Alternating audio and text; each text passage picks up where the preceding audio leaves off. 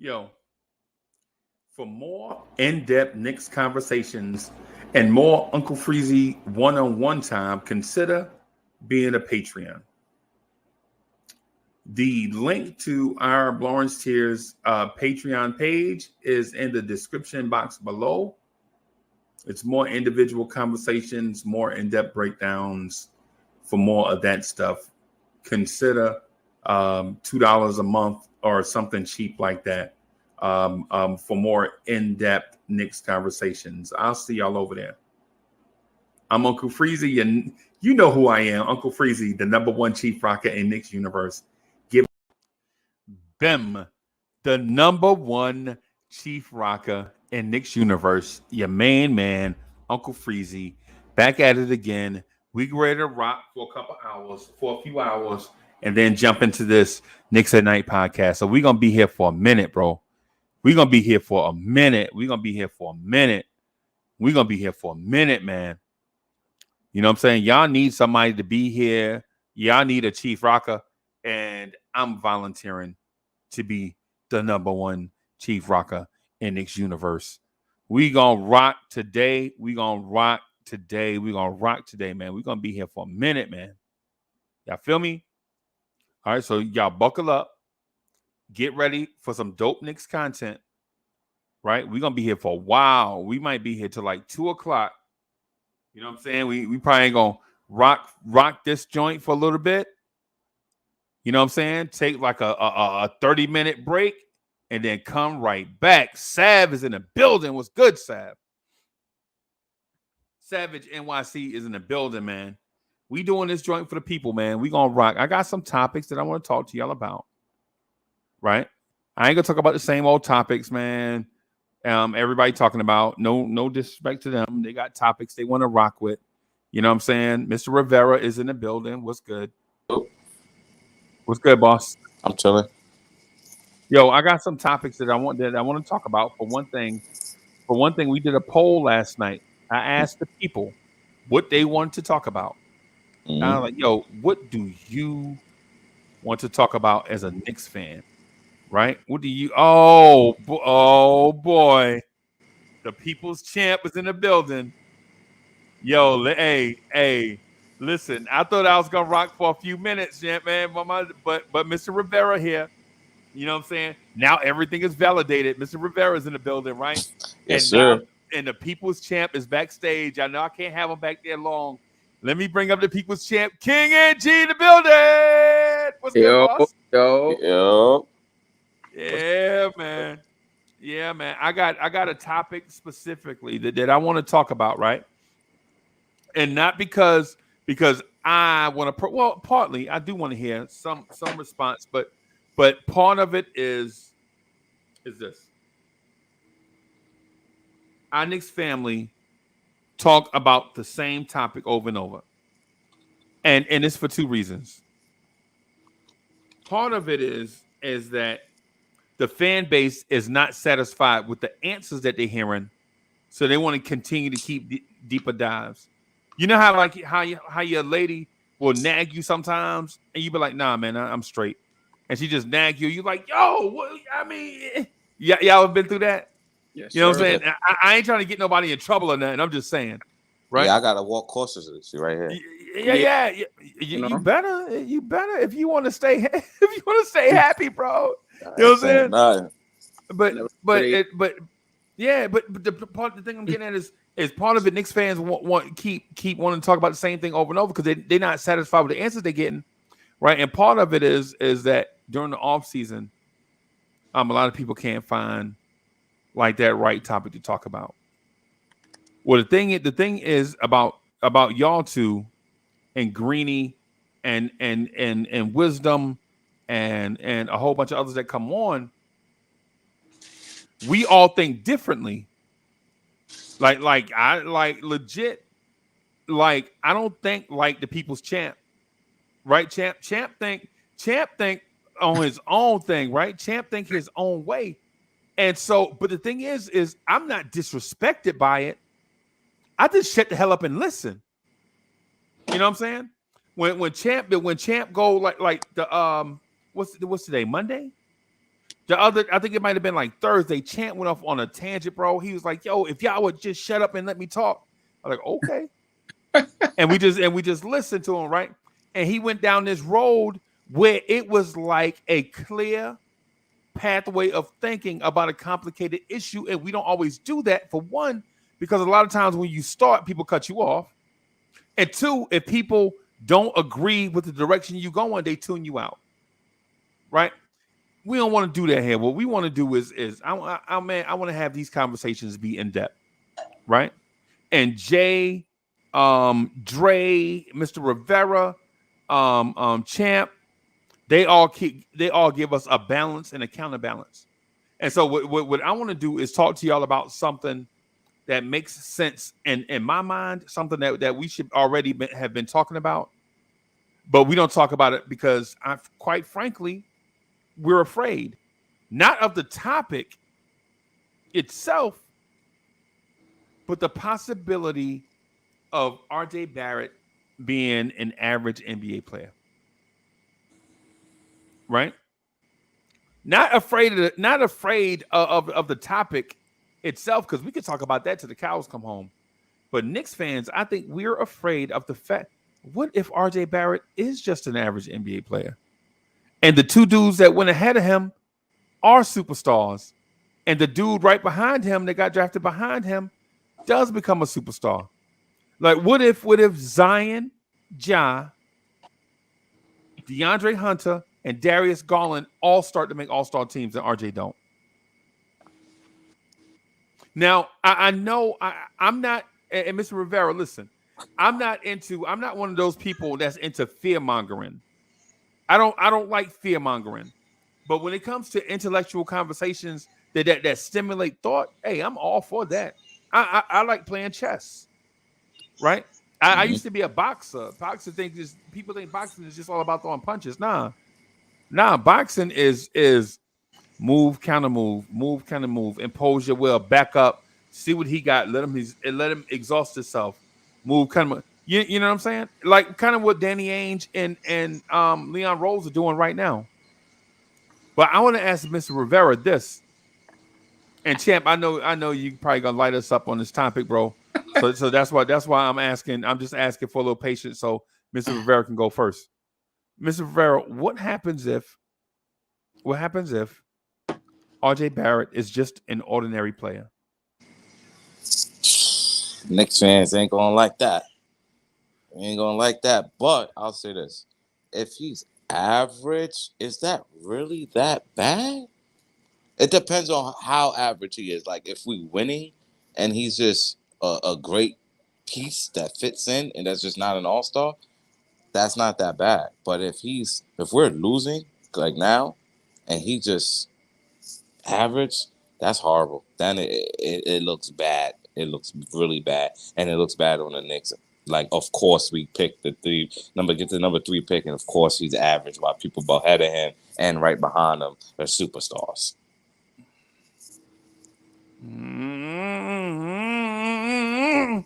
Hey, man, when the topic came up, I really didn't want to address it because I'm in that group of people.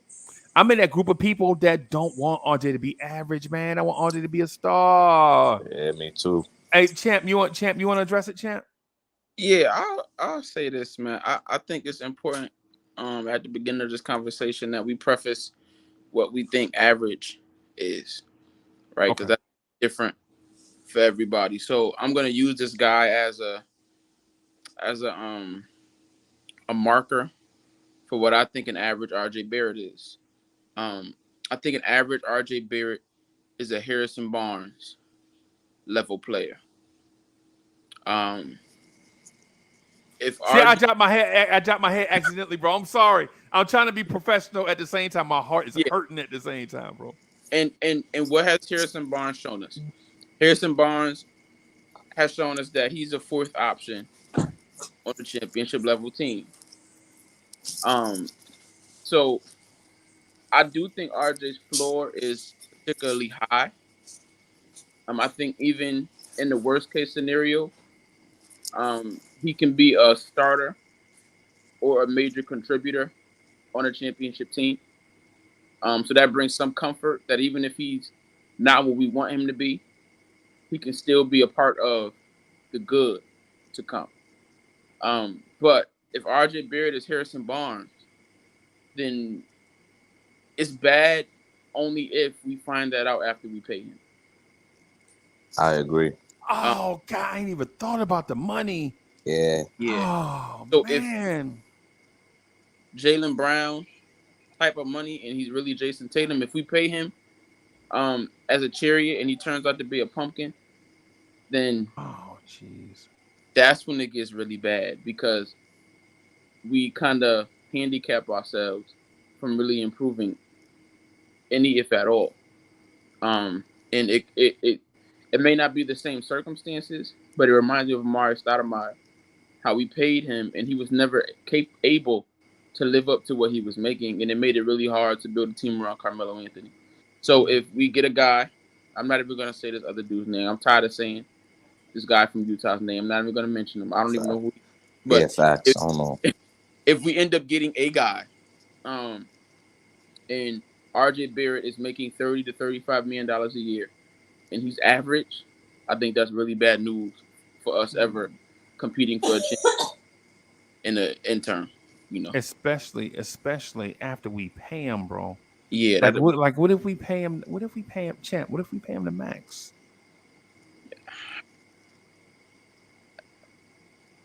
like, and that's what we have to gauge, right? What is his floor compared to what his ceiling is, right? And I think we should pay him based upon whatever falls in the middle of that, Okay. right? So the best case scenario and the worst case scenario, whatever falls in the middle of that is how we should pay him. I don't think we should pay him based upon a best case scenario because chances are the best case scenario is not going to actually play out. We all hope it does. There's a chance that it does. But if Right. we're being honest with ourselves, that chance is much closer to 25% than it is to 50%. And that's not a bad thing. It's really hard to be really good in the NBA. It's hard to be a number two type guy Right. in the NBA. So RJ having a 25% chance to be that, and that's a random number I'm throwing out. It doesn't really mean anything in the grand scheme of things. Right. But Right. I'm just in my own thinking. Him having a 25% chance to be a number two option is you're doing okay, but he just has to show some things. Right. He has to Okay. show. And it's scary as a Knicks fan though because we like to convince ourselves that he's shown it already, and he's shown glimpses, but a lot of guys show glimpses. Josh Right. Smith glimpses, right? A lot of guys have shown glimpses and became what never became the glimpse that they showed. So it's a comfortable conversation because if he's average, our future doesn't look as bright as we think it does. Or Right. some uncomfortable decisions have to be made. A Porzingis decision might have to be made, where in the moment the fan base hates it. Right. It's pandemonium. Is protesting, but 4 or 5 years down the line, they get it. That type of decision may have to be made, and hopefully is made if our decision makers know that he's not that guy. Because I would hope that they know more than we do. I I would. mean, here's the thing. Here's the thing, bro. The Knicks got to pick a direction of is are you going to put RJ as your guy? They have to make that decision. Like it's kind of annoying to know that it's like, oh, sometimes I'm going to make him the guy, and then sometimes I'm not going to make him the guy, and it's like weird. How many number 3 picks or top 3 picks get that going to a horrible organization? If you're in the top 5 in a lottery, that means your organization is doing something bad. That means your Right. team is losing. So when you pick that player, that means that's your cornerstone guy. So he come in should be the guy right away. It's very weird at how they building around RJ.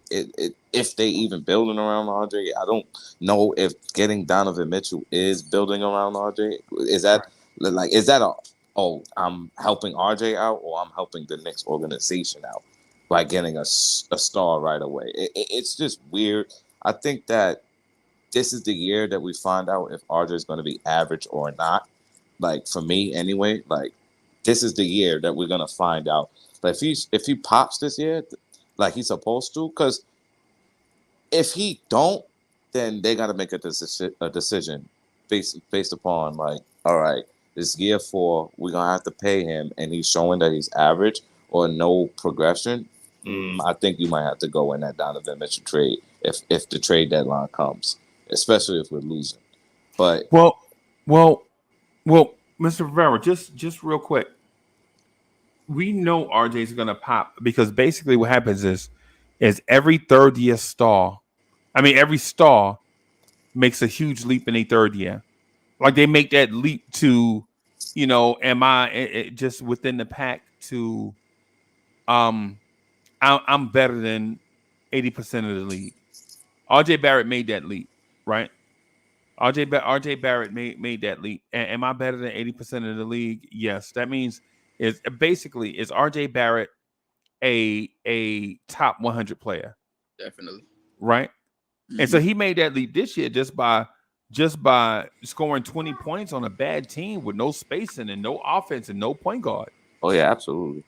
If Anthony Edwards was in that same situation where he had all those things missing, would Anthony Edwards have been as successful? Yes. But would it have been harder for him? Yes. What Anthony Edwards done what RJ did, he probably would have did what RJ did and better. But at the same time, would he have been as efficient doing it? No. If RJ Barrett had a bailout, say if something happened and a player that could bail him out was like a Karl Anthony Towns, RJ Barrett probably averages about 24 points a game also. And like the small things. And not because of just Karl Anthony Towns, but with Tibbs also, right? And so while people don't respect D'Angelo Russell as much, he's definitely a better player at point guard than Alec Burks. Alec Burks, Kemba Walker, Yeah. Alfred Payton. And so while we compete, while it is fair to compare RJ Barrett to his contemporaries, I compare RJ Barrett to all the top 3 picks of the last 3 years, right? Whether it's fair or unfair. Those are his contemporaries. RJ's a top 3 pick. Why can't you compare his production to Anthony Edwards, LaMelo Ball, and James Wiseman? They were top 3 picks also. You know what I'm saying? Why wouldn't you be able to compare his production to Cade Cunningham, Jalen Green, and Evan Mobley? They were top 3 picks also, right? What's not fair is when you look at their situations. Look at Cleveland's offense. Cleveland said they were like, "What offense you gonna run?" A man was like, "Yo, we're just gonna find out what these players do well, and cater to that." Exactly. Right. If Tibbs had did that for RJ Barrett and Obi Toppin and Julius Randle and others, I think you probably get a different result. Now, mind you, what Tibbs did is the opposite, but I think it was probably beneficial also. And instead of acquiescing to the players, Tibbs was like, "Hey, for the sake of continuity, we're going to keep a similar offense in place for 2 consecutive years." And I know Knicks players are not used to that. You know what I'm saying? So it's either the red pill or the blue pill, and Tibbs just chose one and lived with the results, right? Now, how did that affect RJ? Well, RJ did come into the season hurt. For the beginning of the season, he came in with the stomach ailment, and that really derailed his progress early on in year 2, in year 3. I'm sorry, and then he hurt his ankle in the Charlotte game where he played 17 minutes, and you saw he was a shell of himself for the rest of the season. Right now, am I making excuses for RJ? These are the excuses that I wouldn't make for any young player. Right? These are the same. If this was Anthony Edwards' time in the Sun to critique his game, I would bring up the same things for those young players, because we have to be careful how we judge young players, because we are quick to throw the dirt on the grave of somebody that's not even buried. You know what I'm saying? What we probably need to do is just slowly look at what it is that we have, and then not make assumptions early on, especially since RJ Barrett has only been in one high leverage situation and that is that Atlanta playoff series. Mm-hmm. Mm-hmm.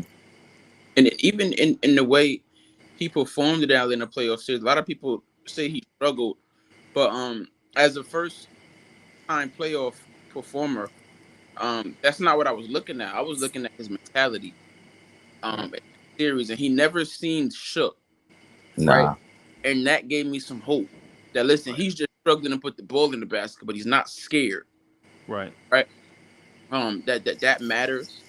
I think that matters. And my man, who's Mark, he made a comparison um to who he thinks RJ Barrett is, and he makes it all the time. And I'm interested to see what Knicks fans feel about this if this were to be the outcome. Um, so I've talked about Harrison Barnes being the floor, right? If RJ just remains average, Right. I'll be okay with him being Harrison Barnes, right? The next step up, in my opinion, is a Luau Dane Okay. type player, right? Okay.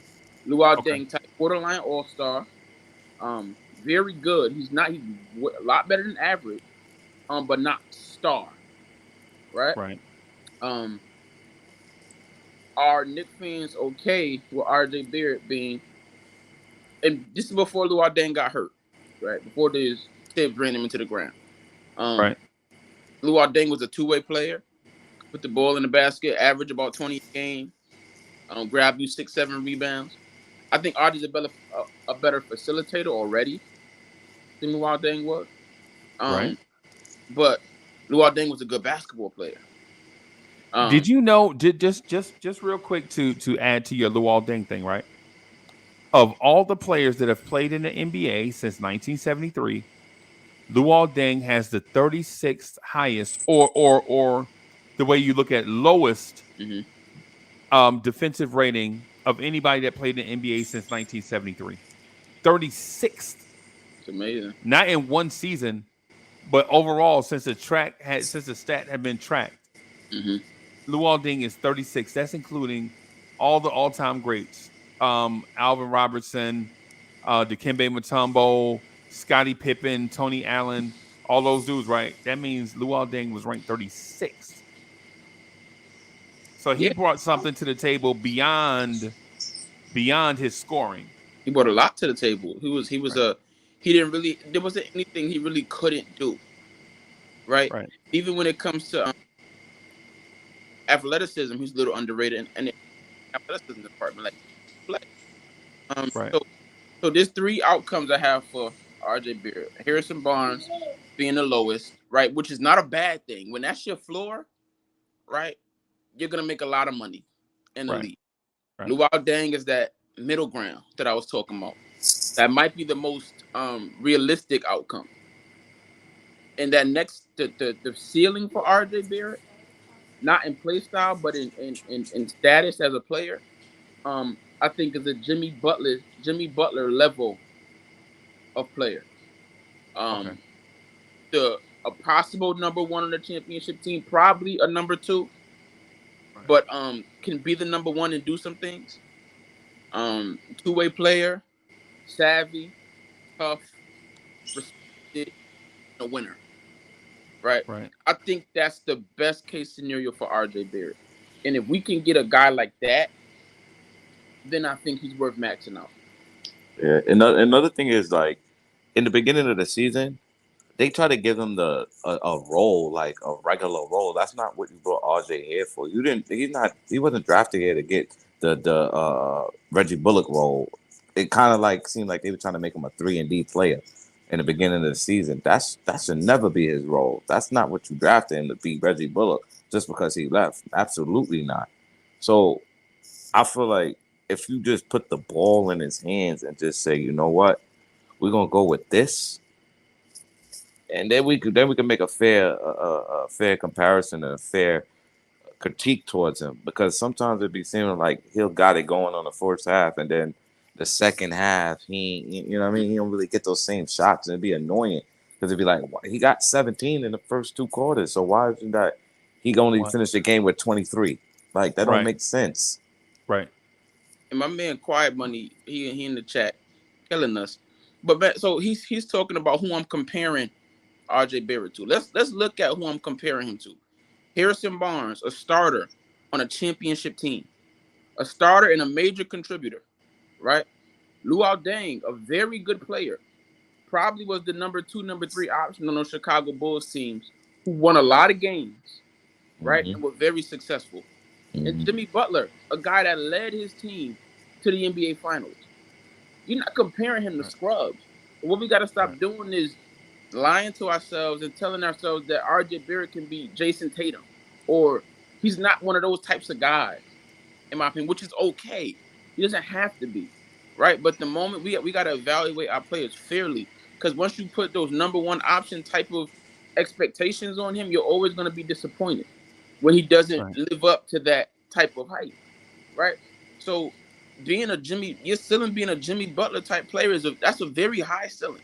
That's a very good NBA player. Probably a Hall of Famer, right? Jimmy Butler's probably a Hall of Famer. It's probably Hall of Fame status. So, like, I don't think or me, because you guys didn't say those names. That was me. I don't think I'm comparing him to scrubs. No, you're not. I think the guys I'm comparing him to are realistic in build, play style, athleticism, and things they can do on a basketball court. Do I think RJ Barrett will ever be a natural scorer like Jason Tatum or Luka Doncic, a natural shooter like Doncic?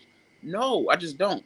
Can he be 36, 37% from 3, 45% from the field, tough, strong, can defend, right? Team player, right? Doesn't have to score the ball to put his handprints on a game. I think that RJ Barrett's that's gonna be his imprint. A Jimmy Butler type. He might score 10 points that game, but guess what? You knew he put his imprint on that game. Oh, yeah, because he'll have like 7 rebounds, 6 assists with it. Like, I'm never gonna look for RJ Barrett to average 28, 29 points. I don't think that's his type of. I don't think that's even his mentality. I saw at the end of last season when he got to take all of those shots. A lot of them seemed forced, uncomfortable, right? Because I don't think that's his game, taking 28, 29, 30 shots. But I don't see that in his future. I see him getting more efficient and putting his hands on the games in many different ways, being an all-around basketball player, two-way. And then that's what I want to see from RJ Barrett. If his ceiling is 23, 24 points a game, 6, 7 rebounds, 4 or 5 assists, 47, 48% from the field, 37, 36% from 3, give me that 7 days a week. I'm gonna be honest with you, that might be a stat line this season. You know what I mean? So. Yeah, well, the thing is with the Jimmy Butler comp, I think people probably need to be easy with it. Like take what's being said for information purposes only, for one. For two, use some context, because Jimmy Butler at RJ Barrett's age in the NBA averaged 2.6 points per game. At RJ Barrett's age, think about this. At RJ Barrett's age, 22 years old, Jimmy Butler averaged 2.6 points per game. In the year before that, when RJ Barrett was in the playoffs, Jimmy Butler was at Marquette. Right. Yeah, that's what I'm saying. So, in my opinion, I'm not calling Jimmy Butler the gold standard of nothing. No. I'm not calling Jimmy Butler the gold standard of nothing. Jimmy Butler for his career is a 17.7 point per game scorer with very good defense. Mm-hmm. Right, where it probably is about a 107 defensive rating. Right. Can RJ Barrett be a 17 point per game scorer with a 107 defensive rating? I think so. I think he might be that soon. Right, those are Jimmy Butler's career numbers. Yeah. Right now, do I want RJ to be better than that? Yes, but it's not up to me to decide what RJ Barrett is. We can ask the question though. It's fair. It's fair to ask the question: what if RJ Barrett becomes an average NBA player? Some of us think RJ Barrett's a role player, right? Some people think RJ Barrett's a star, right? In fairness to the view of what we think RJ Barrett will be, some of that has to do with what RJ Barrett is surrounded by. Because you see Jimmy Butler's numbers when he's surrounded by talent, they go down. I.e. the Chicago Bulls, i.e. the Philadelphia 76ers, i.e. the Miami Heat. Jimmy Butler is an all-star. He's every time. Right? When he's on a young team, Jimmy Butler is just that dude. Look at his numbers. Look at his numbers in Minnesota. And y'all tell me, look, put RJ Barrett in that same Minnesota situation and tell me what you get. Now, am I trying to diminish Jimmy Butler? No, I'm not. But Jimmy Butler is not the only player to be a great two-way player. Jimmy No. Butler didn't invent that, Facts. right? Jimmy Butler didn't invent that, bro. Jimmy Butler is just a one player in a long line of players that did it. And RJ Barrett is a slightly smaller version of that. A slightly smaller version of Jimmy Butler, right? Mm-hmm. And quite frankly, I don't think Jimmy Butler ever shot 40% from three. Nope. No, I don't think so. Not even close. I'm gonna look at Jimmy Butler's career 3-point percentage just really quick. Well, why you Just doing really, that, Freezy? Let me say this. Yo, you know what gets me mad? The fans they don't get behind him. Like this hat is 50-50. Besides stats, that's another way he could become a star. Is the fans get behind him. Why do you think John Morant outside of his skill and Zion outside of their skill is stars? Because the fans get behind him and rally behind him. Our fans is 50-50. Some say he's trash, complete trash. Then some players say some fans say he's gonna be a superstar, but at least get behind him because he's one of us that want to be here, and you drafted him. Right. Get behind him. I just don't want RJ to become a victim of our expectations, man. Like, and to your point, Kendall, like what you're talking is like RJ in the Knick community, as with most of our players, which is a Knick fan problem, I think, is polarizing. Right? We right, polarize every issue. We polarize every player. We polarize every game. Right? We and we like we're a polarizing fan base. We either hate you or we love you. Yeah. There's right, very like little of the gray area with Knicks fans, right? Like, and the problem with that is that's where most things are going to fall. That's where most right, of the truth is, somewhere in the middle. right, right. So some people think RJ's a superstar. He's going to lead us to a championship. Some think he a bum. The truth is probably somewhere in the middle. I think RJ needs a couple of tweaks to become a superstar. But if he don't tweak it, he'll be average. But let me address what JJ said. JJ said RJ shot 40% from three with no fans though. But let me So tell you what Jimmy Butler shot with no fans. And in the same time frame, Jimmy Butler shot 24.5% from three. But Jimmy Butler shot 24.5% from three with no fans in the stands. RJ Barrett shot 40% with no fans in the stands. And we're using that one time that RJ did it as an indictment, like we make an excuse for it. that's and, a Bro, that's bro, the annoying. The whole league didn't have fans though. yeah, right, So yeah, we dismiss everybody's stats. right. And I was just about to say that if you know anything about the scientific process, a, a way that you make sure that everybody's or every result that you get is accurate is you put them all in a controlled environment, right, right? So that right, every every result you get is accurate to where they stand within each other. right. So everybody played with no fans. Everybody played with no fans, bro. So you have to compare RJ Barrett's shooting numbers to everybody's shooting numbers. Right, Compare Julius Randle's stats to everybody's stats because right, they all play with no fans. So if it's right, so much easier to play with no fans, then Stephen Curry should have been shooting 60% from three.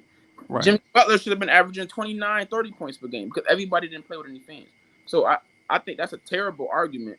Yeah, Right, it's Why? picking and right. choosing. It's And picking and and choosing. and also just for the record, there were fans in the stands. They Yeah. were limited. Remember, it It wasn't the was, Mm-hmm. bubble. Remember Mm-hmm. when you started out with 2,000, and by the end of the season, we were at full capacity. Yep. yeah. Remember that? Yep. That's what I'm saying about the Julius Randle season. People like, well, that season, there was no fans. Hold on, slow down, slow down. There It, were fans in the stands, and the numbers slowly increased during the season. And Julius Randle still made the All Star team. And people say that there were no fans in the stands.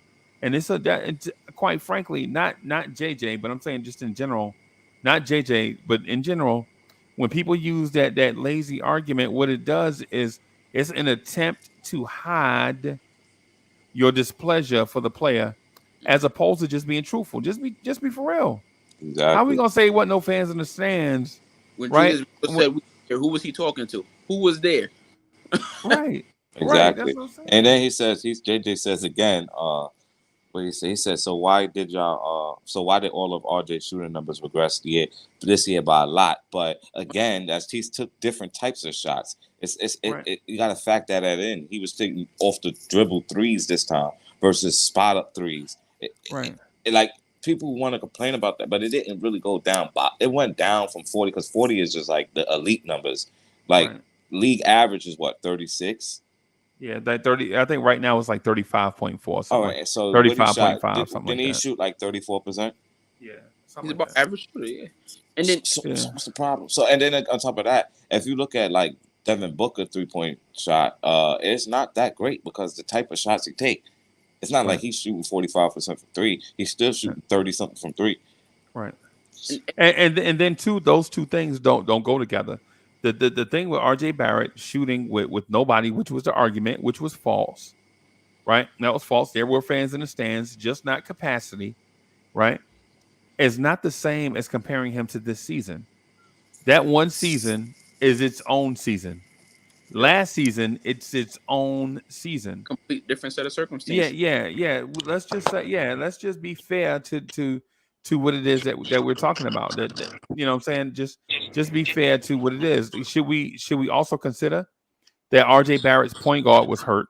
Yep. The season he shot 40%, his point guard played just about every game. Alfred And, Payton just played just about every game. and what was And Alfred Payton? What was the one thing he did incredibly well? Drive the Get basket. yeah, get in the paint. right. That's the one thing he did incredibly well. If he did anything else, Alfred Payton could get into the paint. Derrick Right, Rose get into the paint.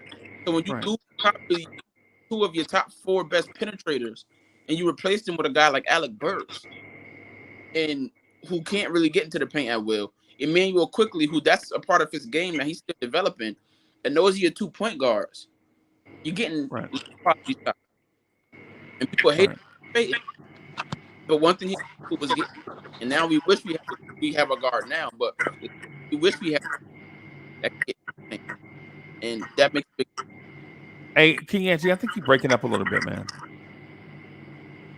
I think you're breaking up. But you got some headphones? No, I'd search Wi-Fi better. Okay. Better. But yeah, Yeah, man. Yeah, man. You just started breaking up, and we heard like every other word. Were I'm sure it was great points too. Yeah. But yeah, like it's mad different circumstances. You just everybody looking at it at face value versus breaking it down to what causes this and what causes that. Yeah, man. Yeah, and it's not an indictment. Yeah, so it's not an indictment on King Angie sound. I'm gonna mute King Angie for a second. Is that him? No, that ain't him. Uh-oh. Is that you? You got something going on, Mr. Rivera? I don't think so. Okay, yeah, I got some kind of crackling going on, bro. Yeah, it sounded like something was happening. But okay. So what I'm getting at with RJ Barrett, man, is I'm not trying to say he's the Prince of New York or the King of New York. I guess what we're trying to do is figure out what is it that we have in RJ Barrett. Like, what is it that we have in RJ Barrett? Is RJ a role player like some people think? Is RJ Barrett a decent starter? Is he a star? Is he an all star? I'm not sure. I'm not sure. What part of his game do you think, guys? What part of his game do you think, if he fixed right away, could propel him to that next level? ooh, mid range, Oof. mid range. That mid range game, but like the more specifically the pull up mid range. Like when he comes off that pick, taking a couple steps in and pulling that mid range jump shot, I think that would take his game to the next level because we know he can catch and shoot, and we know when he comes off that pick, he can get to the basket. He's just so strong, and once he gets that Right. step on you, it's hard to get back around him. If he can add that mid range pull up to his game, then he's gonna have the defense in no man's land. Like, what do you do? You come up on him. Right. Does the help defender come up on him and take away that mid range, get beat to the basket, fall back, Right. and take that little mid range shot, or do you go around the screen and give him the three? I think if he can develop that mid range jump shot, it's gonna make him that much harder to guard. Right. I say finishing because he leaves too much points off the board. Yeah. Just like he leaves so much points off the like just by finishing 2 or 3 layups. He averaged 20, so he makes 2 or 3 more layups. That's what 26 points a game. And if you add in free throws, because he get fouled he get to the line about 8 times a game. Yeah. If he fix those 2 things and still add the mid range, unstoppable. RJ has a potential to be unstoppable if he tweaks some things. It's not like he can't do it. It's not like a player that can't do it because he can do it. It's Right. just that little tweak in here and there. He could become that player. Okay.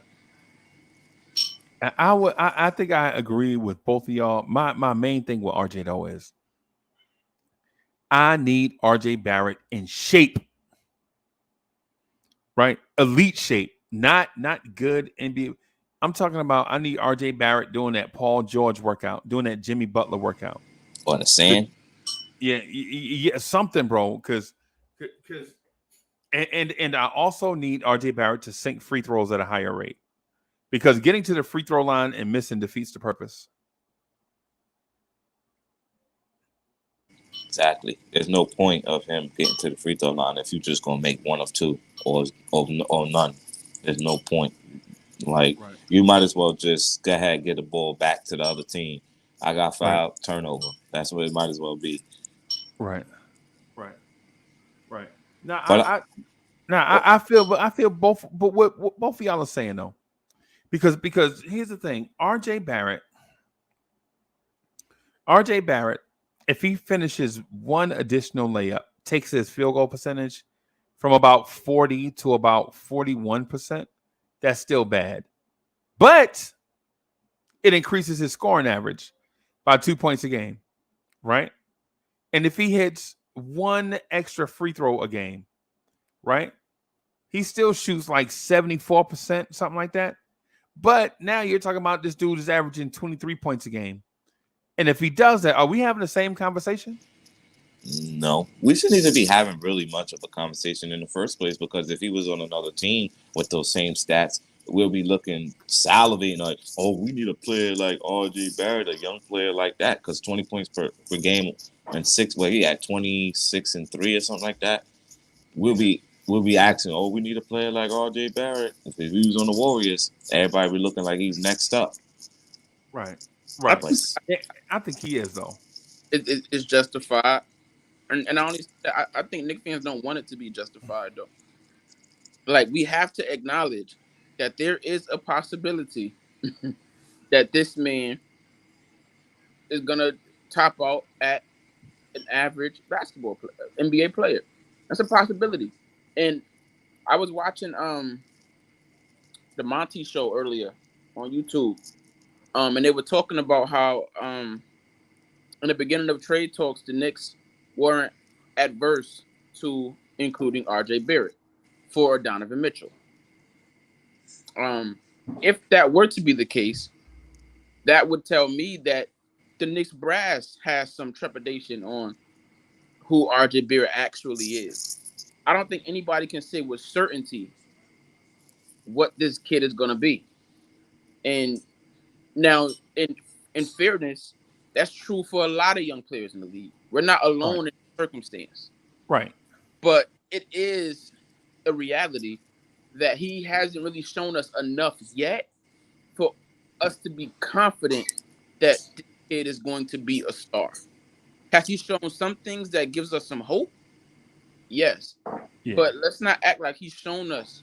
And like Freezy said, some of it is due to circumstance, where you get drafted, who you play with, the players Yeah. around you, right? But Right. we have yet to see it, right? So Right. let's put those pieces around him and let's wait until we see it before we say, okay, we know this guy is going to be this or that. It's only Right. fair to him that we give him that opportunity that guys like Ja Morant and Zion and Cat have had, Right. right? But Right. we Right. still don't yet know if he's going to take advantage of that opportunity, and that's where we are right now. But I think he will take advantage because when he did get the ball in the second half of the year, we did see what we were supposed to see: the 46-point game, the 30-point game against LeBron. He was showing like he could hoop. It's just is that really a RJ thing that we're not really getting to see, or is it a Tibbs and Knicks thing by not basically believe? Because when I'm a third pick and I don't get the ball like the way I'm supposed to be the guy, I would feel like you drafted me and you don't believe in me. I would feel away. Like, hold up, I'm behind Randall and Marcus Morris. What have these guys done in the league? Yeah. To do anything. Who said that? Kevin Knox? Or like, but you see what I'm getting at, right? Yeah, like it's a trend. Who said that? Obi Toppin? Exactly. Like you drafted me just to play behind Marcus Morris and Julius Randle. Yes, Marcus Morris actually played well enough, and that wound up being quickly. Yes, that helped the Knicks. But at the end of the day, still, like, bro, I got drafted to be the number one option. I'm a third pick. Make me the number one option. But he's not that type to make. He's not the type of guy to go in there and demand stuff. You could see it. He's more laid back. But if I was him, I'll be demanding things at this point. Right. In fairness to RJ, man, and to this conversation, some of these dudes, man, like when you look at the situation, you can't compare him to Darius Garland because Darius Garland is playing with multiple top 10 picks, right? Even their worst top 10 pick, Isaac Okoro, is guess what? A top 10 pick. Mm-hmm. You know what I'm saying? So Mobley. Finesse, what's good, bro? Yo, it's good. You can hear me? Yeah, man. Yo, what's up, bro? Almighty. Yo. How you doing, man? I'm doing good. Yo, what's up with all this RJ slander, bro? What's happening? You said what? What's up with all this RJ slander? I mean, you saw that video? He missed the open layup during that training. Yeah. Oh my God. Yeah, through Hamlin. You see that video? That was one clip. Yeah. Let me go back and see it because I saw it. Hold on. I don't know how he missed that. That was open layup right there. Almighty be trolling though. He be trolling though. You I don't be trolling, bro. You ever been open and like you go up for a layup and like you're not really trying to make it. You're just trying to try something stupid. You do a little twist. Yeah, he told like a jelly or some shit, right? He wasn't focusing on making that layup because the part of the drill that was important was the explosion, right? Was the twitch. The part of the drill that was important wasn't the layup, and I don't think he was really cared about the layup. I think he was just throwing it up there. Yeah, he ain't even tried to dunk it. Yeah, come on, bro. He just Yeah, I see it. And sometimes I be feeling like RJ be jumping from too far and try to lay it up, and then that's why it be short. That's not like you better get closer, bro. Because go out. Wait, so when is Mitchell trade happening? I'm still waiting. Not really, no. Yeah, that ain't happening, bro. That ain't happening no time soon. I don't think. Yeah. I don't think. And so Finesse, let me ask you this: Why is it so important for the Knicks? No, but listen, why is it so important for the Knicks? Because I'm going to email James Dolan during this live stream, bro. Hey Dolan, you got to do something. But let me ask you this, because just from a different perspective, why is it so important for us to get Donovan Mitchell right away? Because we need a superstar on our team.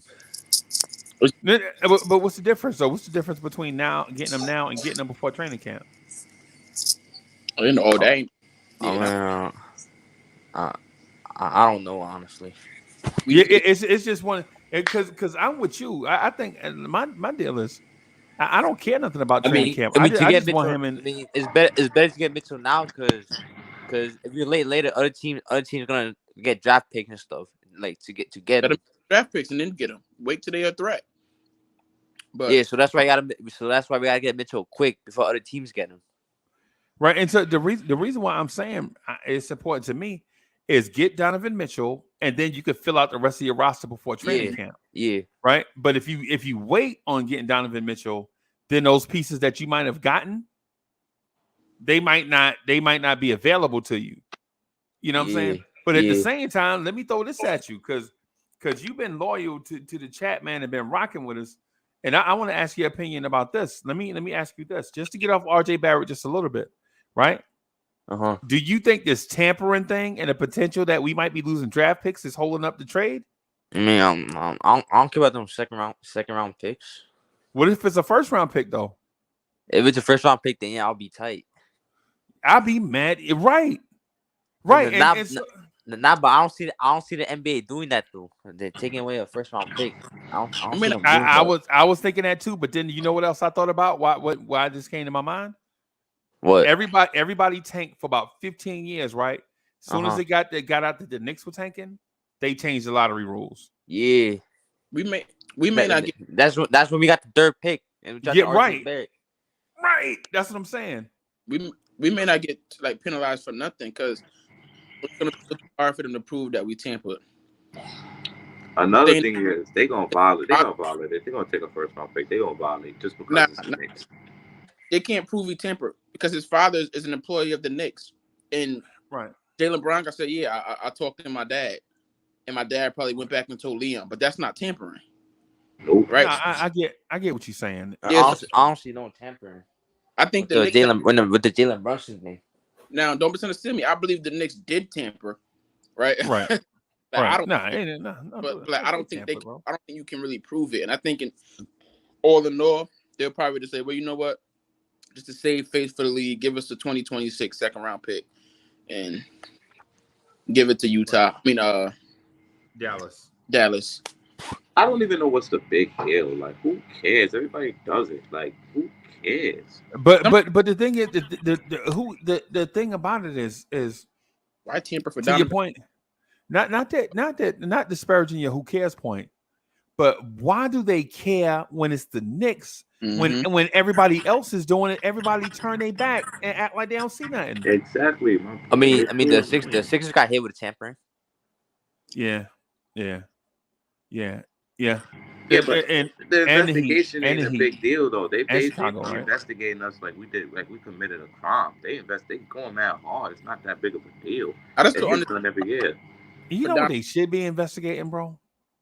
What they should be investigating is how Cleveland got 3 first-round picks out of a 4-year stretch. Oh, yo, that's crazy. Right? You know what they should be investigating? Like how the Lakers were trash, right? And then the Lakers got the number 2 pick 4 years in a row. Why ain't nobody investigating that? Because the Lakers legit. Think up. I'm sorry. The NBA don't like us. No, the NBA would be investigating themselves. Hello, right? Because think about. They got D'Angelo Russell, Brandon Ingram, Lonzo Ball, and who else they got after that? They got Josh Hart, I think, in the late first. No, yeah, they got him too, but they got 4 second. They got 4. Oh, you talking about Julius Randle? No, Randle went 7th. They've been doing it for years, though. Let's look at. But why are they not investigating that, though, King? That's my question. But if you look at it, when they gave Chicago the number 1 pick to get Derrick Rose. But if you look at it, right, the cornerstone. Chicago was a big market, right? A lot of beginning to go down, right? And they said, well, let's give Chicago the number 1 pick, give them the hometown kid D Rose, and the jersey sales in Chicago went through the roof. The NBA is stupid; they do things on purpose most of the time. But if you look at it, right, the cornerstone teams in the league, right, Lakers, the Knicks, Boston, teams like that. Why is it that they don't allow the Boston and the Lakers to be bad that long, but the Knicks could be terrible for forever? Oil. But if you see it, the Lakers are bad maybe 2 or 3 years in a row, and then they just change everything. All of a sudden, yeah. Because Laker fans will stop showing up. Yo, the only time, and I'm sorry, champ, but the only time the owners was like, and David Stern, you bugging. The only time they even stepped in is when the NBA was trying to get Chris Paul and Kobe Bryant together. That's when the owners were like, wait a minute. Enough is enough now. We let y'all, and then they wound up getting Steve Nash and Dwight Howard. I mean, come on, bro. When is enough enough? That team was old with Yeah, Steve Nash, Howard, it and the was very Lakers. old. Yeah, it They're was like very eighth old. seed, I think, and they got swept by the Spurs in the first round, I think. Yeah, man. Yeah, man. Yeah, man. And so what I'm getting at, man, is this. Everybody Tampa, right? Everybody, because everybody that tampered wasn't caught. Everybody that tampered wasn't caught. You know what I'm saying? You catch a couple and you slap them on the wrist, and then you put everybody else like, all right, now, y'all see what I'm doing? But when the Knicks in an obvious situation where the kid wanted to play for the Knicks wanted the kid, the Knicks hired his pops, all this stuff. Instead of saying, man, look at this welcome home story right here. Look at this welcome home story. A second round pick do good. You know what I'm saying? Now he coming back home to the Knicks. They wilding out like, yo, the Knicks might be tampering. Really? Really? Exactly. And why do they care we tempering for Brunson if everybody's saying we overpaid and blah blah blah blah? So then what's the big deal? It's just Brunson.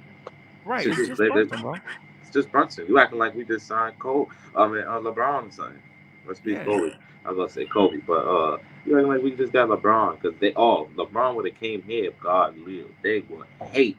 The league will hate. Yeah. Hey, champ, we can't hear you, champ. Yeah, I just realized that. How many, how many times do we hear this, right? There's a player that's about to be traded and his contract is coming up, right? Like this is the last year of his contract and they're trying to trade him. And we hear in the media, sources say if they trade him to the Mavericks, he'll sign an extension. Yeah. How does the other team know he'll sign an extension? Clearly, they're talking about it. Exactly. Why is that? But Jalen Brunson talking to his dad and his godfather about what he wants to do with his career. And how is it that Kyrie and KD talking at the All Star game talking about two max contract is time? How was that not tampering? That's tampering, Right. bro. They Right. wasn't on the same team. They How talking, like, come on. how does like as soon as the free agency begins, Woj and Shams has like 30 bombs lined up, Right. but they just started negotiations. They just started talking. Like, come on, man, it's just so full of it, man. This league is Yeah. pick and choose. They pick and choose about who they like and who they not like, and that's why I was saying about getting behind RJ because I can already tell the league not gonna get behind RJ. And like it's not gonna be the same star power that everybody else get. I think that's why I was saying that the Knicks fans got to get behind him because if nobody else got him, we got him. Right. Right. Yeah, man. It's a bunch of different things, man. When you consider when you consider like where we are in the landscape of the NBA versus where other teams are, and how much the NBA just seems to have an axe to grind against us. But am I gonna say it's fair? Nah, I don't care. Because the New York Yankees deal with it on a daily basis, right? The Yankees deal with the same type of stuff every day. The difference between us and the Yankees, though, is the obvious thing, right? Like Mr. Rivera, you know what the obvious thing between the Knicks and the Yankees is, right? Championship. Championships. That's it. That's it. Yeah. Yeah. I mean, I know it's a simple thing, bro, but you know, I think we turn this thing around once we start winning championships. I think Donovan Mitchell, the acquisition of Donovan Mitchell, puts us in that direction. And for those that say that Donovan Mitchell doesn't make us significantly better, I generally just don't think they know basketball. Facts, because how does a talent like that not make a team better? Right, What are right. you talking about saying? I Like, don't know, 6'1" point guard and a 6'1" shooter. Shush, bro. Like, come on, look at that talent. Doesn't matter. He's a greater talent than we had. He's one right. of the top. But he's a top 5 shooting guard in the league, bro. Mr. Rivera, but let me ask you this. So with Evan Fournier at the 2, you win 37 games. And how do you think not upgrading How do you think upgrading Evan Fournier does not make you better? You can't think like that. We gotta think about because people are saying, "Yo, that 6-1 backcourt, it ain't gonna do nothing." But bro, for 48 games, you had a 6-7 backcourt of Alec Burks and Evan Fournier, and that got you diddly poo. Yep. Right? And then now when we say, yo, you could bring in Brunson and Spider, they're like, nah, yeah, short backcourt, that ain't it. How? Nothing makes Knicks fans happy. Nothing. Nothing. Yeah, man. How, man? What I'm saying to Knicks fans, for what I'm saying to Knicks fans worldwide, the people that's watching this live stream, whether you live or watching it on replay first, smash the like button, man. Support your boys, man. We work hard out here for y'all, man. Whether y'all agree or disagree with what we say on a daily basis, sometimes, well, most times, multiple times a day, whether you agree with us or not, we all here together. This is like the Knicks family, man. We just trying to put a thing out here for everybody, you know what I'm saying, and give y'all the thing that y'all need. And I know it's not like, you know what I'm saying, other places where you guys, you know what I'm saying, just sit in the chat and nobody pays y'all no attention. Here, this is a Knicks fan channel. I you know, and not saying that so that, you know, we could get certain stuff, but this is a Knicks fans channel, bro. This is a Knicks fans channel where Knicks fans legit get up here and rock the spot, and you know what I'm saying, we read what y'all say in the chat and conversate with a lot of times with what y'all say. So what I'm asking for in return is to smash that like button so that others just like us can find this channel and enjoy it like we do. Right? But for those of us that are thinking like, man, a 6-1 backcourt can't win us a chip. Last season, a 6-7 backcourt didn't win us a chip. That's all I'm saying. We need to have some type of cognitive recognition. Like, don't just go by what people tell you to go by, bro. Think for yourselves. A lot of y'all are too smart. For that, man. Just to, Stephen A said a 6-1 backcourt, and then for the next 2 years, we just complaining about a 6-1 backcourt. Or watch them go to a different team and they win a championship, and then say, "Oh, we could have had them. Why didn't they make the move?" Can you imagine a backcourt of LaMelo Ball and Donovan Mitchell, bro, in Charlotte? I would cry because that would be so much fun to watch. Nah, he's not going to Charlotte. Yeah, I know. I just saw a thing out there. I don't know where he going per se. I would love for him to be on the Knicks today. He for sure come to the Knicks. I'm telling you that.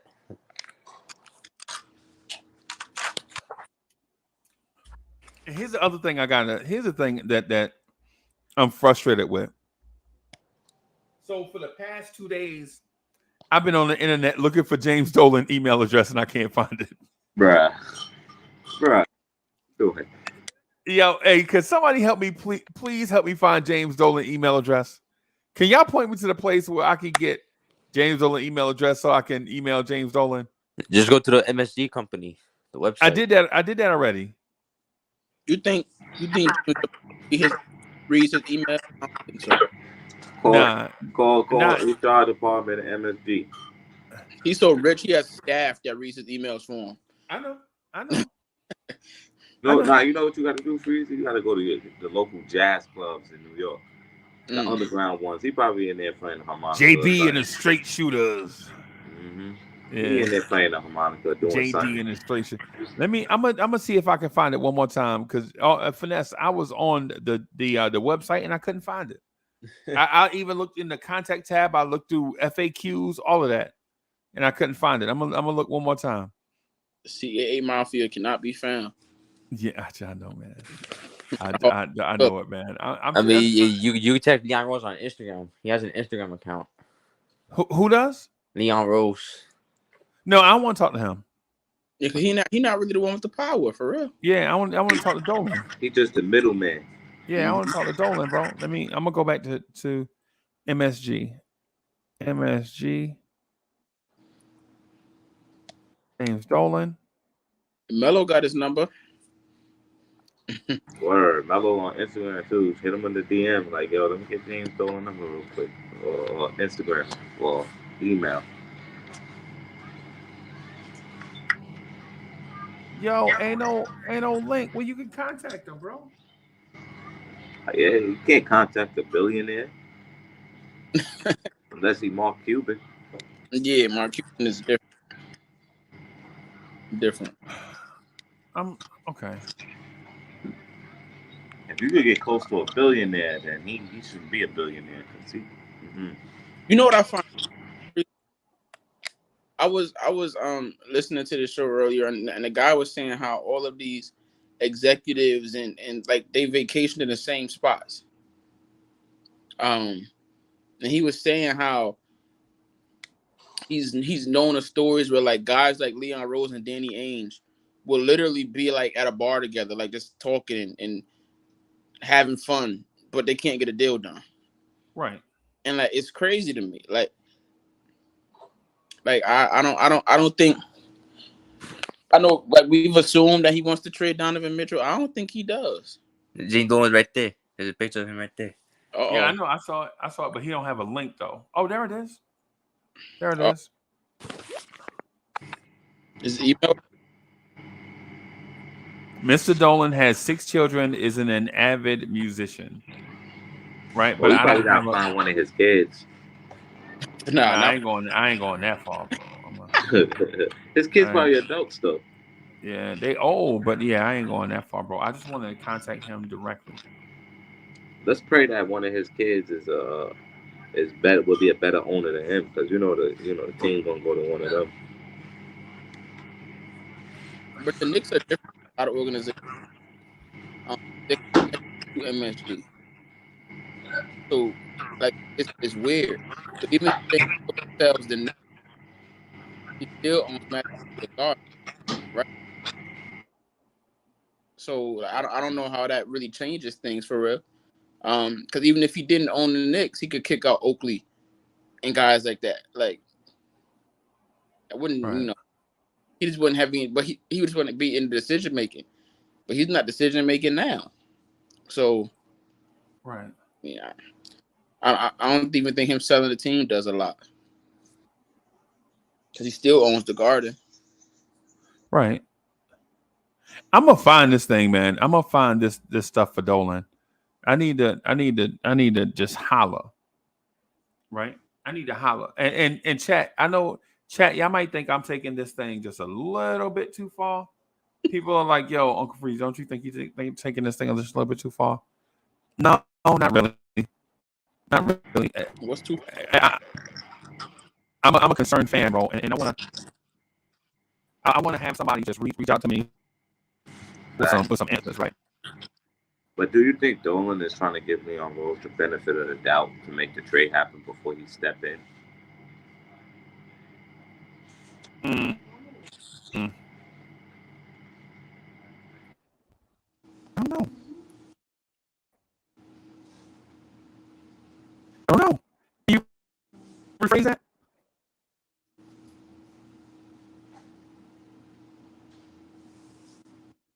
Can you rephrase it? Say it again. You breaking up, crazy. Me? You good? Yeah, now you I'm, good I'm, now. Yo, Freeze, I'm your mic.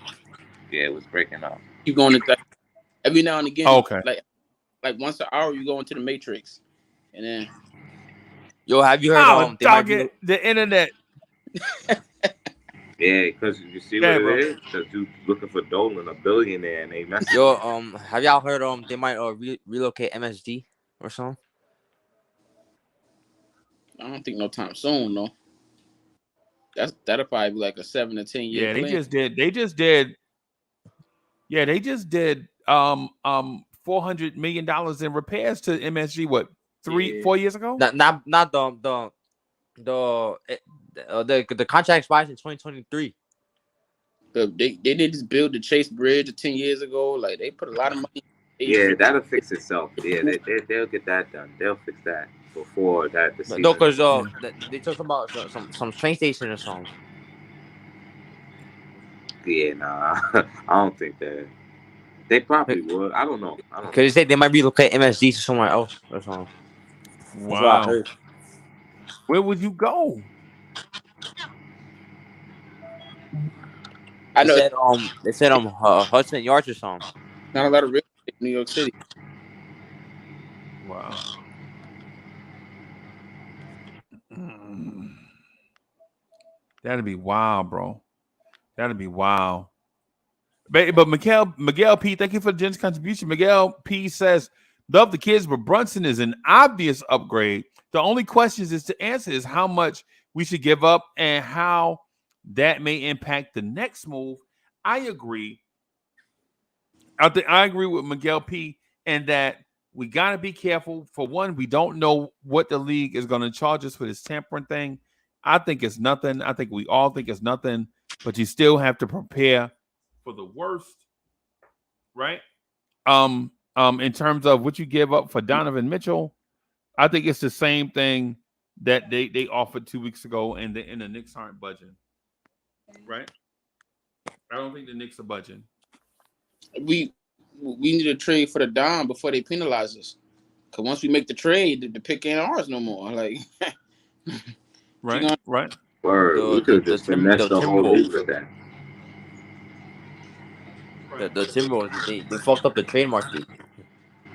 if I was Leon before, I'll play a team game of chess, and I'll go to Danny Ainge and be like, listen, take 5 picks. Cause the league about to come and take a first round, and we only gonna have 5, and we're not giving you. We're gonna give you 4. So if you don't take the 5 now, this is the last chance you're gonna get to be able to get 5 picks. And tell Danny Ainge to say no to that. Right. I mean, I don't know. I'm pulling out order stops at this point. Right. Like we gotta get a deal done. But people talk about there's no deals gonna get done this month because all of the executives are on vacation. We don't Zoom no more. We don't have phones, FaceTime. Like when can we Facts. make a deal? Those guys always be working. They always on their phone. Yeah, Always working, bro. And on top of that, bro, like people be scared of Danny Ainge, but he just to me seems like a crybaby. If it ain't his way, he start acting like a diva. Like I'm chill. I'm not sure he wants to trade. Exactly. I'm not sure he really wants to trade. Really? I'm not sure because Based on what? if we remember when he first traded Rudy Gobert and all these reports came out, Utah Jazz plan on building around Donovan Mitchell, right? If I'm a rebuilding team, right, what are you looking for? Right, you're looking for to jumpstart your rebuild. You're looking for a young star. Donovan Mitchell is 25 years old, right? Look at people keep talking about all these assets they just got for Rudy Gobert, and we assume that means they're going to draft. What if they're collecting those assets to go get Don another star to pair with him? Because we know that they tried to trade for DeAndre Ayton, right? Right. They didn't try to bring in DeAndre Ayton to move Donovan Mitchell.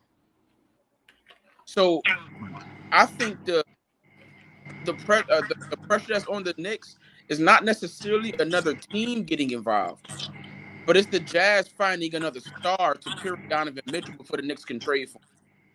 Because they have the assets to wait until the trade line and go get them a guy.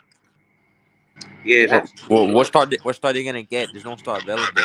There's always a star available at the everybody has an accent price. Yeah.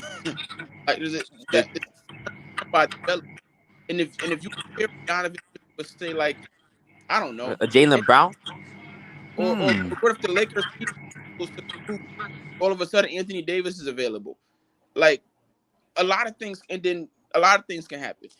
I can tell you when they want to trade him though. When they're gonna want to trade him, if they really do want to tank, and he start winning them games by the trade deadline, and they out of position of what they want to do, then because if I'm Donovan Mitchell, all right, you don't trade me. I'm not gonna say I want to trade. I'm gonna just straight come in here and win games. I ain't coming out here to lose. I'm gonna come in here and win games and mess your whole plan up, and I'm gonna force you to trade because that's not what you don't want to win games. You want to get in that draft and get those high, 2023 draft is deep. Right.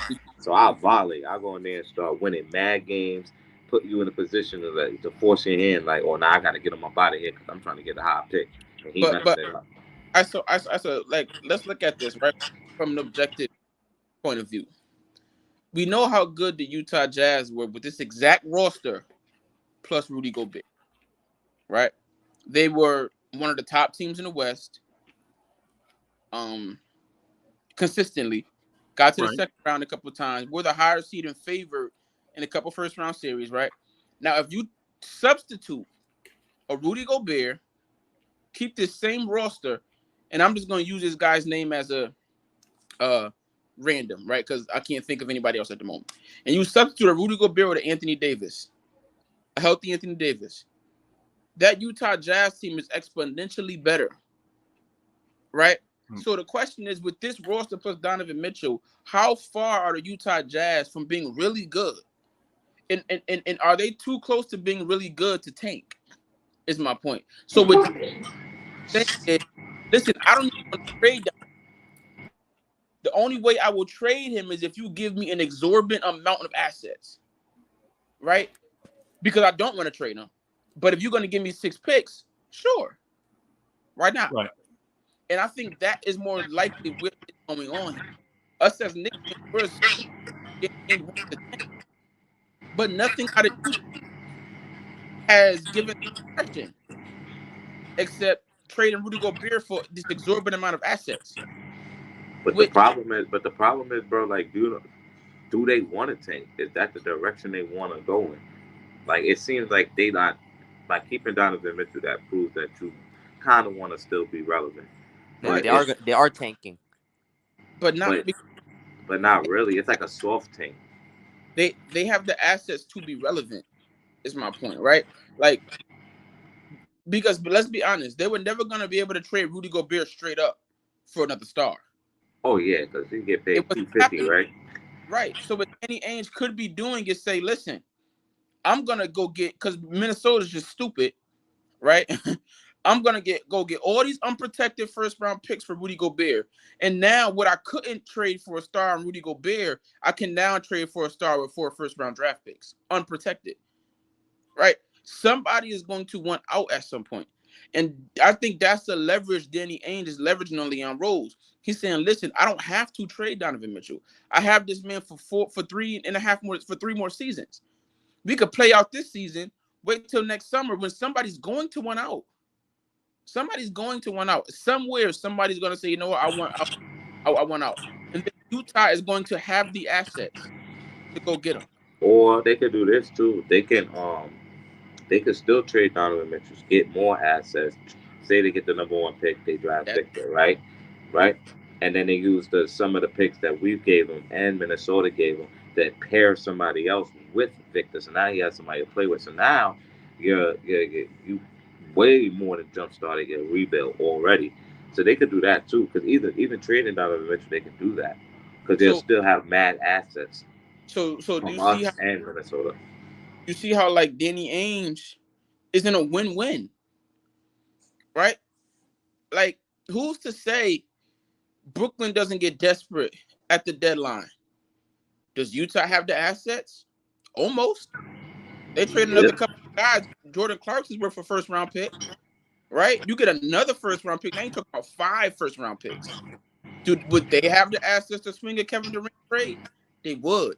It is Kevin Durant and Donovan Mitchell a championship contender? I think so. Yep. That's why I wanted the Knicks to trade Randall for Westbrook and then attach the Lakers to attach that first round pick towards Right. because we're doing them a favor, and then we can use that extra first round pick to flip it for Donovan Mitchell Right. with so we don't give so like we could keep like a younger guy like an Obi Grant whoever they don't want to now it could be like all right now I got this extra I'll give you the extra one but I'm gonna keep whoever one of the young guys that you're Right. trying to take off my hands. And then we obviously buy out Westbrook. He won't play a game for us, but since we traded for him, we got the extra first round pick for him, and then flip it. I would do that, cause And just so I can keep a young player. and that's the difference with the Melo trade, right? Because Denver didn't have any assets to go get a guy to come play with Melo. So they were and Melo was at the end of his contract, right? So they had zero leverage, right? They either lost him for nothing or they take what the Knicks have. Yep. Danny has 3 to get Donovan Mitchell help if that's what he wanted to do, right? And he has access to do it. It's not like in Portland where the Blazers have assets to put nothing around. They don't have right. Danny Ainge necessary has the same amount of unprotected first round draft give that the Knicks do, right? And not even his. Like Yeah, that's like from somebody else. exactly. It's like that episode of Martin when they sent him to the store, Cole, to get the pizza, and he was like, "You ain't even got to use your own money, Cole. Like he ain't got to use his own assets. He ain't got to use his own draft picks. They're not his." And I think we as Knicks fans Danny Ainge up because let's put ourselves in our shoes, and we have a 20-year-old borderline superstar and four unprotected first round draft picks to trade. We are not thinking about trading Donovan Mitchell. We're thinking about trading four unprotected first round draft to go get some because, or like you said, if the Knicks cave in and give you four unprotected and two protected, you have 8 unprotected first round draft picks to build with that are not yours. You almost have 2 unprotected first round draft picks every year all the way into 2030. Like, because I heard a theory out there that, like, because Minnesota gave them 23, 25, 27, and 29, that they want the Knicks 24, 26, 28, and 30.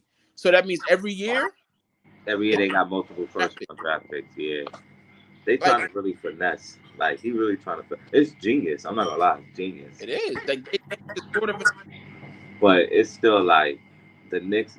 It seems like the Knicks is Leon Rose is like, nah, bro, because I'm trying to do mine. I'm trying to be a genius too. Like you're not gonna right. just make me look stupid. Like you're gonna have to work with me a little bit, at least a little bit. Like don't do me like that. But the problem with Leon Rose is, so you're right. In reality, right, neither one of them have to do this trade, right? Neither the Knicks nor the Jazz have to do this trade.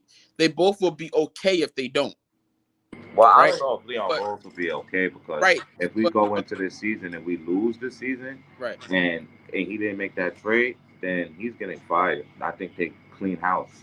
But he's only getting fired because of what he did at the draft, right? So in reality, you have to do the trade, technically, right? And there's a point of view that is valid. That okay, let's just run the young guys out there. That's a valid like point of view. It's not a bad idea. But Leon Rose did not trade his first round draft pick to run the young guys out there. He didn't acquire extra draft picks instead of drafting a player to just run the young guys out there.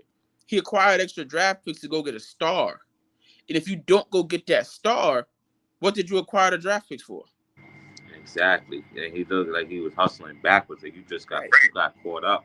You tried to be smart, and it smacked you in your face. Right. I wouldn't say it smacked him in the face though, because let's just keep it a buck. We got way too many dudes on rookie contracts. Literally drafting a guy at 11 would do nothing for us, and probably wouldn't even make the rotation if we were trying to go full kids movement. So like I don't see how drafting that pick would change what we would be doing anyway. Getting getting the extra assets is more important for the current composition of this roster going forward because we're not going to play 8 guys off rookie deals, man. It's just not feasible. It's not logical. Right. Not with this Right. coach. Right. But he has to trade because after a year, we You cutting lose off. 3 Say it of again? those. So after next draft, we have 3 first round picks next. Yeah.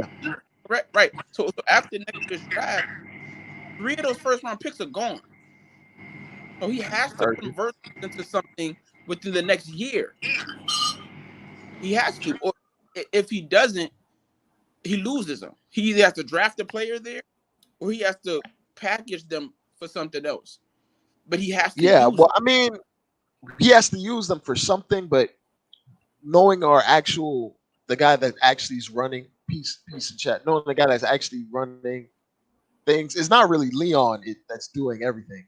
It's the other guy that's there, Brock Right. Aller.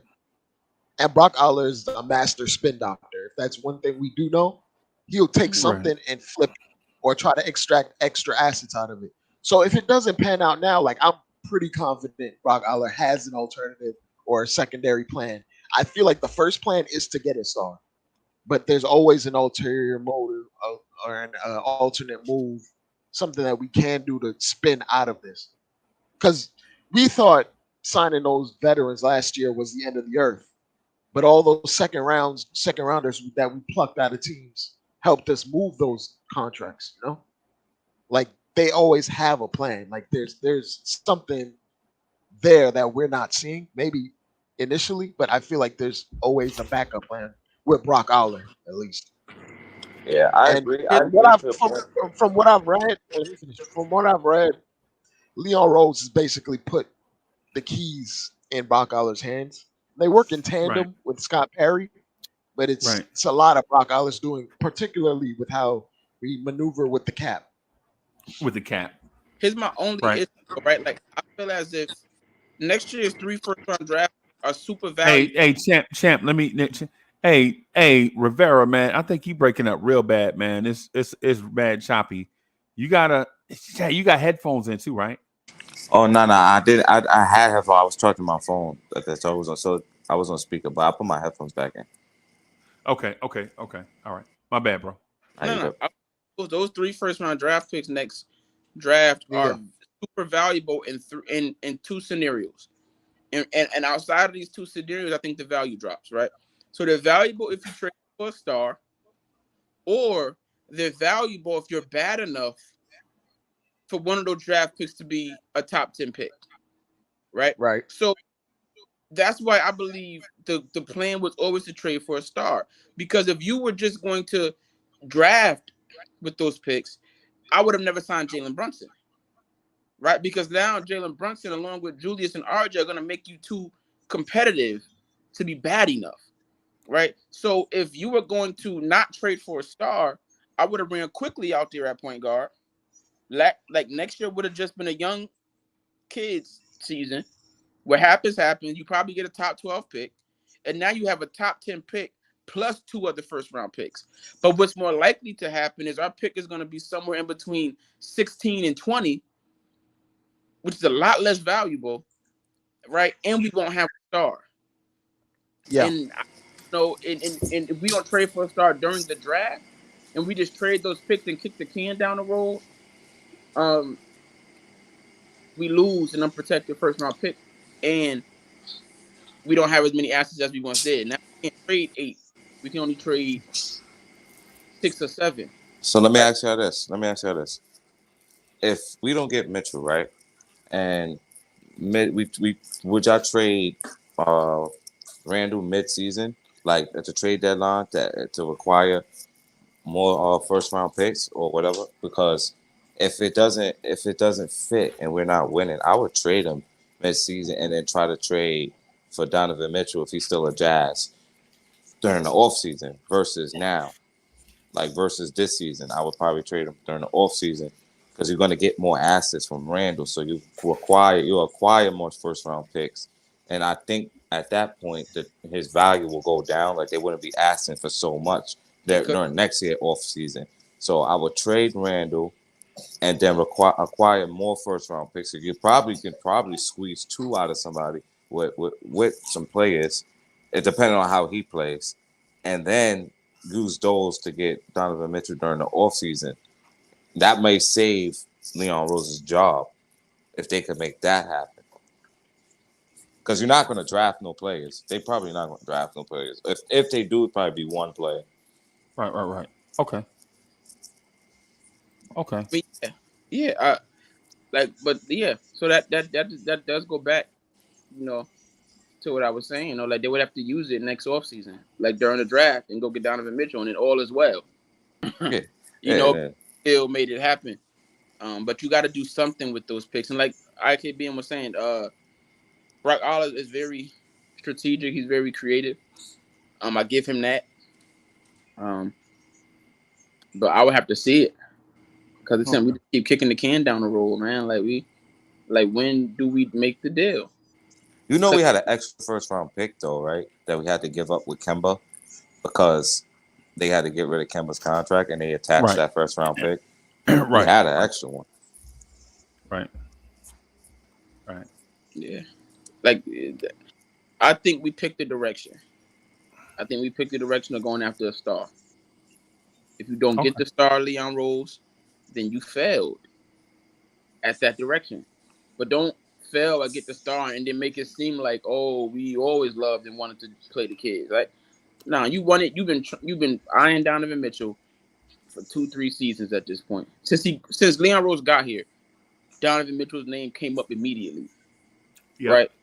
He's been eyeing Donovan Mitchell.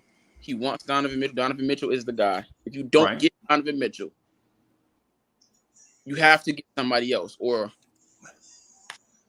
don't Yeah. sell me the Brock Aller got creative and got us some more first rounders.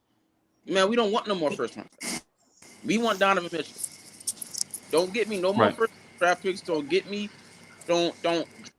stole me on those second round gems still.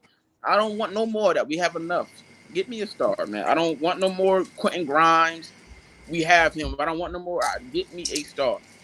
Enough of the creative bargain shopping clearance rack clothes. I'm tired of that. I want some designer. Facts.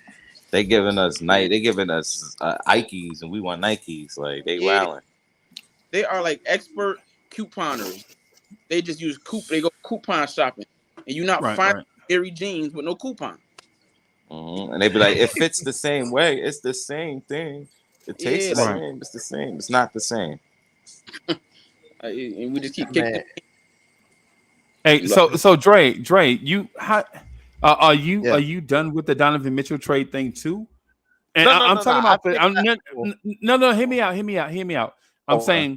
I'm saying, did you get your opinion out there? Not are you done with it? I'm saying because if we can, I want to move on to something else.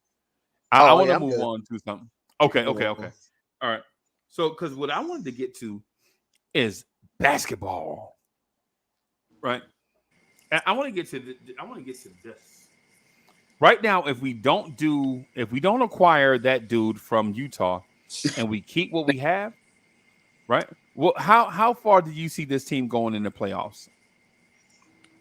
I think we'll get honestly in the playoff. I think we'll give a team a run for its money in the first round. Second round, we are second round exit. But I think that if we make the second round, but I think that we'll give any team a run for their money. Like if it was a back and forth fourth and fifth seed, I think we go a game 7, and if we lose, we lose. But we'll probably lose in the second round. So I say a second round exit. Let me throw my opinion out there real quick, and then because I know the chat is going to eat me alive, it's going to be a feeding frenzy. But I don't care. I'm a big boy. I can take it. I might agree with you, Freeze, too. Yeah, I think if you don't do the Donovan Mitchell trade, you see the explosion of talent from these young guys, right? Not because they are ordained by God to be exceptional talents, right?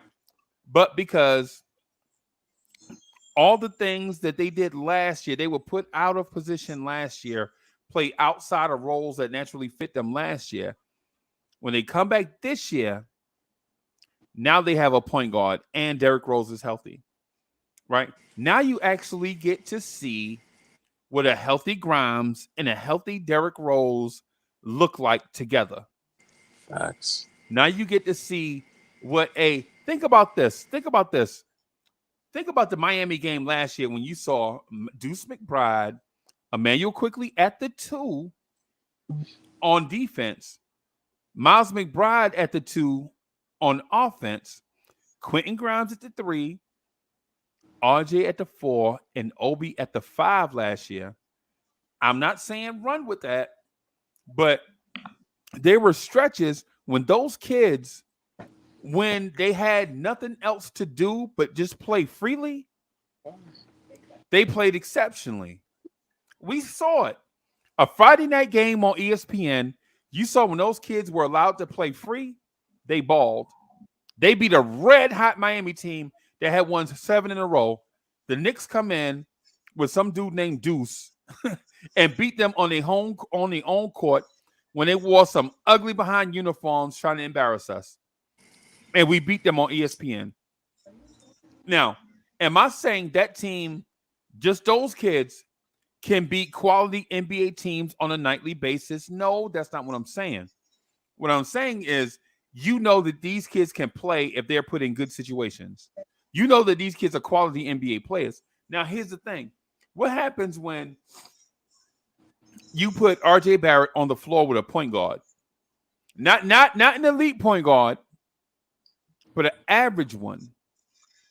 Well, you saw what RJ Barrett can do with an average point guard or somewhere near, because when Elfrid Payton was at the point guard, RJ Barrett shot 40% from three. Now, am I saying that Jalen Brunson is not better than Elfrid Payton? No, that's the opposite of what I'm saying. I'm saying Jalen Brunson is way better than Elfrid Payton. Facts. Right? And what I'm saying is that RJ Barrett's talent will be on showcase when you have other skilled players on the floor. Donovan Mitchell, and this is me using Spider. Donovan Mitchell being a great NBA player is not just because he's exceptionally talented. It's because at a bare minimum, Mike Conley is a quality NBA point guard at a bare minimum, and he's experienced.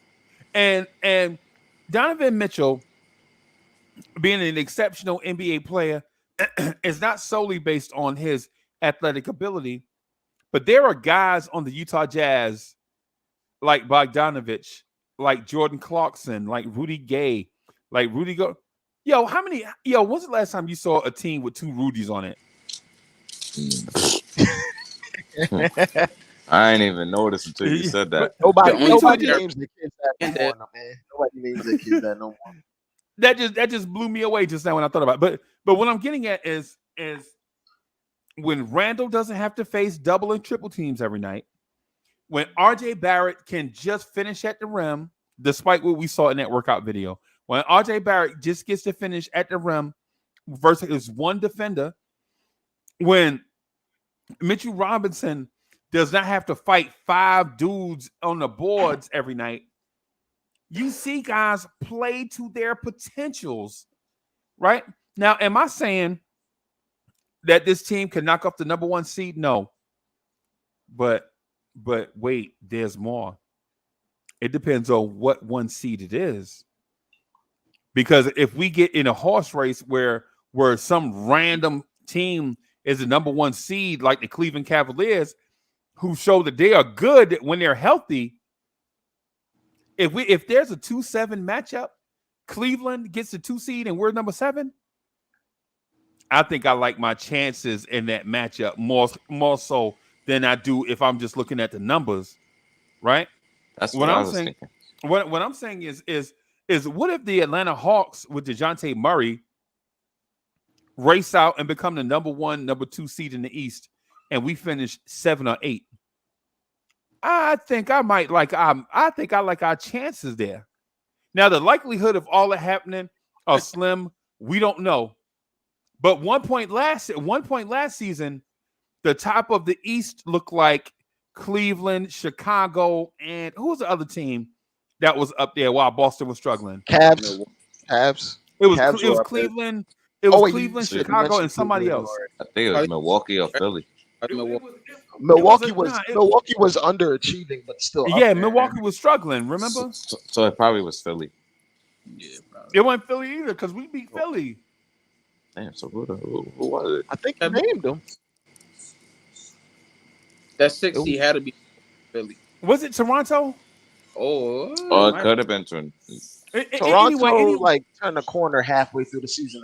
But that's what I'm saying. We could beat Toronto. We could beat Cleveland.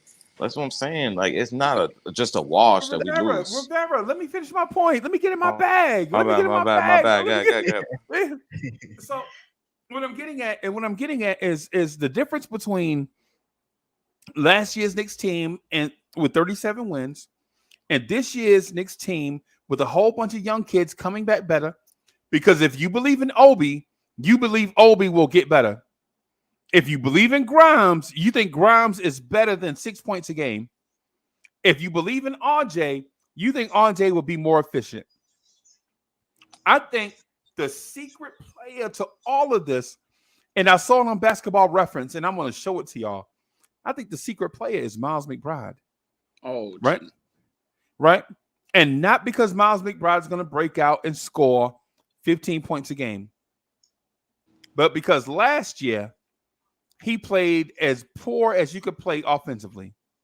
Look at his numbers: less than 30% from the field, less than 25% from three. Right? BasketballReference.com, the last time I checked, had Miles McBride with more minutes, averaging 11 points a game. Now, y'all might not consider that a breakout, but I consider that a breakout because if he averages 11 coming up from 3 points, where is Quentin Grimes going to be at when he averaged 6 points?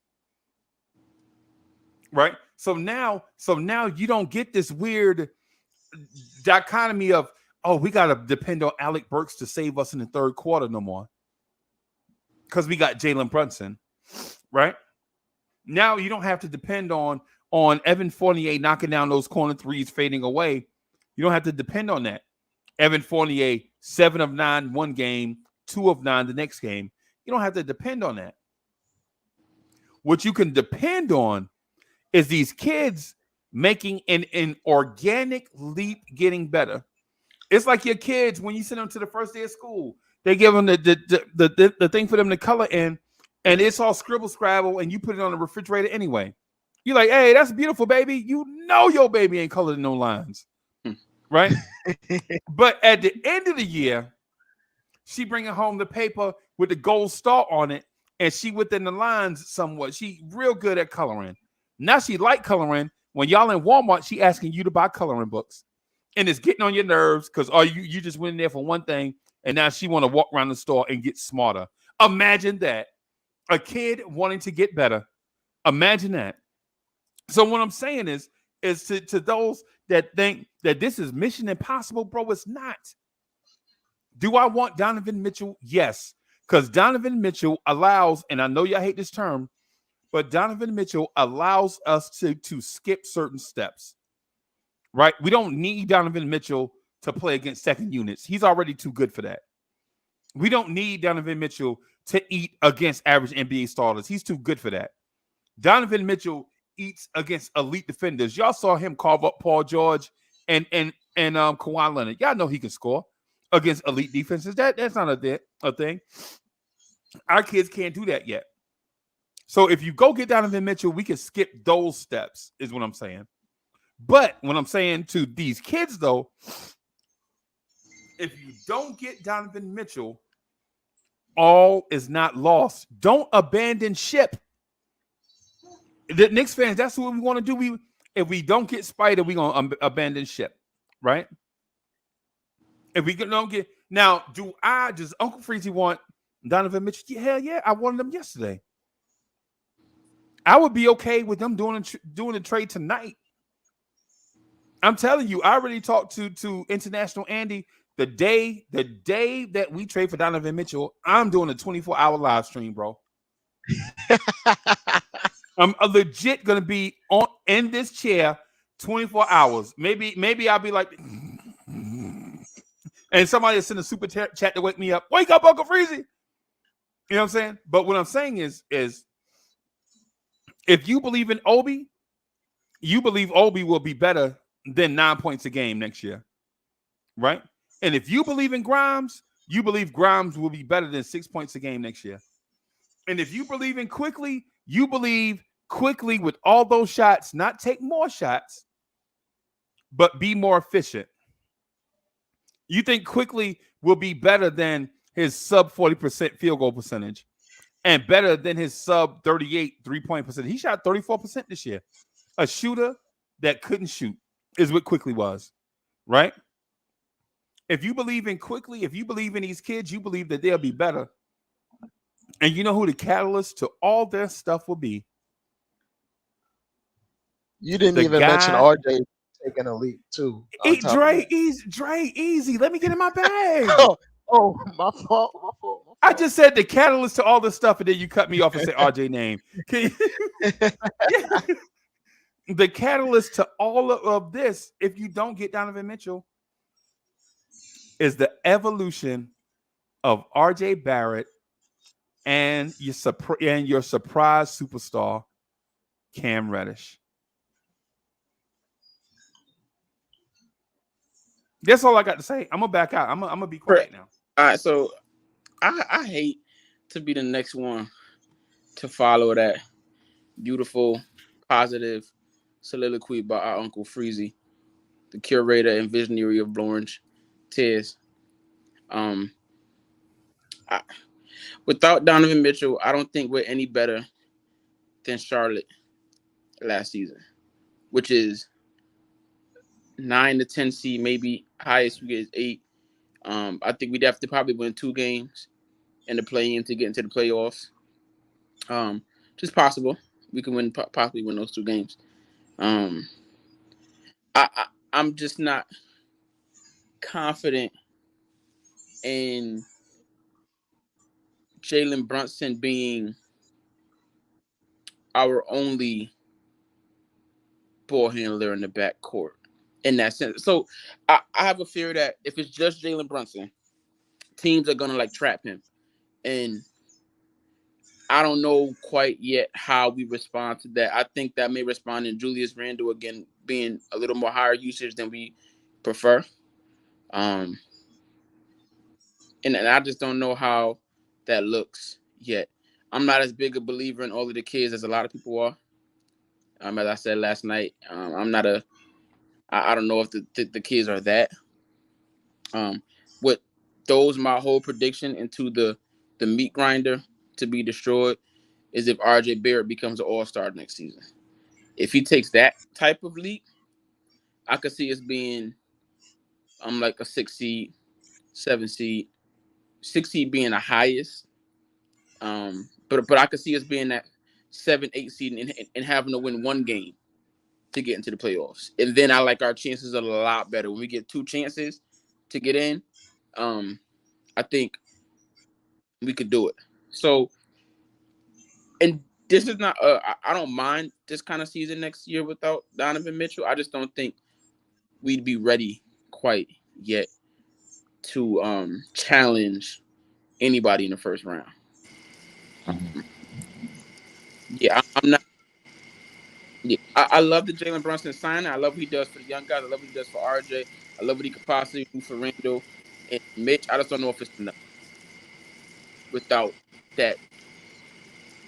I feel like we still would not have that dude that other defenses like go all out to game plan for. Um, I hope I'm wrong. But you don't think that with this roster as this like put together right now, you don't think that the record just flips? So we went 37-45. You don't think we can't go 45-37 just as the roster right here? I think that's just easy to get, to be honest. But so so what's A few teams are gonna be in limbo though. King, like for example, Charlotte just lost their second leading scorer in Miles Bridges. We don't know what the Nets are gonna be, and they were a playing team last year. I mean, We literally went 37-45 with Alec Burks as their starting point guard. I mean, And Dre, we there's got to can't be call him. some We kid. can't, Dre. We can't call him King Aunt G no more. We got to call him Champ, bro. Champ. Yeah. I think What's the update on the status? That's his name. That's what he goes by now. Nah, man. I, What it is this, and I hate to say it because I wish it was me. But what happened is when he get like in his bag, people be thinking he fearless. Like people in the chat be like, look, you know what I'm saying? Be like, he ain't scared of nothing. And I've been like, that's yo, I've been fire rocking for like a right year and there. a half, and y'all ain't never said that about me. Nobody got me mad tonight. I've been real laid back. Nobody. You know what? I think it's because Selly is not here. If Selly was here, Selly brings out the best of me. You know, he brings out the best of me. But yeah, like I think Jalen Brunson and Derrick Rose might be worth 6 or 7 wins. So that gets us to what? At the best, 43, 40. 43, And how 39. many? That's the Who? range. I'm saying, who'd you say? Who'd you say give you 7 wins? Jalen Brunson and Derrick Rose combined probably gets us about 6 to 7 more wins. And then you factor in RJ and Randall playing well, that could win us a couple more games by themselves. Shout out to Freeze, but Jalen Brunson might get that Tibbs bump too if Donovan Mitchell isn't here. That's what I'm saying. Like, So but Oh, he gonna get that Tibbs bump, bro. The Tibbs bump is real. Like you don't have, do the research for yourself. Do the research for yourself. The Tibbs bump is real, bro. that sounds And like and, yeah. and what I'm saying to you guys is this: if you don't get, think about it, if you don't get uh um say if you don't get a Donovan Mitchell, then what do you do with an Evan Fournier? You got to keep him. I feel Do like. you? Do you? Where's our shooting coming from? You trade Evan Fournier. We don't, and you put Kim Reddish in the starting lineup. We may not have one natural 3-point shooter in that starting lineup. Champ, let me counterpunch you on that. Let me counter you on that. The New York Knicks, the year before Evan Fournier got here, had 6 dudes on a roster that shot a career high from 3. You bring in Evan Fournier, and all the numbers go down. Those are facts. This year that just passed, they had Evan Fournier, right? Look at Randall's numbers. Look at Rose's numbers. Look at RJ's numbers. Look at Burks' numbers. Look at Quickly's numbers. Look at everybody's numbers, right? With Evan Fournier on the floor, Was that right? his? But without Evan Fournier, look at their numbers 2 years ago. They made the playoffs. The Knicks shot 39.2% from the floor without Evan Fournier. You bring in Evan Fournier, they reverted back to the middle of the pack. Yeah, but that's more of a Julius Randle going from 40% to 31%, and RJ going from I think Julius was 41%. He dropped Right. like 10 percentage points. RJ Right. dropped like 6 percentage points, I think. I just feel like if we trade Evan Fournier, we're gonna get to the trade deadline, and every Knicks fan is gonna be saying we have to acquire shooting. We gotta trade for some shooters, and to me it's just like backwards. Evan Fournier last season broke the Knicks single season 3-point shooting record. If you put him in his right role, we're gonna need some shooters.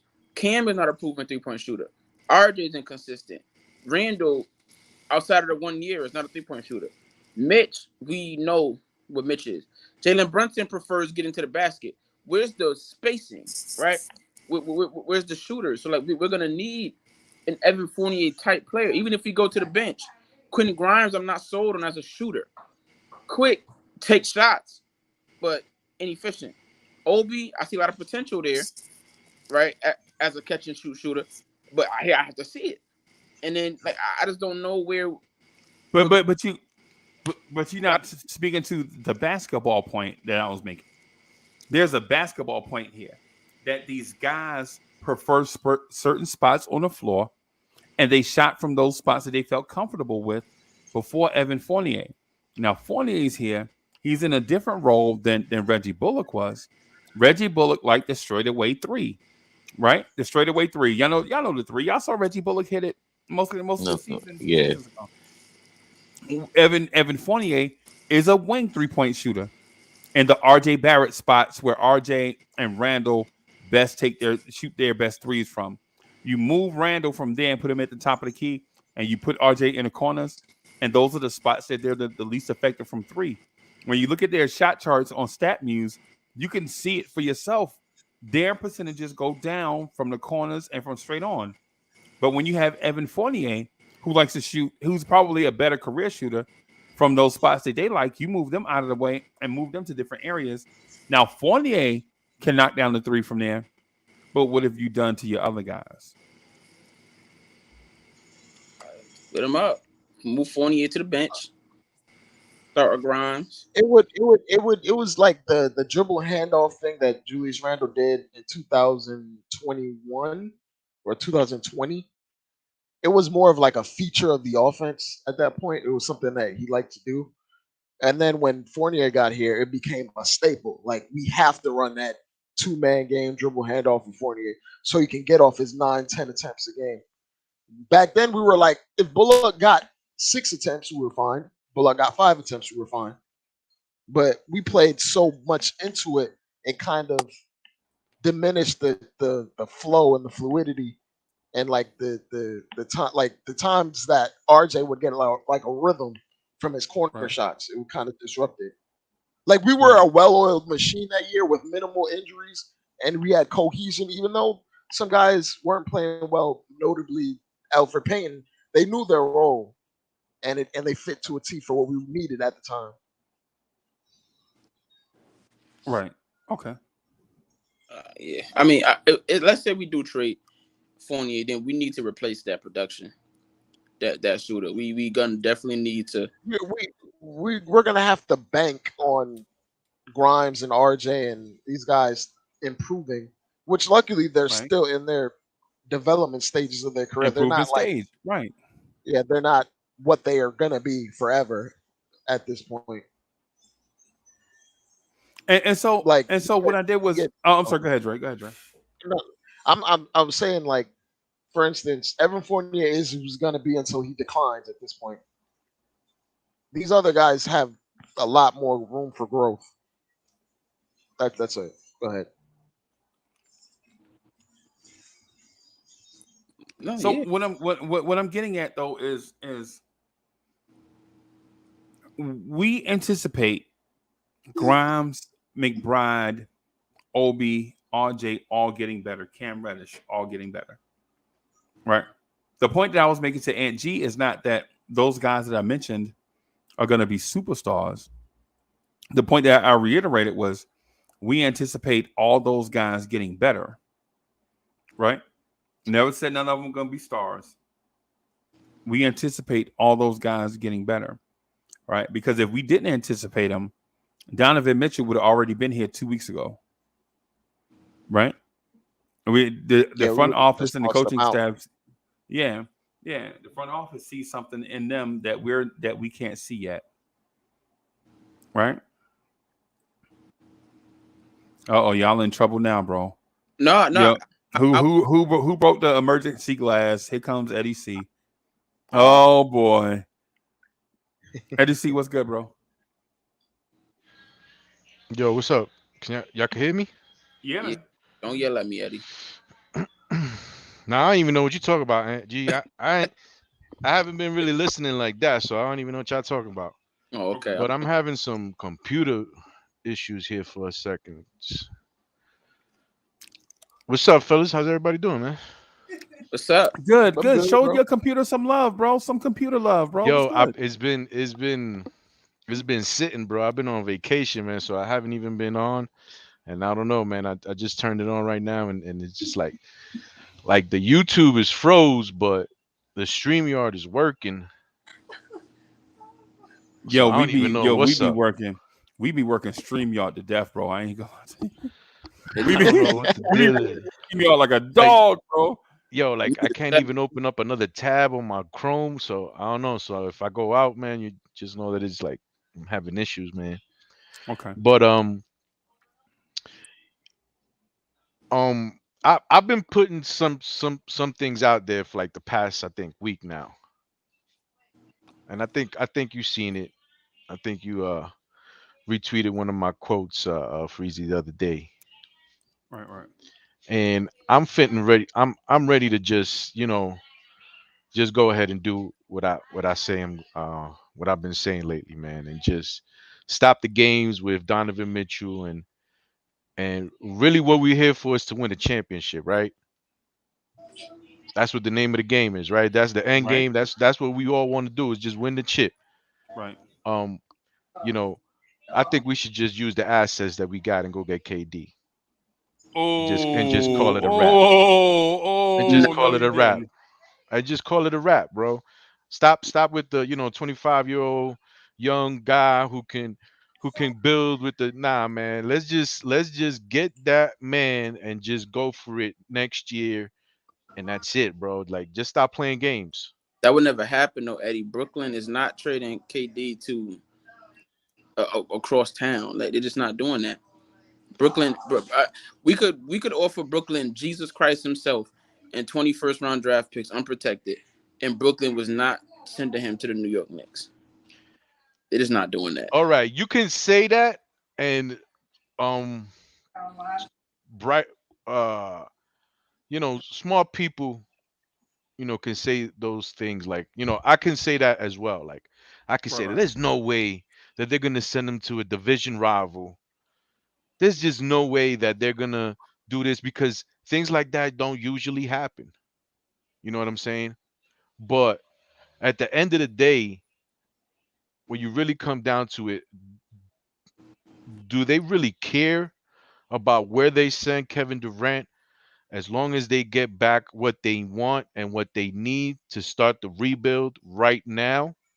A- Is that much of an obstacle is what I'm trying to say. Absolutely, Is because it I'm sorry to cut you off. Go ahead, my bad. is that much of an obstacle at this point in time, knowing their timeline right now, knowing what's happening with the situation that they're going with right now, and knowing that there's no other team out there that's willing to give them exactly what they need and want, except for a couple.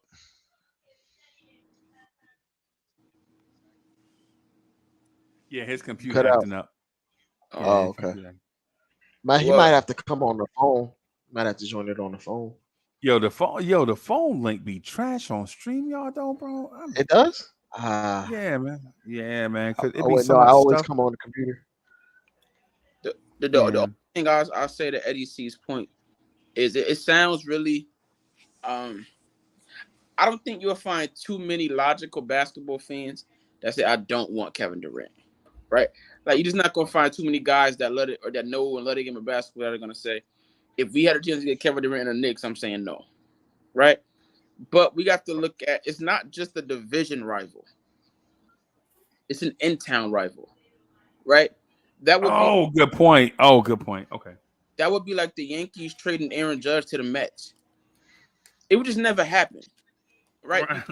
And Yeah. but even more so with Brooklyn, because if you look at every other New York team, they're established in New York. Yeah. The Mets are established, the Yankees are established, the Rangers, the Islanders, they're all established New York teams, the Jets, the Giants. You have Right, history right, here. right. Right, right, Brooklyn right. gain fans. You feel me? So why would Right. you trade your marquee, the greatest player in your franchise history, to the team you're trying to steal fans from? It's Mm, counterproductive to business. Never mind on the basketball court. Josiah would never sign off on that. right. He would never sign off on it because it's bad for business. If he trades Kevin Durant to the New York Knicks, the Brooklyn Nets are done. They're finished. Everything you built, all of the progress, even though they haven't, in my opinion, in New York, nobody really cares about the Nets, right? But the little bit of progress you've made is lost. There's no rebuild that can regain that. And God forbid you send Kevin Durant to the Knicks and he wins a championship Oh with boy. they just can't. You know what I mean? All right. I mean, there's ways I can go about, debating on that point right there that you're talking about, right? About the end time rivals and things of that nature. There's ways that I can go about debating that. But let's for right now, for the sake of this conversation, let's take that out of it. Let's take that he's a New Jersey Brooklyn net, right? Let's take that out of it. And let's say if we want to get the best player available right now and keep it intact what the Utah Jazz are trying to do with Danny Ainge, with the same assets that we can use to get Donovan Mitchell, would you rather go for Kevin Durant and try to win a championship next year? It wouldn't cost the same assets though. It'd Would it Yeah, be and cost more? Or would it cost more or less then? a whole lot more. It It would cost cost a whole lot more, you think? Okay. it costs us RJ Barrett. It'll cost us Obi Toppin. It'll cost us Emmanuel quickly. It'll cost us Quinn Grimes. It'll cost us most of our first round draft picks. Brooklyn is not just. We are going to pay a tax for being the Knicks, especially with Brooklyn. So if they turn down the Celtics offer and the Celtics offer them Jaylen Brown first round draft picks, Marcus Smart, and they said, "Nah, I'm good." What are they going to ask Mm, for from us? right. I think it's more about it. It's more about the draft picks than it is the players nowadays. I think that the draft picks hold a lot more weight now than do the players because certain players have like Jalen Brown has a contract already that's worth X amount of millions of dollars, right? And they just made a trade, right? That got him a player that's making X amount of millions of dollars for the next 4 years that they can't do anything with now, right? Ain't nobody in their right mind is going to take Ben Simmons. So when you talk about the business side of it, I think that's where the money is right now. It's in the draft picks. Not necessarily the player because Jalen Brown is a heck of a player. Right. But he has a contract. He has a fairly new contract, right? And you're married to that player for the next 10 years, for the next not 10 years, but for the next 4 years or 5 years or whatever it may be. Instead of having draft capital, which it looks like that's what gets you the superstar player in trades. That's what gets you the lottery tickets to get superstar players at rookie deals. You know what I'm saying? So the draft picks give you different avenues more so than just getting the best player. As you could say, oh, Jalen Brown is the major piece to this trade. People are not looking at it like that no more. People are looking at it like, yo, I'll give you Rudy Gobert, you give me some ham sandwiches, and you give me 5 draft picks, 5 or 6 draft picks. Right. Yeah, And that's that's what Danny Ainge is really looking for, Are, right? are He's you really so looking are you saying that draft picks is the new Bitcoin? Is that what kind you're of. talking about? It, Draft picks is the that's new a currency. very, very, very good way to put it, Freezy. Okay. That's a for very, you know what I'm saying? I love it for when you do stuff like that. You be alley ooping me like crazy, bro. You be alley I'm ooping me here. like I'm crazy. here. I'm here. I'm here to help, bro. You always do that, man. You always alley oop me like to crazy, bro. You be doing me that Dwayne Wade to LeBron alley oop all the time, yo, all the Unselfish play, time. bro. look, Unselfish play. look, I would hate to be LeBron in the NBA Finals when he blocked the shot on the fast break, but it's for most, not for Brooklyn. And I say that because Brooklyn cannot Remember, afford. I told you at the beginning. Remember, I Brooklyn, told you take the Brooklyn scenario out of it yeah, but you can't because because we can go you know back to it. We can go back to it, right? We can go you back mean to it, you but mean look at it at another level. because Okay. I see what you're saying, right? You're saying take the teams out of it, right? But I'm saying that's hard for me to do because of who the teams are, right? If it was the Celtics or the Raptors, right? They're in our division, but we can make a trade together. We've done so before. If it was any other NBA team, but Brooklyn cannot afford to stink. If Brooklyn sucks for a prolonged period of time, I could see Brooklyn being an expansion team somewhere else. Like they really can't not afford, and the ownership cannot afford for them to be that bad alongside the Knicks being relevant. Like that's the worst case scenario for them. It's the reason why they are not really asking for only draft picks.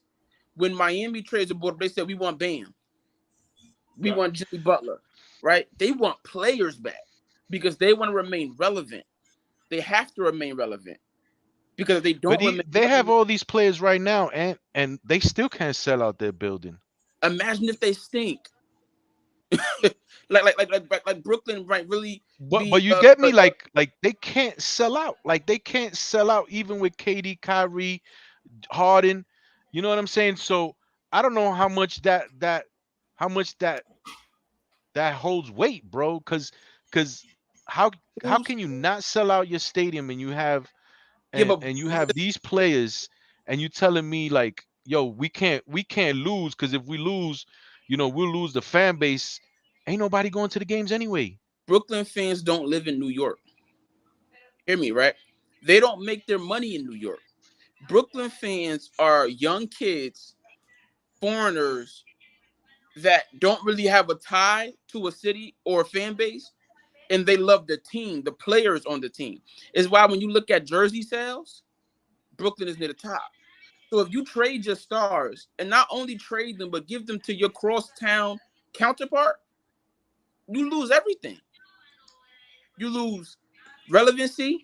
right? Because you weren't relevant in the city to begin with, but now you're going to lose your national fan base. ESPN is not going to talk about you anymore. Fox Sports is not going to talk about you anymore, right? Brooklyn needs to remain relevant, and even if they trade their Kevin Durant for draft picks, I promise you it won't be to the Knicks, because that's like a double whammy, right? And if Kevin Durant were to get traded to the Knicks and win a championship, Brooklyn might as well close down Barclays, pack their bags, and go back to Jersey. They can't afford that, man. They You making good points, bro. Like you like it, Let but me but with me it wasn't even all about the points. With me it was all about getting Durantula in the Garden. okay. So that's You know what I'm saying? With me, it's like getting Durantula in the Garden because I feel like he's the player. Okay, Donovan Mitchell comes right, and you see all the holes. You know what I mean? Like we get the 25-year-old upstart, star player with the 25 point per game, this and that, 6'10" wing. You know what I'm saying? But when you get him in the building, you can still see all the holes, right? When you put KD there, you don't see the holes no more. Like you put KD with Julius and Brunson, that's still formidable. You know what I'm saying? I There's really no holes. Even if, or let's say you have to give up a RJ. Let's say you have to give up a RJ. You know what I'm saying? You can still Fournier and him have been going back and forth, right? For years. Right? Since Boston, like 3 years, they've been going back and forth, right? Yo, I swear to God, them two start playing together, yo. Evan Fournier is gonna look like a damn near all-star next year. right. Let me jump in right here and say this to what King Angie said, because I disagree a little bit with what he said. Not the tri-state area sensibilities, Mhm. because I lived in the tri-state area. I already know what he's saying. Brooklyn cannot concede that they lost the basketball war to the Knicks. That's basically what it come down to. They can't trade Kevin Durant or Kyrie Irving to the Knicks because that means they lost the Battle of New York, right? But here's the thing that I want to say to King Angie, though, bro. The thing about the Knicks winning the championship, what if Ben Simmons plays, Kevin Durant plays, and Kyrie Irving plays, right? Right? Say that Brooklyn is good with their three stars, and the Knicks win a championship anyway. They got to move out the city regardless, because when the Knicks win a championship, now you talking, bro. Excuse me, and I'm talking about the ride, the ride. I'm talking about the ride. I'm talking about. I'm talking about when RJ Barrett go running around the court and confetti falling out the garden ceiling because they're the Eastern Conference champs. Bro, it's already the best moment that King Ant G ever had in his life as a Knicks fan. Period. but Freezy, Period. But let me finish. Let me finish. I'm gonna get out the way. I'm gonna get out the way. I'm gonna get out the way. The confetti coming out the ceiling of the garden, that's already the best moment that King Ant G and a lot of other Knicks fans have ever seen. And say they played the Golden State Warriors, right? And they play the Warriors game 6 in the garden, right? The Knicks are up 3-2, right? Steph Curry done went off and had his games, right? And the Knicks beat the Golden State Warriors for the NBA championship in Madison Square Garden without Kevin Durant, without anybody, just whatever, whoever's on the Knicks, right? Already, just off that alone, we defeated Brooklyn, because even if we win that one chip and Brooklyn goes on to win the next 10, you know what happens? You can take those 10 Larry O'Brien trophies and put them on a scale with that one for the Knicks, and that one for the Knicks still outweighs all those championships that they won. That's my opinion. and Freeze, you're right. But my only point is adding Kevin Durant to the Knicks makes that a whole lot more likely. Okay. So, and to speak to Eddie C's point real quick, That's what I'm trying to say, though, right? That's if what I'm really trying to say, though, right? would, And we would you get prefer? KD here, we're gonna go for that chip. Yeah, but so first of all, Kevin They Durant's don't. 30. They don't want to expedite the process for us at Kevin, all. Mm-mm. That's what I'm it's saying. Kevin Durant's 30 years Yeah, old. yeah. That's exactly. He That's the he point that I already agree with him with. he already has a torn Achilles, right? So honestly, right?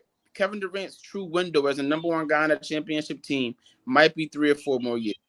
So you have to Hmm. ask yourself, would you prefer Kevin Durant and Julius Randle maybe competing for the next 3 to 4 years? Or would you prefer Donovan Mitchell, RJ Barrett competing for the next 10 years? That's the question you have to ask yourself. And I me think I'd personally, rather go for it right now. give I me think I'm done. I'm done. I'm done waiting, bro. I I'm feel like done, man. I need this. I I, need this right now. I I'll need ask, this right now. when has Kevin Durant won a championship with his own team? When has Nah, but he Kevin wouldn't be Durant alone because at- remember you said it's gonna cost Hey, RJ King Barrett, Angie, right? King Angie, but listen, when has Donovan Mitchell did the same thing? but Donovan Mitchell is 10 years younger. So we have a long Right, to right, make it work. With Kevin Durant, right. you are shortening So the you're window. speculating, Hmm. that given Hmm. time, Donovan Mitchell can achieve Hmm. higher accolades than Kevin Durant. Correct. Or we can add more assets because we're gonna or not even that, but we have RJ Barrett still, right? And you can add You another can asset. have more Who's cracks at it. Plus, he's yeah, not in his with, prime yet. with Kevin Durant, you're He's gonna not sell going to all need your more. draft picks. And King Angie, you said 2 hours ago that RJ Barrett might be Luol Deng. He might, he might, but you so you're Donovan Mitchell and all Luol your Deng draft wins a assets. championship. You're gonna sell all your draft assets. RJ Barrett, probably some more of your young players for a 3 year run with a guy who's never shown he could do it. I, if it was Giannis or 34-year-old LeBron, sign me up. If it's Steph Curry, sign me up. Kevin Durant is uber talented, but Kevin Durant has not shown that he can be the guy on his own team and win a championship, let alone in the pressure cooker that is New York and Madison Square Garden. I'm Kevin Durant will be asking for a trade in a year and a half. Let's be honest. Kevin Durant is not happy anywhere. The moment the Knicks fans treat Kevin Durant the way they treated Julius Randle, oh my lord, it is over. So That's never really good, man. Kevin Durant is just like yo, he's just so nice. He's just so nice with it that it's hard for me to ever see a Knick fan. You know, we hate him because he's in Brooklyn and because all the stuff that he did. Extracurricular stuff. You know what I'm saying? But when it came down to playing ball and what the New York Knicks, what the New York people love is just a baller. He's never disappointed. yeah, but Julius He's never Randle is not as disappointed. good. Julius He Randle is not as disappointed in good the as Kyrie playoffs Irving. last year, bro. He disappointed Julius in the Randle, playoffs just yeah. recently. That was okay. I mean, I guess right. He still he I still mean, he got was his buckets. terrible. He played. He didn't shoot well, He but shot he yo, that shot sub happens, man. Like 30%, man. Like that that for Kevin happens though. Durant, It's that is like like awful. I can't put that against him at all. I can't put that against him. What He's you, done it for too many years, for too long for me to put that against him. we've seen him as the feature guy fail multiple times. As the guy, the only guy that is the unquestioned leader of the team, and he's failed, even with a super team. So it's kind of. I no, I'm. I mean, that's just my 2 cents. Like right now, at this point in I time, mean, like the way things have gone, unquestionable. Yeah, go ahead, go the ahead, way go ahead. things My have fault. gone with the Utah Jazz and what Danny Ainge wants for Donovan Mitchell and the New York Knicks not wanting to acquiesce to his every demand, I think there's a window out there now for the Brooklyn Nets to achieve something as in getting back some sort of value for Kevin Durant because they're looking for trade partners out there. And it looks like right now the New York Knicks have have the hold of the NBA with when it comes to assets, when it comes to having young players, when it comes to having everything basically what everybody wants for a star player. There's not that many other teams out there that can do what we do. So, there's a window I think out there for us to talk to Brooklyn and see what they want for Kevin Durant and see if it coincides with Utah's asking for. And if the price is either the same or if the price is either lower or you got to go up a little bit, that's just up to them. But if the price is around the same price range, I say we go get Kevin Durant and we go try to get a championship with the next 2 to 3 years. do you believe Kevin Durant, Julius Randle are good enough to win a championship when Kevin Durant and Kyrie Irving just got swept? I do because I think it blends better. I think a lineup of Kevin Durant, Julius Randle, Mitchell Robinson, Jalen Brunson, Evan Fournier at the two. If we have to give up, I'm thinking about giving up RJ Barrett because if you sign him to a deal right now, that helps with the money, right? We'll have Because to give Kevin up Durant RJ makes Barrett. 44 million. Yeah, we'd So if have you to give RJ sign if you Barrett. sign RJ Barrett to a max deal, that's close to 30 million, right? So then to make up the rest of the money is not going to be that crazy. We're looking at Obi Toppin, we're looking probably at Quentin Grimes, we're But looking at those Eddie said type of you can't you players. can't you can't sign a dude that just signed an extension. You can't sign him in the same year. So if you sign him to an extension, you have to You wait a can't year. sign and trade him. You can't sign and No, trade him. no, you maybe you can sign and trade him. I'm not sure for sure about that, but if you sign him, that player without that sign and trade, No, then that's then you what can't I'm trade him for a talking year. about. Okay, I'm talking okay, about okay, Brooklyn asking for RJ Barrett on the sign and trade, to make, and then that way the money will work. It'll be easy to make RJ Barrett kind of like the centerpiece of a deal, plus all the picks Do that we they're know gonna want, Brooklyn right? wants to sign RJ Barrett to 30 million? I mean, Do we know that's if Brooklyn wants to sign RJ Barrett to 30 million? that's that's what A we're big part of that. debating here. That's like Because that's part of remember the inner remember workings of the deal. they just said no to Jalen Brown, a second option on a championship team. I don't think they want RJ Barrett. I honestly Let's don't. see. Not as the centerpiece. okay. Jalen Brown makes 28.7, and that's for 2 years though. So Jalen Brown could walk after the next year if he don't like what's going on in Brooklyn. But if you sign RJ Barrett to a 5-year extension, you have a hold of him for the next 5 years. Okay. Okay. So what pieces are you adding with Kevin Durant? I mean, Julius Randle's going to be here. I'm thinking about RJ Barrett, Obi Toppin, Quentin Grimes, 5 or 6 picks to the Brooklyn Nets, and keeping the older team here, which is Brunson, which is Fournier, which is Derrick Rose, you know, Emmanuel Quickly. He's probably going to be the lone holdover. Mitchell Robinson, the 3 centers. Cam Reddish probably isn't going anywhere because nobody wants to sign him. Miles McBride, I think it's worth a shot. Okay.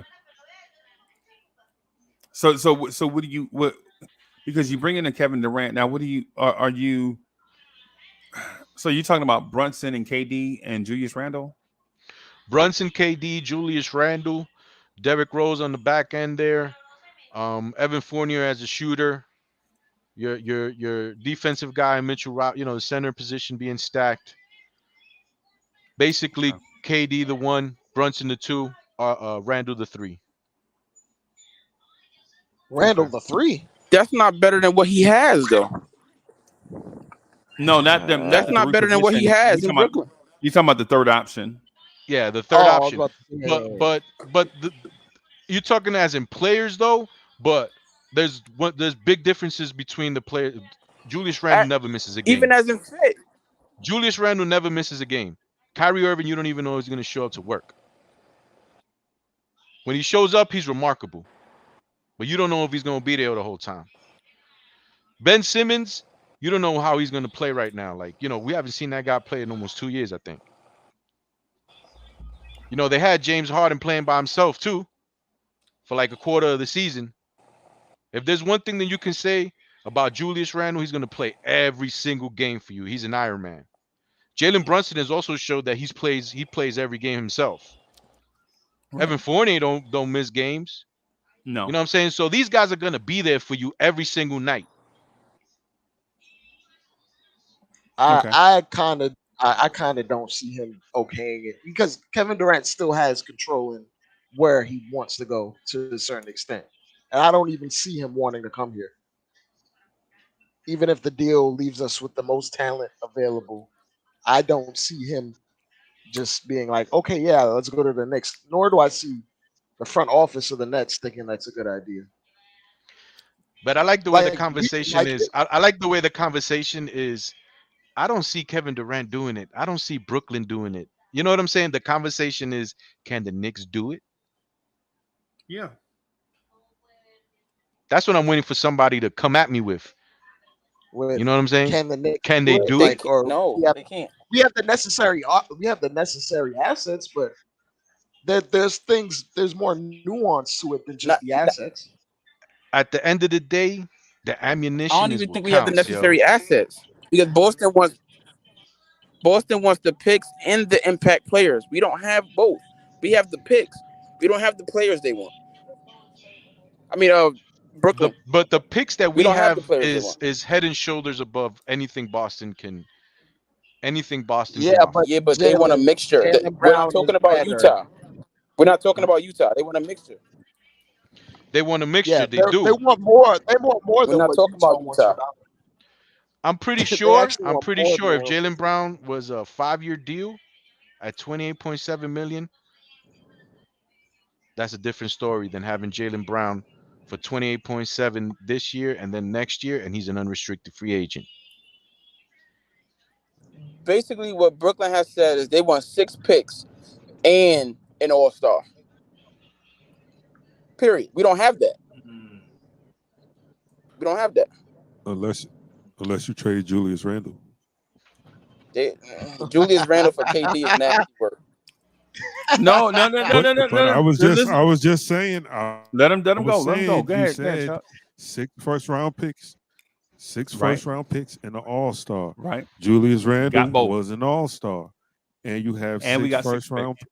round picks. I All would right, love that. I all right. would Let love me that so change it. much. 6 first-round picks and a perennial all-star. 6 first-round picks and a perennial all-star. Let's just say that. Okay. I don't think they. Yeah. Trade deadline.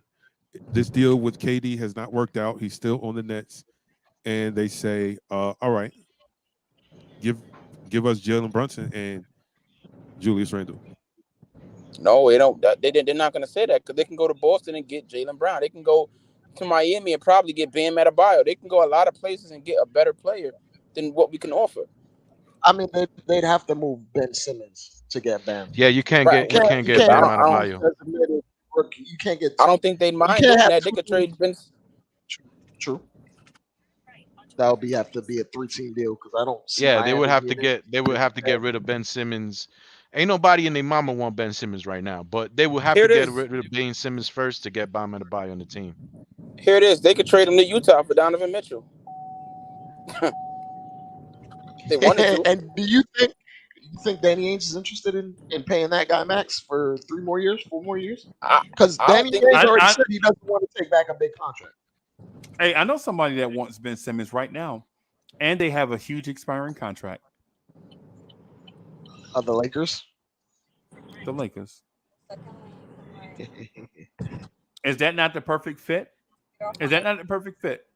Brooklyn gets to shed salary and recruit free agents next summer, right? The Lakers get their prized possession. They've always wanted Ben Simmons, bro. They've always wanted Ben Simmons. Magic got fined $50,000 for tampering with Ben Simmons. I feel like they could target him, but Kyrie is also right there, and you know how LeBron usually gets what he wants, and he really wants Kyrie over anything. He'd probably be pissed off if they opted for Ben over Kyrie. Who said you have to opt for one or the other? You can get both. That's how you make the money match. Ben and Kyrie are easily 60 mil. You'd have to throw in someone else from the Lakers, which You is think doable. you think the Lakers wouldn't want to shed salary? Yeah, I mean it's doable. Like I just have to think who. I got to see like who's on their roster, but it sounds doable. They would just have to toss in an extra contract and probably 2 picks. And that's But another blunder. That's another blunder the Brooklyn Nets have. Like, who's gonna trade for Kyrie Irving, knowing that Kyrie Irving is gonna go where he wants to go at the end of this year? Somebody that's gonna unless it's late. that's on the cusp of like a Milwaukee Bucks.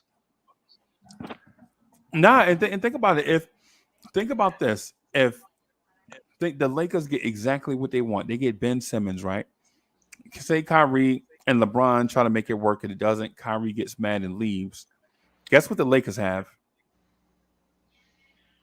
Cap space. Cap space. Guess Tons of guess what they didn't have this offseason and last offseason. Mhm. cap space. Cap space. Yeah, so all these possibilities that y'all mentioned, some of these things can work, but like what King and G said, I'm sorry, Champ. What Champ said is some of this stuff is nuanced though. There are nuances to it. I think that's what Angie was getting at. You said is some of this stuff is nuanced, like you can't just look at it at the assets, you have to look at the feelings between teams. Is that what you were getting at, I Champ? said I said once, but Yeah. he basically summed it up. Yeah. Okay, okay. And I've always played that game. I've always played that game that that Ant has brought up. I always play that game like, yo, this you just don't do deals with the Miami Heat. You know what I'm saying? You just don't do deals with the Boston Celtics. Things like that just don't happen. You know what I'm saying? But at this point in time, I have a feeling that it's like, yo, ain't just playing these games. Brooklyn can be like, yo, let me get those assets and let me you take KD off my hands and let me play around with them draft picks, see what I could do with them. Since Ainge don't want them. Right. Since Ainge want 8 of them, I'll take 6. This is I still wouldn't a even lot of want to do draft that. picks though. I wouldn't even want to do that if they'd agree to it. I don't think it's worth that 3 little year run. I don't think it's worth it. The Part of the championship, reason why it's worth the for the Don is because of his possibility age of a and how much championship, have him. the possibility of you being in the conversation for a championship for the next 3 years is not worth it. We'd be in the Would we I've have conversation been with I've Don. been waiting talent? for this. I've been waiting for me to be in the topic of championship talk for freaking 20 years now, bro. I think Longer it'd be than that because fruitful. I was a fan since I was 13. I'm 40 right now, so that's 27 years, bro. I'm going on 30 years waiting for to be the topic of championship talk. So And Man, what now we y'all got are the happens? assets, and now we got the assets to go and do it. What happens mm, next summer when KD says, "I ain't never wanted to play with Julius Randle. Trade me." Then what? Well, you just try to find a trade partner. But that's Yeah, but not then that's not but there's you okay, you could say that about every single player that's out there. no, nope, nope, nope, because that's KD's history. Wasn't there a time when Giannis was talked about that maybe he would want to leave Milwaukee until yep. Milwaukee got their shit together and they went to that championship and won that championship? Yeah, but Right. KD has a history. He's never happy anywhere he goes. But I just gave you an example of somebody Yeah. who probably now would never leave Milwaukee. Well, who knows? But there was a point in time where things wasn't going the right way, and he just didn't want to be there anymore. I mean, that could happen all over the place. Look, Donovan Mitchell really doesn't want to be in Utah no more. Yeah, for instance, right? So There's you a can probably can't you say the same thing about him if he goes to the New York Knicks and in 2 years things ain't going right. He goes, you know what? I really wanted to be in Miami. no, because my point is KD wants to leave when things are going right. KD left Golden State. Kevin Durant is a different dude. That's not Giannis, The right? thing If about Kevin Durant is the thing that's different right now is when he went to Golden State, everybody knew he was going to Golden State. When he went to Brooklyn, he didn't go to the Knicks, but everybody knew he wanted to go to New York. This time around, he asked for a trade, but he didn't say nothing else. He didn't say, "Yo, I just want to be in this place here. I oh he want you to did, trade me here." the He He first just did. said, thing "Yo, He I wanted want, I it want." was Phoenix. It was Phoenix. his teams that he listed were contenders already. Like they Yeah, listed Phoenix, Miami Miami. Heat and He didn't mention Phoenix. the Knicks at all. But they can't And get it the done. and So then now, I and in mean, this they in weren't, this they're not in able to this get it done. CBA, So where does he stand with that? The Knicks are it's not going still to trade time. a Kevin Durant that they know doesn't want to be there. That is It's asking. like right now, can we trade for Anthony Davis? We were on his short list. Can we go and trade for Anthony Davis right now? If he was available, if the Lakers wanted to trade him, we could. We have the assets. Why don't But we go for Anthony Davis then? because teams like Since the since since he was part of our short list. teams like You the Lakers, understand what I'm saying? You understand where I'm going there? Like just but because you asked to be like somewhere, it's not exactly that's not exactly the end all be all. You know what I'm saying? Things no, change around, man. Eddie, you're missing the nuance, right? Because there's certain teams are looking for different things. The teams like the Lakers, they don't want your assets. They are trying to maximize LeBron's window. They don't want your draft picks. They want players because they're trying to That's win a why they were champion. targeting Kyrie. They So want Right. that's so it right goes now. back to that point, that major point that Freezy said not too long ago. Because none of these teams that the contenders, none of these teams have that Bitcoin. Draft picks. None of these teams have it. They got the 29th pick, and you know what I'm saying? They don't got that valuable Knicks 2023 pick unprotected. They don't got the valuable 2025 pick unprotected. Okay. They don't got the other three picks that we got, in the stash from other teams. They don't got the 5 or 6, 7 draft second round picks that we got. Okay. We the ones holding the Bitcoin. Okay. But a lot of these teams are the reason why we're targeting Donovan and Ainge wants to move off of them. They want to rebuild. Some of these teams don't want picks. They want the player right now, the player that'll help Right. them win right now. They Right. And don't that's want what. Yeah. the mortgage assets, the 2023, the 2025. They're not That's what thinking they're about that. They're off. thinking about next year. So when we talk about AD and the Lakers, they want to win with LeBron right now. That's why they're thinking about But Kyrie. Dre, that's the reason why I mentioned. That's the Yeah. reason why I mentioned Ben Simmons and Kyrie Irving. Kyrie Irving and Ben Simmons helps AD Oh and yeah. LeBron win right away. But I don't know if the Lakers have the capital off top besides cap support. I mean cap like relief. Besides Yeah. that, I don't know if the Lakers have the necessary assets to make that happen. Considering Right. what the Nets have been talking about or leaked out to the media what they're looking for. Like they're not handing Kyrie away. They Right. want something. Right.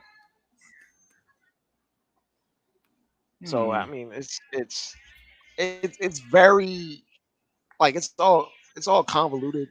There's like a lot of moving parts, but like Yo, I swear to God, I want to reopen for my us channel for us and matching talk about the Knicks like Bitcoin tomorrow, bro. I swear to God, like yo. Like that's a major topic. That's on yours, like bro. That's yours, Freezy. That's yours, bro. You can that's your title. That's it, like man. we That's a topic, bro. perfectly match up. We Yeah, man. perfectly match up with the Jazz as trade partners. It's just we're going through all these antics because Ainge doesn't want to just not maximize his asset. So like I kind of like I'm like I'm pretty And so then confident at the Donovan end of the Mitchell will day, be. it's like, okay, we don't have Donovan Mitchell, but who's really in the driver's seat? Like we don't have we don't have the We player. both have leverage. It's what we negotiate. We both have leverage in different ways. I guess so. I mean, it's gonna be real hard to see Donovan Mitchell playing for the Utah Jazz next year. Not Of really. course, yeah. They got them 4 first round draft picks that they can go get them another dude with. That's more of a reality than Knicks fans like to believe. I like he's been he I go ahead. I mean, Like, if no, I agree. like it's far for me to tell, it's far for me for me to talk about another team not building around if they say they want to build on around Donovan Mitchell or not using the picks that they got. Hopefully Minnesota doesn't play well, so those picks really amount to something. You know what I'm saying? Because even in that sense, the Minnesota picks, they got a nice team now, man. They got Anthony Edwards, they got Cat, now they got Gobert. We're probably still looking at a playoff team. We still don't know if we're a playoff team. So we might be at the cusp of lottery picks. So if somebody wants to get, 23, 24 pick for next year and the next year after that for a superstar, then go ahead. Like, I just think that, like, about like IK being said, man, Donovan Mitchell's situation is the perfect situation. He's young, you can grow with him, and it's funny because Knicks fans want to build around Donovan Mitchell, but we got to understand that the Jazz probably wouldn't mind building around him either. So, um, like, he's gonna end And up the leverage is he has 3 more years on this deal. So right. He don't. Yeah, we're gonna have to pay him the Jazz, or we're not gonna get him. And that's what it's gonna come down to. If we think Right. Danny Ainge is just gonna drop his price, then we're gonna be disappointed. He's literally yo, held up on Trey. can I just respond to like some of the stuff that people are saying in the chat? Okay. Yo, I can't front, man. I haven't been on my A game. You know why? Because I really lost a lot of the fervor, a lot of the points that I had because I was always defending the front office. And now that the front office has done such a remarkable job, it's like, yo, I need to find some new layer to land to try to go at this. And that's why I've actually came up with this, like, yo, we should probably go for KD, man. If you know, if Ainge is playing stupid, just give the asses to Brooklyn and get, you know, Durantula in the garden. So if you guys feel like, you know, like, yeah, I haven't been on my A game, to be honest, I haven't, man, because, you know, a lot of my best points were about the organization, the office, and, you know, they've done everything that you know, I've been saying for the past months and stuff. So, you know, I'm tapped out of points right now. You get me? Right. Right. So basically what he's saying is he's tired from being right. Yo, Succession, exhaustion. pardon me from being exhausted. I'm just tired from being right. I mean, Damn, man. I mean, I wish I would have thought of it. But man, Yo, yeah, that's man. wild. That's wild, bro. You wilding out, man.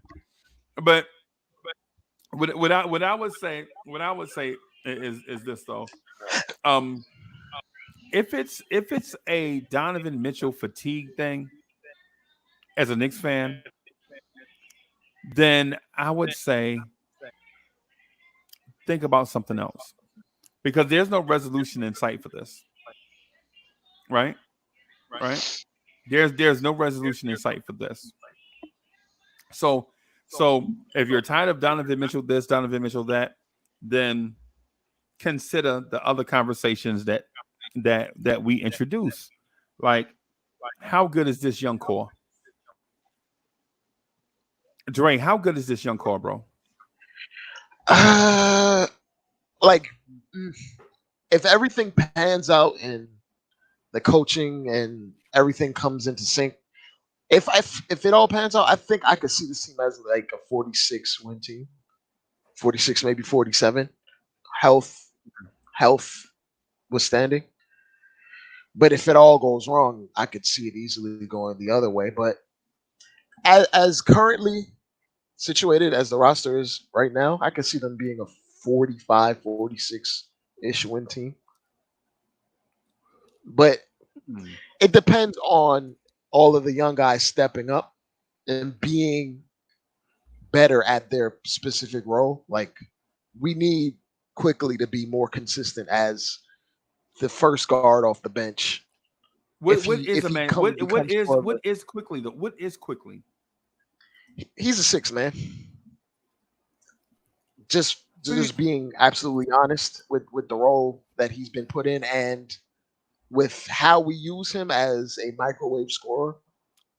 And plus we basically signed a point guard for $100 million, so he's gonna be. But he can't. But he can't be because of two things, right? Because what? For one, if Derrick Rose is healthy, Derrick Rose is a 6 man. I was, you know what? I was thinking Derrick Rose wouldn't be on the team. Like, I already have it in my mind that he's not going to be here, even though the main reason he would not be here is if we were trade for Donovan. But like, I kind of like have this thing blotted out in my back of my mind because like I'm not operating.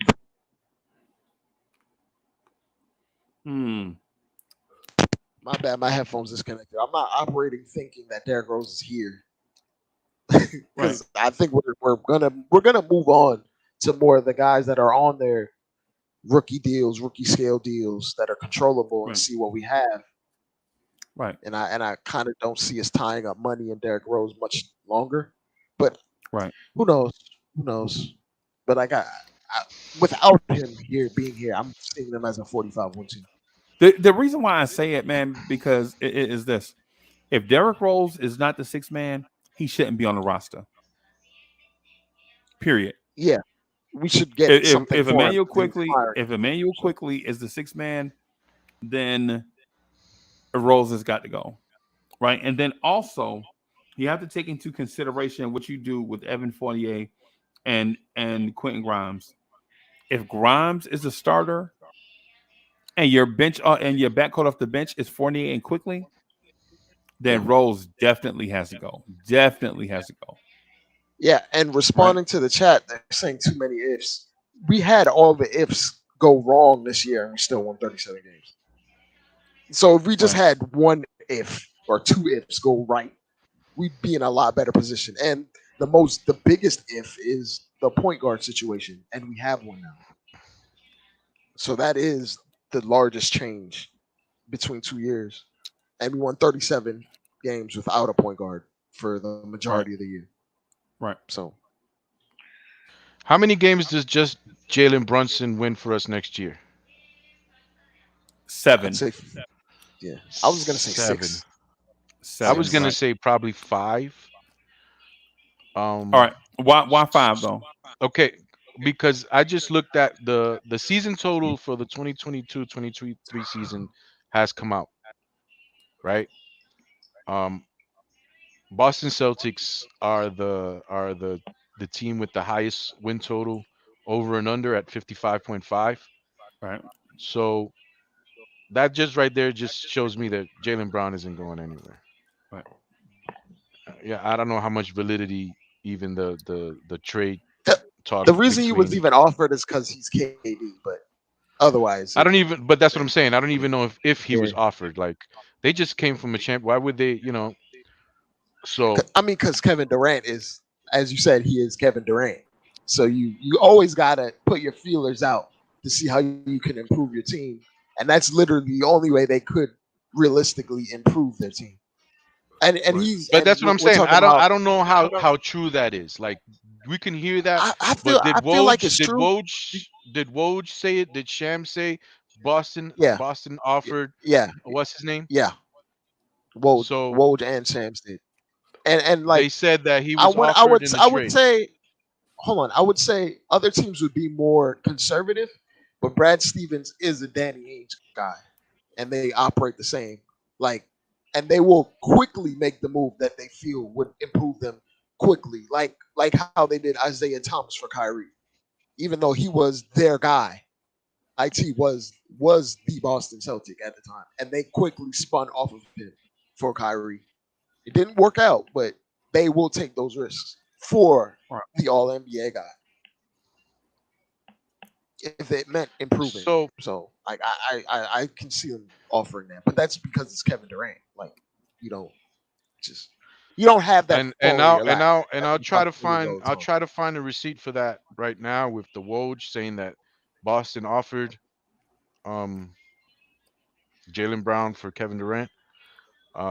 Just give me a few and I'll try to find a receipt for that. If it's true, it should come up. But when I was saying when I want to go back to what I was saying here about the season total wins, right? So Boston has 55.5 It was total. Shams. It was Shams that did it, and it was on the Uh, Athletic. And since Celtics offered Jalen Brown package for Kevin Durant, the oh, latest so on it was an .com. article that Shams wrote. It wasn't a tweet then, right? So the articles are not. It doesn't hold that He much tweeted validity it. as a tweet. He tweeted it with the article. Like Right, right. it was a thing that he posted. Woj actually posted it late at night, and then Shams came with his source on the intel that morning, like 5 6 Okay. hours later. No, I'm not. I mean, if it happened, it's cool. That doesn't. But to me, having the odds out because the odds maker, like I work in the sportsbook industry, so I know exactly how these guys work. If they have the total wins out, is because nothing's really gonna go down. And It's still the point that I unlikely, was trying but to I make, mean, the point that I was trying to make here is there's four teams actually that doesn't have total wins and over unders.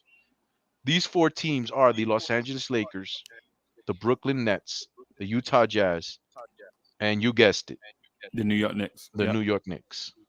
Yep. Out of the whole I mean, you NBA, these are but the only like four teams. So the Phoenix Suns are still in here, right? Who okay, else did Kevin Durant put the on his Miami short Heat, list? The Miami Heat. Miami Heat are still in here. So when these guys put up these odds, they're not in the business of losing money. Also, but we've seen odds flip immediately when a big trade happens. So like we But the can't odds, just say they're hedging their bets right now on what may happen right now. But if a big trade happens tomorrow, you don't think those odds are flipping immediately? they are, You can't they really base are. everything off Vegas. You Uh, can't base the future off of Vegas immediately if a trade happens okay, or not, though. if If it if does happen, something then the big odds will happens flip off. tomorrow, hold on a second, bro. If something Yeah, big does happen tomorrow, yes, the of obviously they're gonna flip. yeah. But they do not. If that was the case, the Miami Heat would be on that list of teams that are not having an over under total. The Phoenix Suns would be on that list of teams that are not having an under. So they would withhold those teams. The reason that they're putting those teams in the list for you to bet at this point in time is because the probability of a trade happening with those teams are very slim. Okay. So we're looking at basically four teams that are really, so New York Knicks, Brooklyn. Well, what are the odds? Or what are these odds for again? These are season Who? total wins for the Okay. 2022-2023 season. Right. And I would say that we're around the Cleveland Cavalier total, which is 42.5, which is about 5 games off of what we did last year. I saw Okay. one that said saw one that said 40 and a half. For the Cleveland I, Cavaliers, No, for the Knicks. Eddie, And then it was Eddie, removed. Eddie. Do you and know then it was the right. Okay. Eddie? Do you know the over under that we had in in the COVID year? We had Yeah, 20 we games blew or that out the something. water. I'm Okay. not saying I mean, that things I'm happen. not saying that the numbers are obviously because you gamble and there's a It's 50% all an chance you win or educated lose, right? guess. It's an educated guess. That's mostly what it Right. But is. what I'm saying is these usually I work in the biggest sports book um in the whole country to be truthful. We have one guy, man. He does all of this, and he specifically does all of this. He gets paid good money to do this stuff. So we actually kind of like make the lines. Like Vegas has their own thing, and we have our overseas thing. But we trademark NFL. I don't know if you ever heard of him, but I work for Bet Chris. Bet Chris is one of the biggest sports books in the whole country. You know, Mhm. Okay. this guy gets paid major money to do these things that I'm talking to you right now. And if these four teams are withheld, is because the information out there says that something might happen with these four teams. And if these other 26 teams are in here, is because the information is out there that something is not likely to happen with those teams. That's all I'm trying to say. But I mean, I think we could tell them that just based upon reports and things like that. Like we could have, like teams like the Mm, Lakers, the Knicks, Brooklyn, Utah, like those teams are We get them constantly last releasing. though. Not definitely, but I mean, I They don't get know. them first. He gets it I, straight from the source. We get it, the next day when Woj tweets it. They I, get it way before that. I don't think Kevin Somebody Durant. has an echo, bro. Like I keep on hearing myself at times. I, I don't think Kevin Durant is going anywhere. Honestly, I think he'll be in Brooklyn this year. Um, because Brooklyn doesn't have like the Nets are too talented with everybody on the court, and remember, they even have Joe Harris coming back this year. The Nets are just too talented. If they just roll their guys out there, they're gonna win a lot of games. And I made this point before. If the Nets are a top 4 seed in the East and have a chance to get to the NBA Finals, Kevin Durant is going to change his mind very quickly about wanting to leave Brooklyn. So I think the Nets are going to play that card.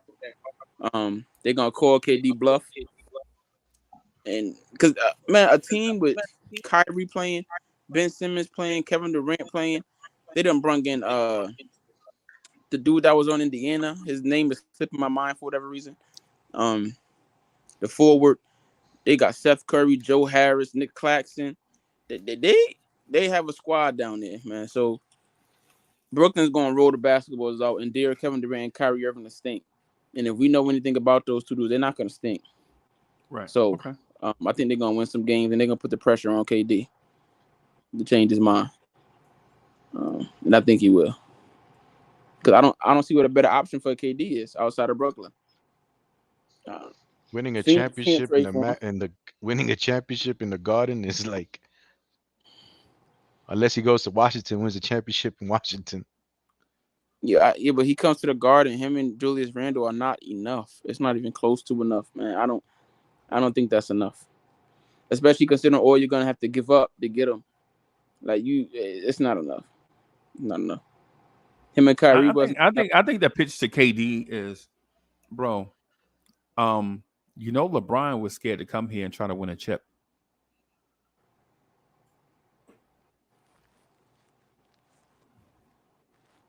Yeah, but Yeah.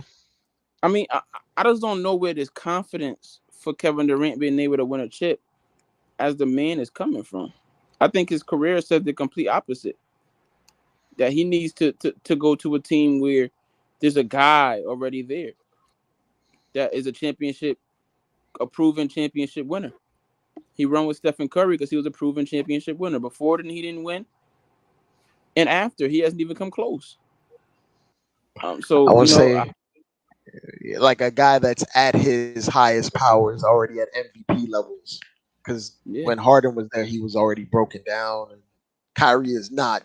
Kyrie is a great player, but he's not top 5 in the league type. So Kevin Durant has to go where culture is already established. Okay. You can't bring him into a place and ask him to establish a culture. That's not his strong suit. But if you bring him into structure, like we know who Kevin Durant is. I don't know if Kevin Durant wants to play for Tom Thibodeau. Could you picture Kevin Durant playing for Tom Thibodeau? Man, I think that's the total opposite, bro. I think Tom Thibodeau and Kevin Durant is like a match made in heaven, yo. I don't think Tibbs is a bad coach, for the record. I just don't think he wants to be actually coached. He would be so good. He would be so good for him, man. He would be so freaking good for him, bro. I don't think anything with the Knicks is a good fit for Kevin Durant. Like, absolutely nothing. I don't think anything about our franchise. I don't think anything about our fans. I don't think anything about our building. I don't think anything about the city. I don't think anything about the roster. I don't think nothing about the Knicks is a good fit with Kevin Durant. Absolutely nothing. Nothing. He needs to go to Phoenix, go back to Golden State. Yeah, I don't think anything with the Knicks fits. And I would be wary if I was the Knicks to try to fit a square peg into a round hole, man. It's just not going to fit. He couldn't handle Brooklyn. He's not going to handle Madison Square Garden. But what's the alternative for Knicks fans? No, wait for a younger guy that you can. Wait. Yeah, something that like, because if you go get Kevin Durant, you're throwing your eggs into a basket with holes in it, man, and that run is going to be very short. It's going to be a very short run. And you're banking on Julius Randle being his sidekick, and like that's just a comedy skit waiting to happen, man. Like Julius Randle is already struggling with his relationship with the fans. You're gonna bring in Kevin Durant on top of that? I don't see it, man. I think Kyrie Irving was a better fit before Jalen Brunson. I think Kyrie was a better fit over Kevin Durant. Man, I think is the total opposite. I think that we have two players that can really fit with KD. We have Jalen Brunson, who's already proven that he can fit with a ball dominant shooting guard talent with a type generational player, talent, yeah. right? And then you had a power forward who can rebound the ball, who can do a lot of passing of the ball, who has a lot of skill on one side of you, so you're not alone playing power forward, all the time. You have a big dude with you who can help you bang, and then you have a center in Mitchell Robinson who can play defense. You have a shooter on your hip with Kevin Durant's best Fournier. position is the forward now, though.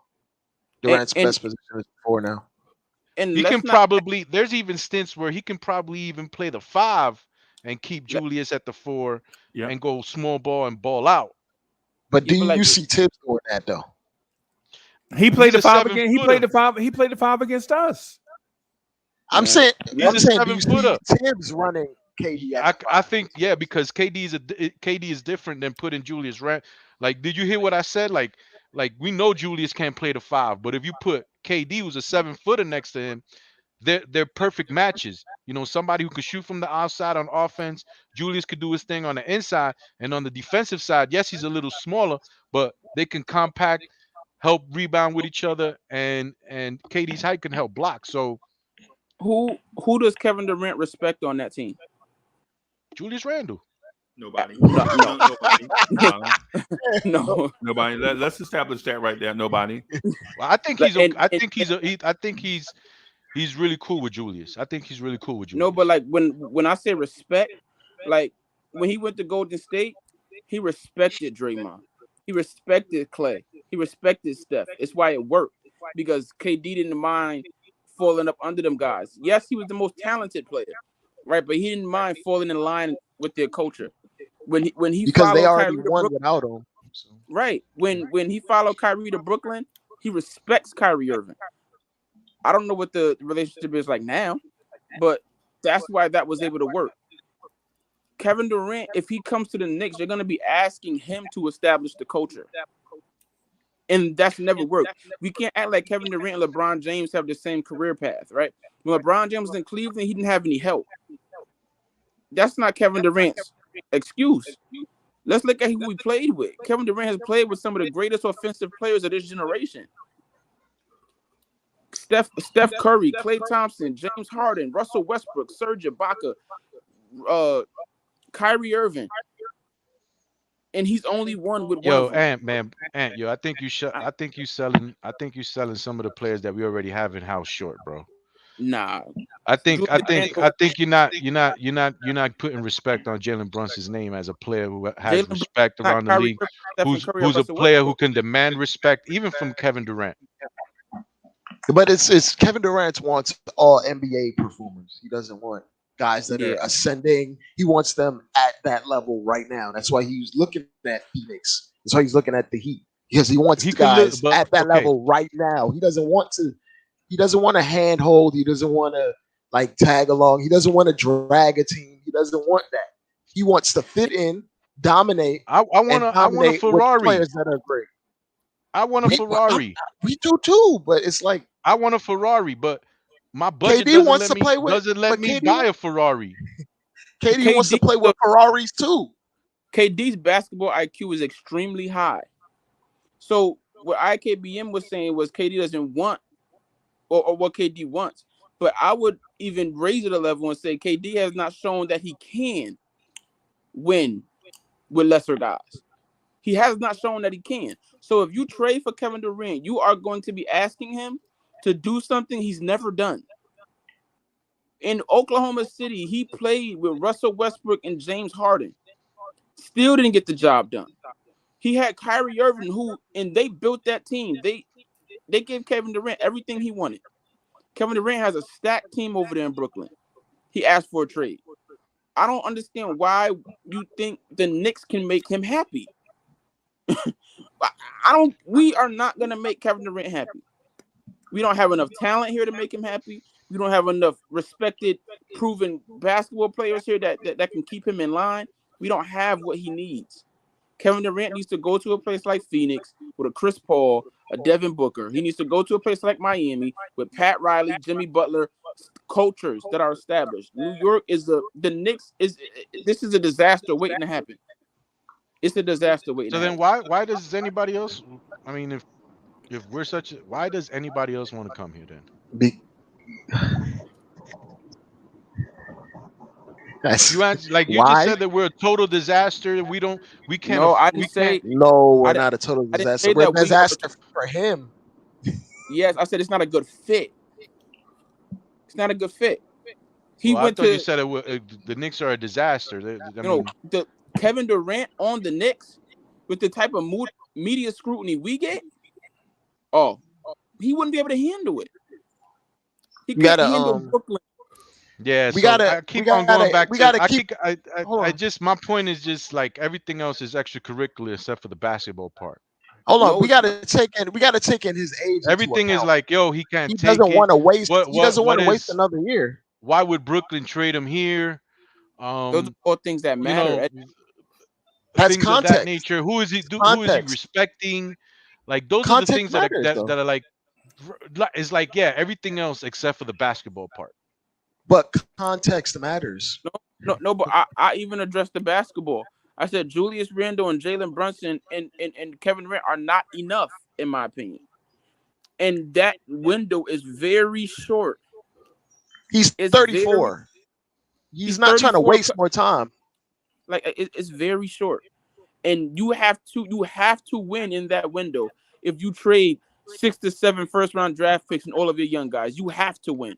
There's Hey, no I'll be ifs. right back, y'all. I'm gonna use the restroom. I'll be right back. Yeah, I like just I disagree, bro. I think we I'm, have enough. I think because I'm, we have so many players that we have to consolidate to get a player. That's how many players we have on the team that can play, and we can't even play them. Like we yeah, can't but we're even gonna give but are Obi they 20 all minutes. NBA We players? can't Like are even the give. players We can't even give. We have so many players that we don't even have a chance to see if they can be all NBA players. We've never given Obi Toppin 20 minutes per game so to if we see trade if he can be whoever, you know what I'm saying, whoever we think he can be. so if we trade RJ, Obi Toppin, Emmanuel Quickly, Quentin Grimes, 7 first round draft picks, who do we have left?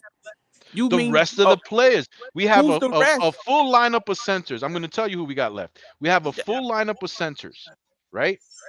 We have Derrick Rose, we have Evan Fournier, we have Cam Reddish. Kim is going in that trade. I say Kim is going. Kim went to Brooklyn Yeah, I mean, because come on, man. You can't. But I mean, come yeah, on. no, no, Like no, you no, can't. no, There's because negotiation now. You can't. we don't Like have a if we're Jalen gonna Brown. give you Obi Toppin, if we're gonna give you RJ Barrett, Obi Toppin, Emmanuel quickly, I can't give you Grimes. You Why know what I'm not? saying? I mean, Kevin Durant. you're not just gonna fleece me. It's the same thing. It's the same thing with Donovan Mitchell. They want X, Y, and Z. You're just not gonna fleece me for Donovan Mitchell. Like my organization is not stupid. How many of the Knicks Do we players have are the assets to get it done? I think we have the assets to get it done. We not how stupid though. how many of the Knicks players outside of RJ Barrett worth Jalen Brown? How many Knicks? What was that? How many of the Knicks young guys outside of RJ Barrett are worth Jalen Brown? I mean, it depends on the package. He's only got 2 years on his deal, so I mean, you got to look at that too. I mean, that's a No, downgrade on the package that you can get for Jalen Brown because in 2 years no, he can no, be an unrestricted. No, you no. got So to. my point is Boston. I mean, Brooklyn wanted more than Jalen Brown, right? So RJ Barrett, So that whatever, right. yeah, So whatever they they say wanted they two did. dudes. So if we had to trade for Jalen Brown, we'd probably have to trade Obi, Quick, and Grimes because I don't think Boston wants draft picks, right? So that's about what Jalen Brown will be worth from the Knicks. So in a trade package where we don't have a Jalen Brown, you have to add more players to equal up to that value. You understand what I'm saying? Like That's why I said we signed and trade RJ Barrett to get up to the 44 million that KD is but worth. nobody except the Knicks wants to pay RJ Barrett $30 million. I don't think Brooklyn wants to pay him $30 million. Brooklyn has to agree to pay him $30 million. But even if they don't pay him 30 million, let's say they pay him 28 or whatever the case is, so then RJ Barrett is off the table then because if they're not willing to take RJ Barrett in the deal and the sign and trade, then we have to give them different types of players and we're not going to be able to get up to 44 mil. You know, we're So, talking about Fournier, we're talking about Derrick Rose. That's but if you Fournier take RJ 17, Barrett off Rose the is table, 14, that's 31 million. Obi if Top is another 6. That's 36, 37 million. We're getting close. Brooklyn's not doing that. If you take RJ Barrett off the That's what I'm table, saying. Brooklyn is they're not gonna doing that laugh in then. your face and hang up the phone. Period. We don't have enough to do a fair trade, is my point. We lack the assets. So we're gonna have to overpay immensely. We're gonna have to Who give him has the everything. assets then? Nobody, which is why he's still on Brooklyn. So then he's probably still on. Well, I think we do have the assets. We have the draft picks. They We don't don't want have the draft. draft picks. We don't have the draft picks right now for Donovan Mitchell. We don't want to give him up for Donovan Mitchell. No, we have the draft picks for Donovan Mitchell. We're just not giving up the draft picks that Ainge wants for Donovan Mitchell. So That's if totally No, different it's a things. combination of the picks and the players. That's the issue. so if But Ainge we wants, have all of the kit and caboodle. We have them both. if We just Ainge don't wants, But want to why acquiesce. compete? Why bet against yourself though? the, Exactly. That's the why they're rumor not doing it. the rumor out there is that 4 unprotected picks would get us Donovan Mitchell. If Ainge wants 4, I guarantee you, Sean Marks wants 7, 6 or 7.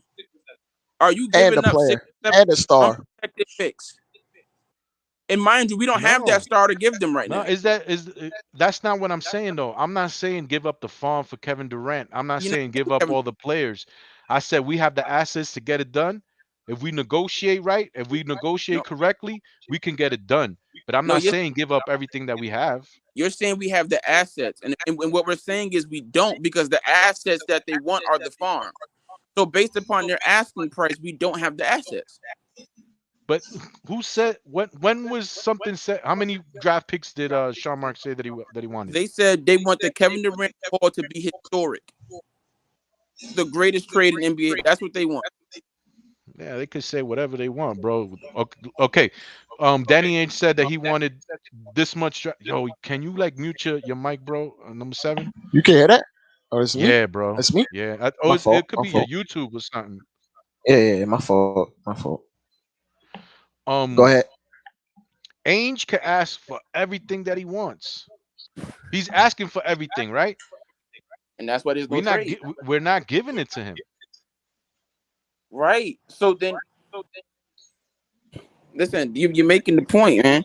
The asking price is what determines whether we have the assets or not. It's what depends upon what they want.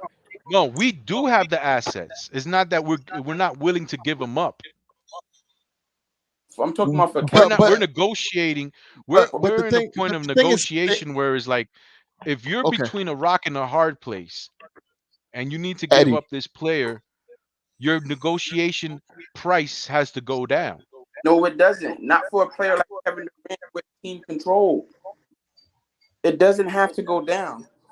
But a player of Kevin Durant's caliber that's under team control for the next 4 seasons, they can ask for your entire franchise.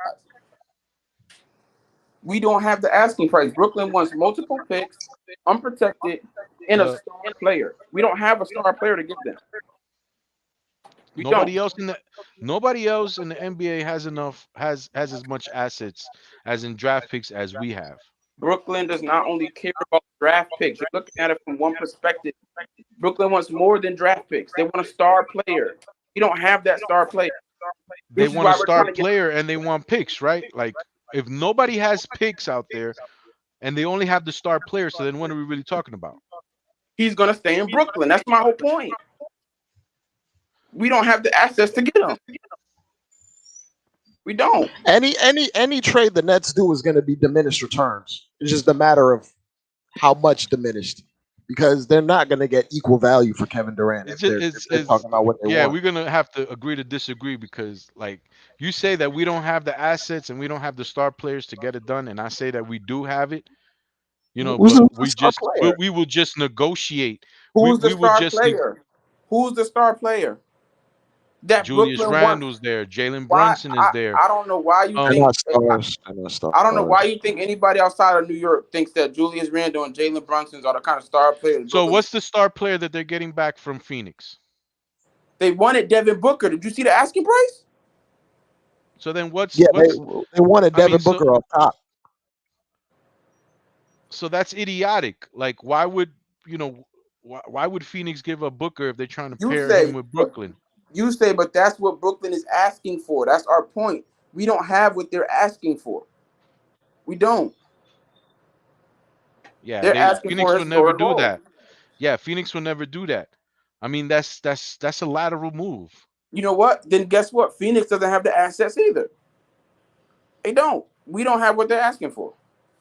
Nobody really does. So he's just gonna stay in. He's just gonna stay in Brooklyn and Yeah, for the Yes, next they're four gonna to call five his yes. bluff. years, Right. and just be there until the 4 or 5 years, basically retire in Brooklyn. They're gonna call his bluff and they're gonna put that talented team on the floor and dare Kevin Durant and Kyrie Irving and Ben Simmons and Seth Curry and Joe Harris and Nick Claxton not to win basketball games. And guess what they're gonna do? Win basketball games. What are they gonna do? Yeah, again, man, we just gonna have to agree to disagree, bro. I think we have the assets to get it done. Now they're asking for, the Empire State Building, King Kong, and everything else to get it done. I mean, I get that part of it. I get that part of it. So if you're telling me that, he wants to go to Phoenix, but Brooklyn is asking for Devin Booker for Kevin Durant, it just defeats the purpose of him going to Phoenix. But Eddie, if you go into Walmart and you want to buy a grill, So basically, the what grill you're costs telling me is that 100. Brooklyn doesn't really want to trade Kevin Durant. Of course not. They But don't. if They don't. but if you go into Walmart and you're looking for a grill and the grill's $150 and you only have 100, and you go to the register and say, "But I have what I have what you want. I I have what I need to get it." No, you don't. You're short $50. Why? Because Walmart's asking for $150 for the grill, so you don't have enough. What Brooklyn is asking for, we don't have it. We have what Utah's asking for because Utah and Brooklyn are in two different situations, and they're trying to accomplish two different things. So it depends. So our assets are more valuable and less valuable depending on who we're negotiating with, and depending on what they want. 4 unprotected first round draft picks is not enough for Kevin Durant. It might be enough for Donovan Mitchell because Donovan Mitchell is not Kevin Durant. And let's just be real with this, guys. No, he doesn't want to be here. Come here without RJ and or at least a team behind him. He wants to go into a championship winning team right now. So even if the deal can be done based on the or lack thereof, the fact is a frontal player like KD coming here, sitting there with himself and Sims and Mitchell, Robinson, and I Durant alone is not gonna make this team a championship caliber team, in my opinion. He just got sweat with an all-time great point guard. He got sweat, and we think he's gonna come here with Julius Randle and lead us to an NBA championship. That is Knick fan delusion at its finest. Finest. He's not. Julius Randle and Kevin Durant is not enough. Exactly. So no matter what, getting KD right now is not make it for either himself or for us. I mean, again, everyone, I'm in the window of if we can get KD and win a ring with him, I'm not gonna turn that down. But would I prefer? Of course not. Would I prefer? And like, so that's a great question. So that's great what you just said there, Anthony. If Kevin Durant had some way or some form did get to the New York Knicks, would y'all turn it down? Yes, I would. no. I'll take the. That's. If Spider So then, do you really want to win a chip? Like, what do you really want to win a chip, Andrew? Or what you want to do? You want to wait till you got a white beard and I don't think Kevin Durant and Julius be like Randle a Chicago Cubs fan and be like, yo, I died at 99 and we won a chip. And I don't think Kevin Durant and Julius Randle wins us a chip. So that's only true if you believe Kevin Durant and Julius Randle wins you a chip in 2 to 3 years. There's only two players, but there's more players on the team. No, Jalen Brunson's on the team. Mitchell Robinson is on the team. Evan Fournier is on the team. Derrick Rose is on the team. Is that a better team than he had in Brooklyn? Is that a better team than he had in OKC? They never played. They never played together. How many games did they ever play? Yo, how many games? How many games did the big three play together? What about OKC? When they got there, was it about 27 games? Does anybody know that stat? I think it was about 27 to 37 games in the past 2 years that they played together. In Brooklyn? In Brooklyn, yes. What about OKC? And let's address that real quick. Who was Harden at the time? Was Harden at the time? Harden, Westbrook, Reggie Jackson, Serge Ibaka, Kendrick Perkins. Yeah, they were pups. They were all pups. He's 6 men, right? He was 6 men off the bench, right? And they had to go against Kobe every year. They beat him. They beat him the last year, but they went up against him 2 times, and it was great series. They went up against Kobe every year. Golden State that they when Iguodala did that 3-point shot at the end, could they have won that series? I don't even remember that far. It was Westbrook and KD, and they went to the conference finals, right? Yeah. And they had the lead. They were in the finals when they had to get against Miami. Salute, Big It was Mike, yo. I'm great. glad you welcome to the team, baby. I hope you enjoy what we're talking about today, yo. Yep. Salute, brother. But anyway, I'm saying that I'm not saying KD can't bring us a ring. The argument I'm bringing up is, would I take a ring with KD? And the answer is absolutely, man. I'll take a ring. Yeah, I If don't even think it's a question, bro. Here's I if don't you even could think it's a guarantee me question. a ring with Uncle Freezy playing point guard, Exactly. I'll say yeah. But Bim. I don't know about that. but you can't guarantee me a ring with Kevin Durant. You just the history tells you cannot guarantee a ring with Kevin Durant Unless you got another MVP on your team. So is Donovan Mitchell guaranteeing you a ring? Is that what you're telling me? Like, if No, we get no, see, Donovan Mitchell, no. See, here's where you're missing the point, though. Kevin Durant's window is 3 years. You have maybe not even really, maybe 3 years to get it right. You got and to make Kevin Durant and Julius Randle a championship duo, right? That's the time you have. With Donovan Mitchell, you have a decade. Plus, you keep more of your if we're able to assets. re-sign him. No, you're thinking that if we're able to re-sign him after his contract is up, we have Kevin Durant for the next 4 years, which is his timeline. And after that, he can go. He'll probably never. He won't be the same Kevin Durant. We have Donovan Mitchell for the same amount of years, but we have to be able to re-sign him. We You have to can't be. you We have can't to just be. say that we have the we have an incentive. opportunity Here's for the 10 incentive, years though. because it might not Here's be the 10 years with Donovan Mitchell. And here's with the Kevin incentive, Durant, it Eddie. might not be 4 years. Kevin Durant Here's the has to have incentive, to though, ask Eddie. for 3. We can offer him more money in an extra year if he stays because we would have his bird rights because we traded for him instead of signing him. And And his in the CAA. NBA, how many teams have signed their players and then trade them the next year Most because guys they didn't want to stay. be there? Most guys stay on their second supermax deal. Most guys take that 250. The Well, past few years, all of them by have the time taken it. he, but by the time he gets to his next supermax, he'd be making probably 70 million a year. And you have time to add a guy to Donovan Mitchell. You don't You have know any time. who's the odds-on favorite to be traded from their team? The perennial all-star odds-on favorite to be traded from their team.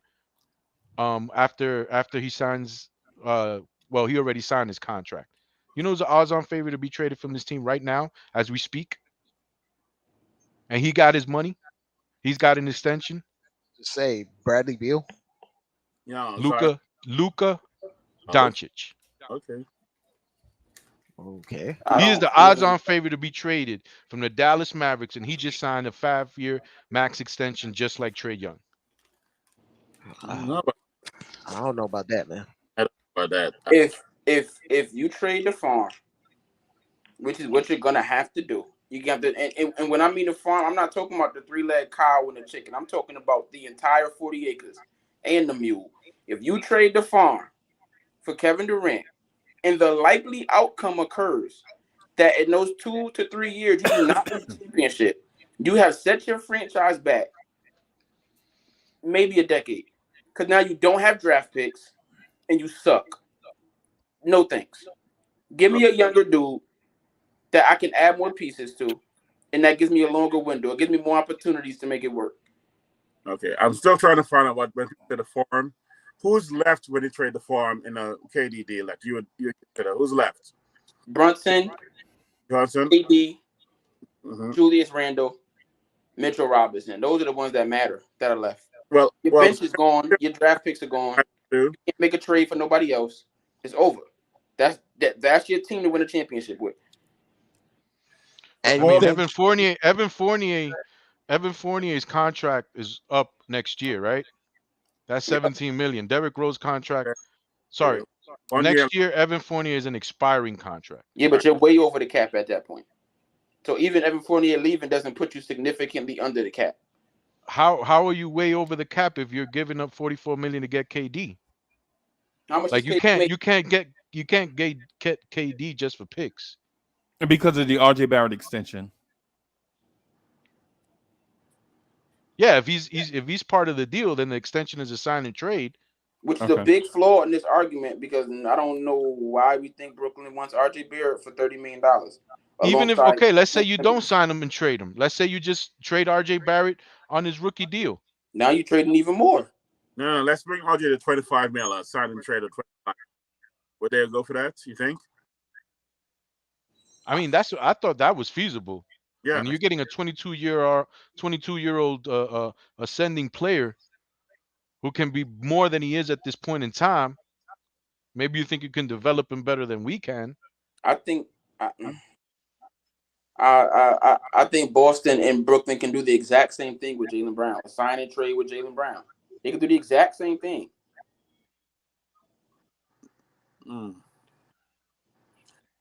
So why would they pick RJ Barrett when they just turned down Jaylen Brown, Marcus Smart, and 3 unprotected first round picks?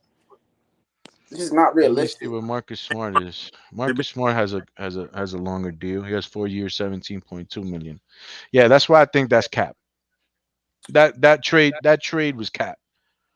And then seeing the odds up here as them having the highest percentage of the whole NBA. Yeah, that trade scenario was cap. I still having fun. I'm gonna go do that homework right now because I need to see that. That wouldn't happen. I mean, I think six picks, 3 or 4 unprotected, 2 protected, and RJ with 2 other youth. I think and Fournier. Brooklyn would take that. Now again, when you get RJ, let's say RJ, IQ, and Obi. Fournier if you get a salary match. 3 or 4 unprotected and 2 protected. You still have actually players left. You still have players left that are not absolutely giving up everything. And we still have draft picks left. Remember, if we give up 6 picks in the trade, we still have 4 first round left. And then they still, I know it looks like God, but still 11 second rounders for the next 7 years. Is that giving up the farm? Because we just won 3 years to see if we can actually get a chip, with KD. So those 3 years will go by pretty quickly, whether we get it or not. But we will be winning with basketball, and then we'll see 3 years from now. You know what? It didn't work, but now we basically have a couple of picks. I'm saying it's not a deal, but I'm not saying I would do a deal, but if I consider it, I wouldn't throw it because I don't want to win a chip with KD. I'd rather win a chip with a New Yorker like Donovan, Walker coming back, and who's hungry. Carl will over balling if he gets the chip. He has a trophy in his dad. Balling when he wins it, he'll be like a little arrogance and be like, "Yeah, I told you I could do it myself." And then you walk away without the passion and love as for New York basketball. It'll just be for the championship. It'll be for the championship and the New York Knicks. So yes, we'd rather the better, but at the same time, man, if we get a trophy at the Garden, New York's crazy. No matter who there is. I mean, Bill Lambert came back, Bill came back, and took us a ring. We would take them. I don't care who's on the team when we win a championship, honestly. But I'm not denying any deal. I'm not gonna overlook any deal. Throw it away. I think anyone can be got as long as I have a no trade contract. Because Hey, Wiz, you breaking up kind of bad, bro. Oh, okay. I don't know. I think I get it from Dre, man. I think Dre has some echoing going on. Is it me man. still? Yeah. I think you got to mute. If you're not talking, I think it's best if you mute your mic. We talk about same old Knicks, LOL Knicks. That would be same old Knicks. Honestly, that would. What talking about trading the farm for over the hill superstar? Yeah, that would be the most short-sighted move in Knicks history. They're just short-sighted, and we'd regret it. If you thought we gave up a lot for Melo, oh man, 5 years from now, y'all gonna hate that one. And I think we did give up, but I think KD's a different level from Melo. At 34, post Achilles tear, and just got swept in the first round. I'm not doing that unless I have a bona fide superstar here to pair him with. Remember, We KD just don't have that. on the 3-point line cost them against Milwaukee. If That my was aunt had a beard, she'd be my uncle. He didn't get it done. And listen, I just like if we had another superstar here, if we were in Phoenix's shoes or like Philadelphia's shoes, and we got to pair him with an Embiid or a Booker and Chris Paul, or pair him with a LeBron, or then of course. But to ask a 34-year-old past his prime, post-torn Achilles guy to come in here and carry the load we'd be asking him to carry, it's a disaster waiting to happen. It's a disaster waiting to happen. And Knicks fans, we should be smarter than this because we've seen it happen time and time and time again. We get washed goods, and we. I'm not denying that. I mean, I'm definitely PTSD with worn out vets, but at the same time, man, I'm not sure our youth are all that great, and our picking position is amazing the next couple of years that we can replenish those spots with a couple of moves. Because if we still have Rose and and Fournier or anybody like that to trade and get a couple picks, 2024, 2025, I think we can still, again, when we just talked about it, we could have the top 10 pick and still make the wrong move. We could get that 14 pick and still grab, the worst player. Yep. And another. Definitely. So again, I think there's value. Again, I'm just giving even this past draft. I'm telling you that Nikola Jovic guy. Nikola is a steal that's going to burn everybody who didn't take him in the future. I mean, even Usman, right? I'm going to throw up, but man, I'm going to say they're going to be a couple of picks. We're going to be like, man, we could have had him. Yep. I mean, EJ Liddell. I still think Liddell's got game, and he went almost second round. He went second round actually, right? He was like 38, 39. I'm telling you, there are people out there that people just missing because they're thinking we got their top 5 pick, and even if we keep all our picks as we are right now, none of those guarantee top 10. None of them. All the protected is gone, and then our position is going to be, again, purgatory, where we end up 11 to 15.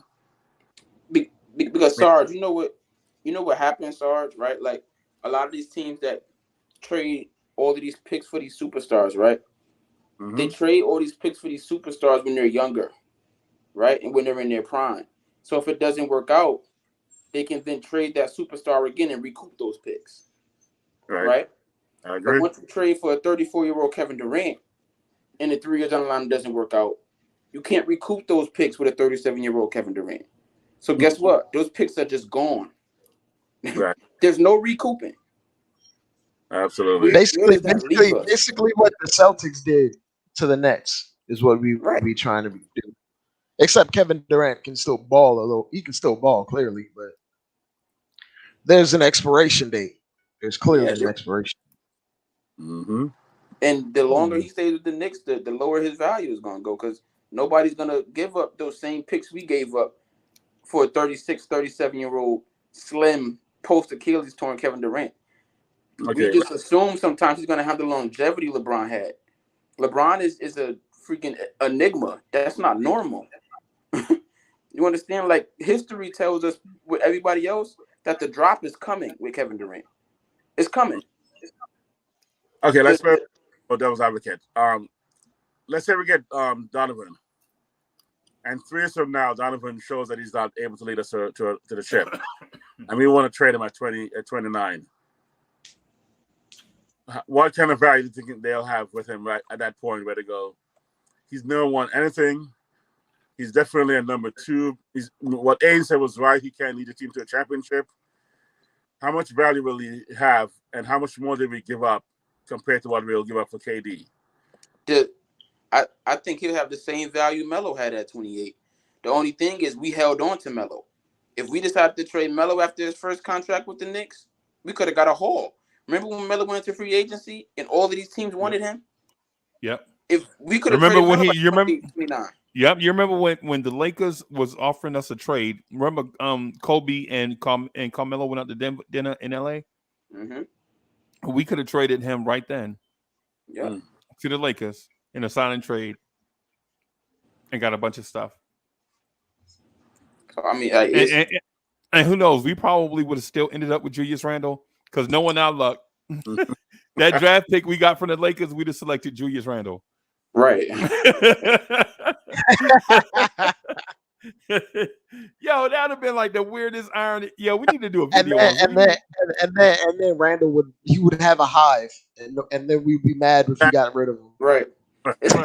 right, right. It's like that. It's like that. Like, I don't know if you ever heard of this theory, but the more you go back in time to change things, the more you make things the way they are. Yeah. Like the reason you went back in time and traded Melo to the Lakers is there, like it was always gonna be what it is. Yep, exactly. That movie Butterfly Effect, right? You gotta try and change the past. It'll be great to see what that would look like, though. You know, the multiverse, right? See, not a verse, not a scenario where we actually exist, where the trade was made. Or man, it'll be amazing to see that. Actually, we should make a movie. Call up Spike. We're gonna make a movie and make the deal.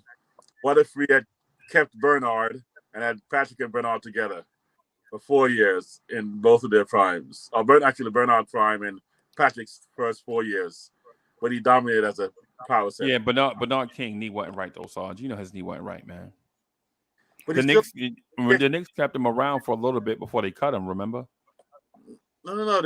He was gone in 1 year after the injury, right? No, I don't think it was 1 year.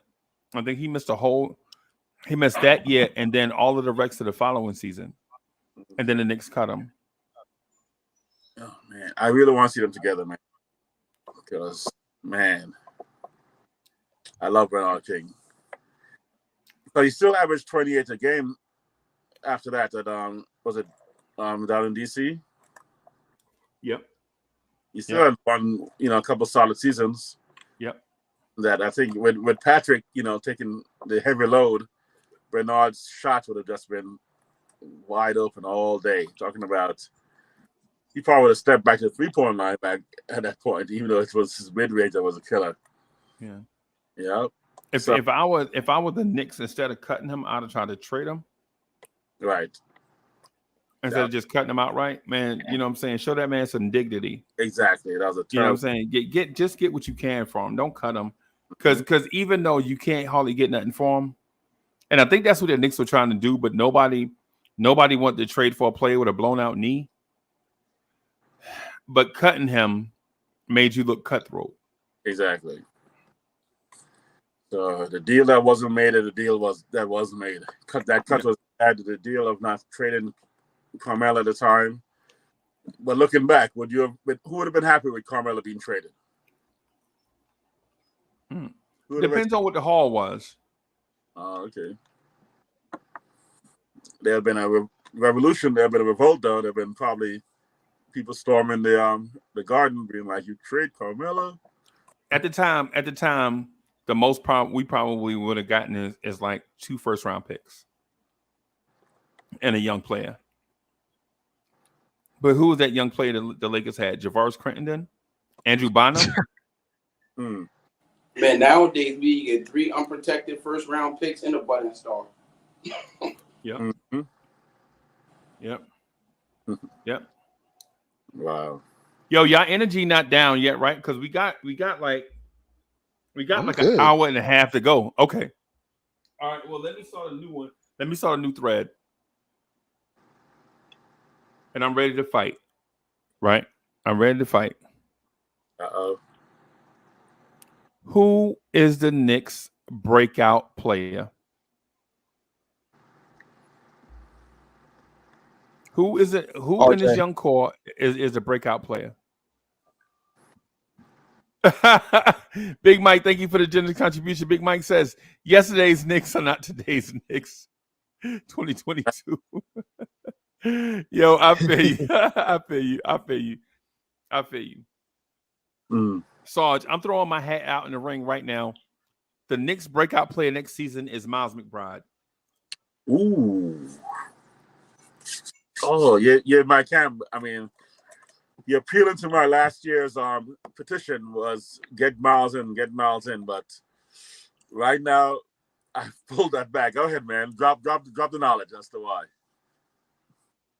No, I want y'all to go. I want to hear what y'all got to say because I don't want y'all jumping on my bandwagon. Yeah, I know what I got to say about Miles McBride, so I'm gonna let y'all go first. Oh man, a lot of stems. Jericho won't get enough time to beat breakout. I don't think so. I got to depend on someone prepared for that. Oh man. When you mean breakout, do you mean someone that's like not established all the way yet in his career, or they're already somewhat established and they're just taking another step up? Either way. Either way, I have to think. If I were a gambling man, I would have to go Cam. If I were a gambling man, but I gave up gambling many years ago because I've had too many times on where I've walked away from the casino with empty pockets. So right. Back in my younger days, I was like, I shouldn't be a gambler, but so no, I'm not gonna say the gamble, but that would be like my gamble bet. However, my intellectual, oh man, this is terrible. I'm gonna seem too flaky because my hard bet is Obi. My intellect bet is IQ, and that's my final answer. IQ. Okay. He's got all the tools and the drive and determination to just shock the world, especially with Brunson coming along. It's going to take his game to the next level, realizing that I've got to show what I got right now. There's no chance.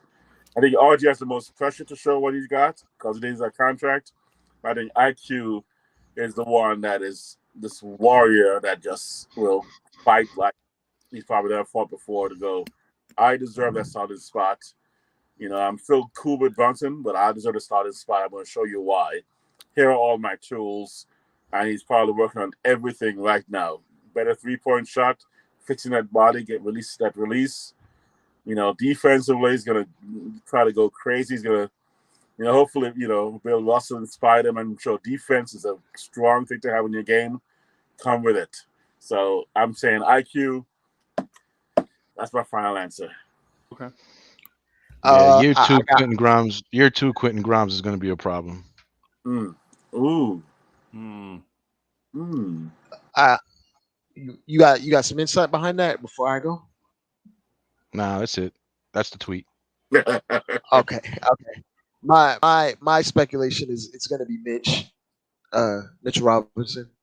Whoa. Him having an actual point guard to hit him near the rim will just only bolster his actual numbers, as well as him having his new body for over the offseason, him being healthy, him being in shape.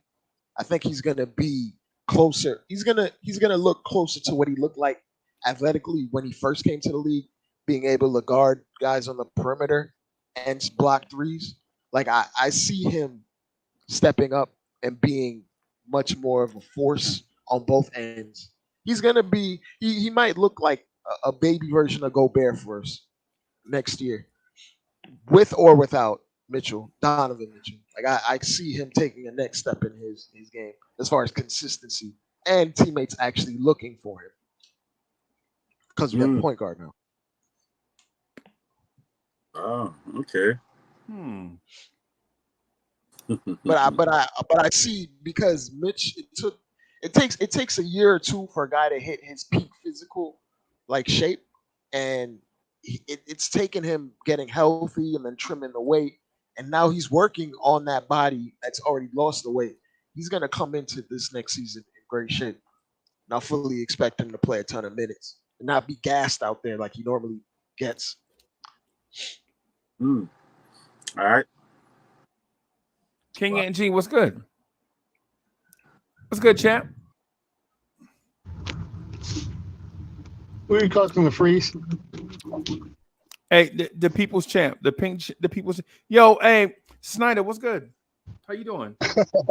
I'm good, man. I'm good. Just taking in the collabo. I know who your breakout player is, bro. Who? I don't.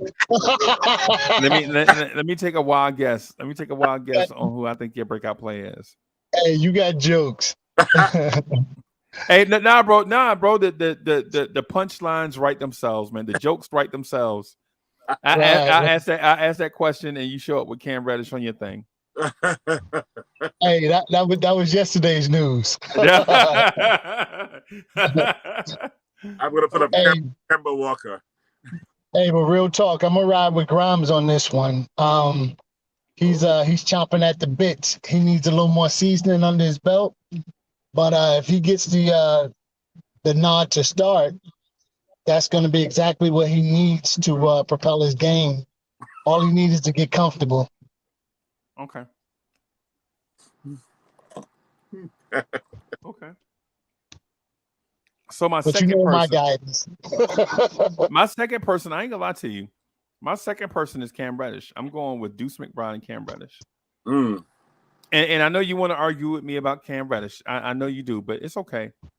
What I would say, let me address this super chat first though. So Big Mike says collective progression making us the team to watch. I agree. In organic growth, right? But since King and G was afraid to state his point, I'll go ahead and do mine, right?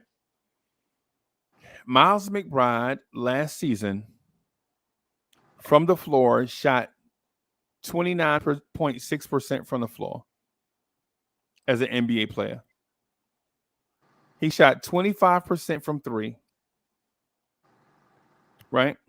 At the free throw line, he was 2 of 3 for 67%. So what I'm telling you guys is Miles McBride is not going to shoot 29.6% from the floor ever again. And he's never going to shoot 25% from the floor. Right? He's never going to shoot 67% from the free throw line ever again. Right? I think Miles McBride makes the jump from about 29% to about 42%. I think the three-point shot goes from 25 to about 35, 36, 37%. And that free throw stroke, which looks sweet, it looks sweet in Summer League, right? I think that's going to be about 84, 85%, right? And just if he just performs as a solid NBA player in limited minutes, because he'll get limited minutes, right? Because if the Knicks go get Donovan Mitchell, there's no room for Miles McBride. He's the casualty, right? He's the casualty, and we have to be open and honest with ourselves, right? Because no NBA rotation is going to play 7 guards or 6 guards, right? You'll probably play 4, 3 wing players, 2 power forwards, and 2 centers. That's about 10, right? You'll probably play about 10. Tibbs will probably play about 10 players, right? I think Miles McBride is the odd man out because if you give minutes to Cam Reddish, then you can't give minutes to Miles McBride. And I know they don't play the same position, but I'm talking about in terms of positional flexibility. If you play Cam at the 3, that means you play RJ at the 2. That means you play quickly at the 1. That means you bump Miles McBride out of serious rotation minutes, right? And then if you play Obi and Randall together, or you play Obi some at the 3, that also bumps Miles McBride, right? But what I'm saying is this: no NBA player is gonna shoot that poorly and continue to be an NBA player, right? Even though his defense seems to be elite, what I'm saying to you is, if given time, he is going to break out just off of not being as the poorest version of himself. If he if Miles McBride is a excuse me, below average NBA scorer, guess what he is? He's better than he was last year. Right? Because when a guy shoots 29.6% from the floor, there's no way you can't get any worse than that. So basically what I'm getting at is Miles McBride is going to have a breakout because he can't get any worse. I saw my signal in the sky. I saw my signal in the sky. Somebody put a silhouette of a trophy in the sky, and he was like, "That's my cue." That's for me. But I'm gonna go with my breakout Nick is Isaiah Hartenstein. Oh wow! And I'm of the belief that by mid-season, Isaiah Hartenstein is gonna make us regret giving Mitchell Robinson $15 million. I'll second that. I believe that Isaiah Hartenstein is going to prove that his efficiency and ability to stretch the floor is going to remain with a larger sample size. And I also see Thibodeau using him in a very similar way in which he used Joakim Noah as a big that can pass out of the high post and make our offense a little more fluid. I think by midseason, we're going to see that Isaiah Hartenstein is a better fit with our starting lineup than Mitchell Robinson is. And I'll close my case. Wow. Okay. You know what? I gotta challenge that one because I think Hartenstein's gonna do what he does, and he still could take Mitch's spot without being a breakout player. He's just gonna do what he does, and so to me, that's not breakout. That's just simply filling a gap. We have a hole we have there. We're filling a spot that needs to fill in stretch 5 that needs to be filled. He's just simply going to be there to go, okay, I can do what Mitch can do in this position right now. And there are things I can do that Mitch can do. So it's not a huge loss of Mitch. But Hartenstein will simply be, that Bill Cartwright. Oh, yeah. Oh, he's doing what he's supposed to do. And let's help, my players, the ones I pick, break out. So he's going to do his job and do it well, but not do it where you're going to really notice it more than, a true basketball fan going to be like, look at that pick that kid said. Oh, look at that roll. Look at that, that threat for the three-pointer. That's what we want in our center, but you're not going to notice it. They won't be yelling his name in the garden. Let's put it like that. They will not be calling his name in the garden. Everybody else, everyone has mentioned, even Mitch, I can see the garden chanting his name. I can see them, yelling OB or IQ or even Cam if those guys perform the way we expect to perform. Hart could perform the way he normally does and average like 12 and 10. And he transforms the entire center position, and Mitch is on the bench half the game. And people don't realize that Hart did that, except that he comes in the starting lineup either right away or comes in earlier than normal from off the bench. So I agree with your take that he's going to potentially make Mitch's job very difficult for him to maintain. But I don't agree with that he's going to be a breakout player because he won't be doing something where you're going to be hearing us yelling, I heart. And we're not going to yell Isaiah because we don't want to hear the name Isaiah in the garden ever again. But sorry, I thought Knicks fans were the most intelligent fans in basketball. we also very earlier MVP for who? Our passion overcomes our intelligence sometimes. Our intellect and our passion kind of conflict. So we want to feel it, not just think it. We know Thibodeau likes a big that can pass out of that high post area, right? I like Joakim Noah. Isaiah Hartenstein is a great passer as a big man. If Knicks fans are as intelligent as they say they are, then they're going to more than notice a guy like Hartenstein because he's going to set great picks. He's going to stretch the floor. He can finish with either hand. He can protect the rim. He's a great passer. He reminds me of Joakim Noah in a lot of ways. Not the same exact. He remind me of Nikola Jokic. He remind me of Jokic, bro. He could do a lot. I could see Hartenstein averaging 14, 10, and 3 on great efficiency. I Right, think but he'd be that type. even if he does that, I'm saying I agree. But whose name will be chanted if we're playing the way Isaiah. They're gonna chant Isaiah in the Garden. I don't know. Like, listen, they're gonna give him a nickname probably. First of all, he gonna get a nickname. I already got it. Listen, But His nickname gonna be Check Casher. Check Casher.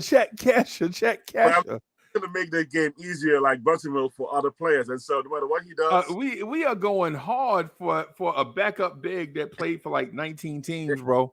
This is why he'd be a breakout. I'm telling you. How old is Hartenstein? Huh? How old is Isaiah Hartenstein? 24. Yeah, 24. Yeah, he's also young. Kid, a lot of room to grow. Still growing, still developing. Just because we ain't draft him, don't Yo, this dude is the backup center for like 5 teams, and he gonna come here and get his jersey retired next to Pat. Oh my God! Freezy, you just told us that McBride was gonna be a breakout player because he can't get worse. Okay? Yes, but that was one season. Okay, one season. Freezy's kind of right about that. But I'm sorry, but no, I'm telling you, iHeart's going to make the game easier. Like Bucks will make it easier for the other players, and he'll improve them as well. But because of that, the other players, and I'm going to say whether it's RJ, Cam, IQ, or Obi, or even Randall, one of those guys will be the breakout player because those other 2 guys did the fundamentals to make it easier for those guys to get the glory. And nothing is wrong with that. I mean, yes, it's a breakout season in the sense that he'll step up from where he was, and we'll notice him. And intelligent Knicks fans will go, "Wow, look at what he's doing." But the glory is going to go to the guys that he did the moves to make it easier. And it could even be Sims. It could be anybody that he's going to simply pull outside a little bit, and someone inside is going to dominate, whether it's Randall or IQ or Obi, and we're going to be like, wow, did you see that second pass? Oh, did you see that, iHeart stepped away from the paint enough to let Randall drive or to let RJ drive. So that's what he's going to do. He's going to do those little small things that's going to make the team look great, but going to make someone else look better than he does regarding who's a standout and the breakout.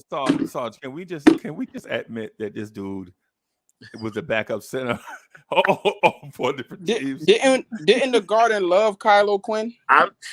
or am I mistaken that Knicks fans didn't love Kylo Quinn? Bro, exact same thing. But it's Kylo Quinn. Bro, are we retiring Kylo Quinn number now? Who said they digging their number retire? We just said breakout player. The only thing Kylo Quinn did good at the Garden was have a fly beard. And foul people real hard. And great screens and passing the ball and finishing the paint. Kylo Quinn was a good basketball player. Hey, how many games did we win with Kylo Quinn? That wasn't his fault. How many trips to the playoffs? Why is Kylo Quinn not in the league anymore?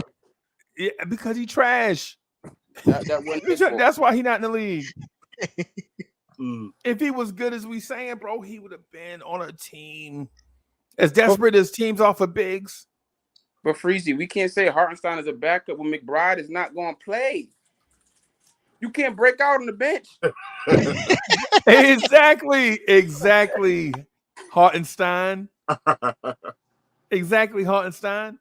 I mean, I'm saying that because I like Jericho Sims better, right? Okay, let's just full disclosure. I like Jericho Sims better, right? I like Jericho Sims better, right? But listen, man, I understand where y'all coming from. That Hartenstein looks like Nikola Jokic, right? He do all the things that Jokic does, right? And I know y'all will be like, no, he's not. Nah, y'all said he could pass out the post, right? Y'all said he's a good rebounder, right? Y'all said he had a high basketball IQ. He's a smart mover on the floor. So he does all the stuff,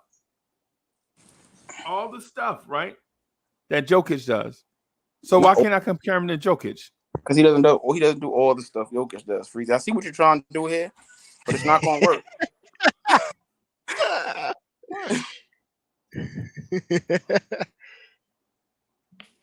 What? He does not do all the stuff Jokic does. Oh man, that's funny. Okay. But I Bro, do think y'all said he could pass out the pole. Come on, bro. Defend your man. I'm not defensive defense is by Jokic. that you're picking Deuce, who's not gonna get on the bench. So that's his defense. Deuce is Clyde out Frazier. there defended. Deuce is Clyde Frazier. What are we talking about, Frazier? I'm just saying. You said your man Frankenstein is Jokic, bro. Oh man. You said your man Frankenstein is Jokic, right? No, I just think he's better than Mitchell Robinson. That's all. Okay. Oh, and I man. think he's gonna prove it. Okay. What has he done so far in the league that gives you the fuel, the ammunition for this argument? Did he ever have a triple double? Did he have a breakout playoff game? Did he have like 2-3 consecutive 20-point games? Or is it just because the Knicks signed him? It's just because he's better than Mitchell Robinson. He's not better than you. Better than Mitchell Robinson. Okay. He does more than Mitch, in my opinion. Mitch is a one-trick pony. And I like Mitch, but I think Hartenstein can bring more to the table. Mitch has two tricks. Mitch has two tricks. He's a rim defender and he's a lob threat. And he's one of the best offensive rebounders in the league. Actually, that's three tricks. If not the best. If not the best offensive rebounding, rim protection. Every time Mitchell Robinson got an offensive rebound, I'll just hack him. Because he's going to go to the line and shoot 49%. Ooh, ow. Okay. Okay, yeah, that's good. That's true. You're not going to be able to play him big minutes, especially closing down the stretch in the playoffs, because they're going to do hack a Mitch. So wait a minute. Let me ask you this. Yeah. In the playoffs, down the stretch, for the Clippers, where was Hartenstein? He was playing behind a better player. No, he was on the bench. They ran a small forward at his position. Didn't they have Zubac? Nicholas Batum. Nicholas Batum was playing instead of whatever Frankenstein whatever his name is, right? and you said that Mitch is not going to do the same thing if they make the playoffs. Frankenstein. Yeah, whatever. I don't know. You're going to owe Hartenstein an apology mid-season, Frizzy, and I'm going to be right here waiting for it. All I'm saying is the dude Tibbs is going to love him. Chris Dudley. So, who is Mitchell Robinson? I'm curious. He's going to get doctored like Shaq doctored Chris. Right, that's what I'm saying. I'm trying to figure out. Of a sudden, I'm curious. Bro, this is the most Mighty Ducks thing I ever heard in my life, bro. Hartenstein is the best. Hartenstein goes from Clint Capella's backup to Ivan Zubac's backup to Nicholas Batum's backup, and he gonna come save the Knicks. See, here you go, Free. Oh my goodness, bro! Get out of here! This is hilarious, bro. Who said save the Knicks? No, he says breakout. Just start a breakout game and take over. I said better than Mitchell Robinson, and I'm willing to put money on the floor right now for that. He's better than my man said this dude is going to average 15, 10, and 7. Who? What? Fake news. Tomato. Fake news. Come on, champ. What was the number you said for real? What was the number you said, Hartenstein? For real? I said I could see him averaging 13, 14, and 10. 13 or 14 and 10. So 13 and a half and 10 rebounds. If you could see Mitchell Robinson averaging 12 and 10, I could see him averaging 13 and 10. And how many assists? Because he had better passer than Mitch, right? 2.5, 3. 2.5, 3 assists a game. Wow. So this dude's gonna Okay. What was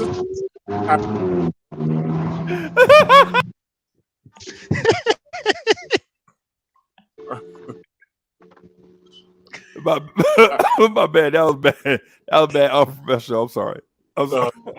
Y'all love Mitchell Robinson, huh? No. Listen. Okay. Take me away from Freeze's connection, man.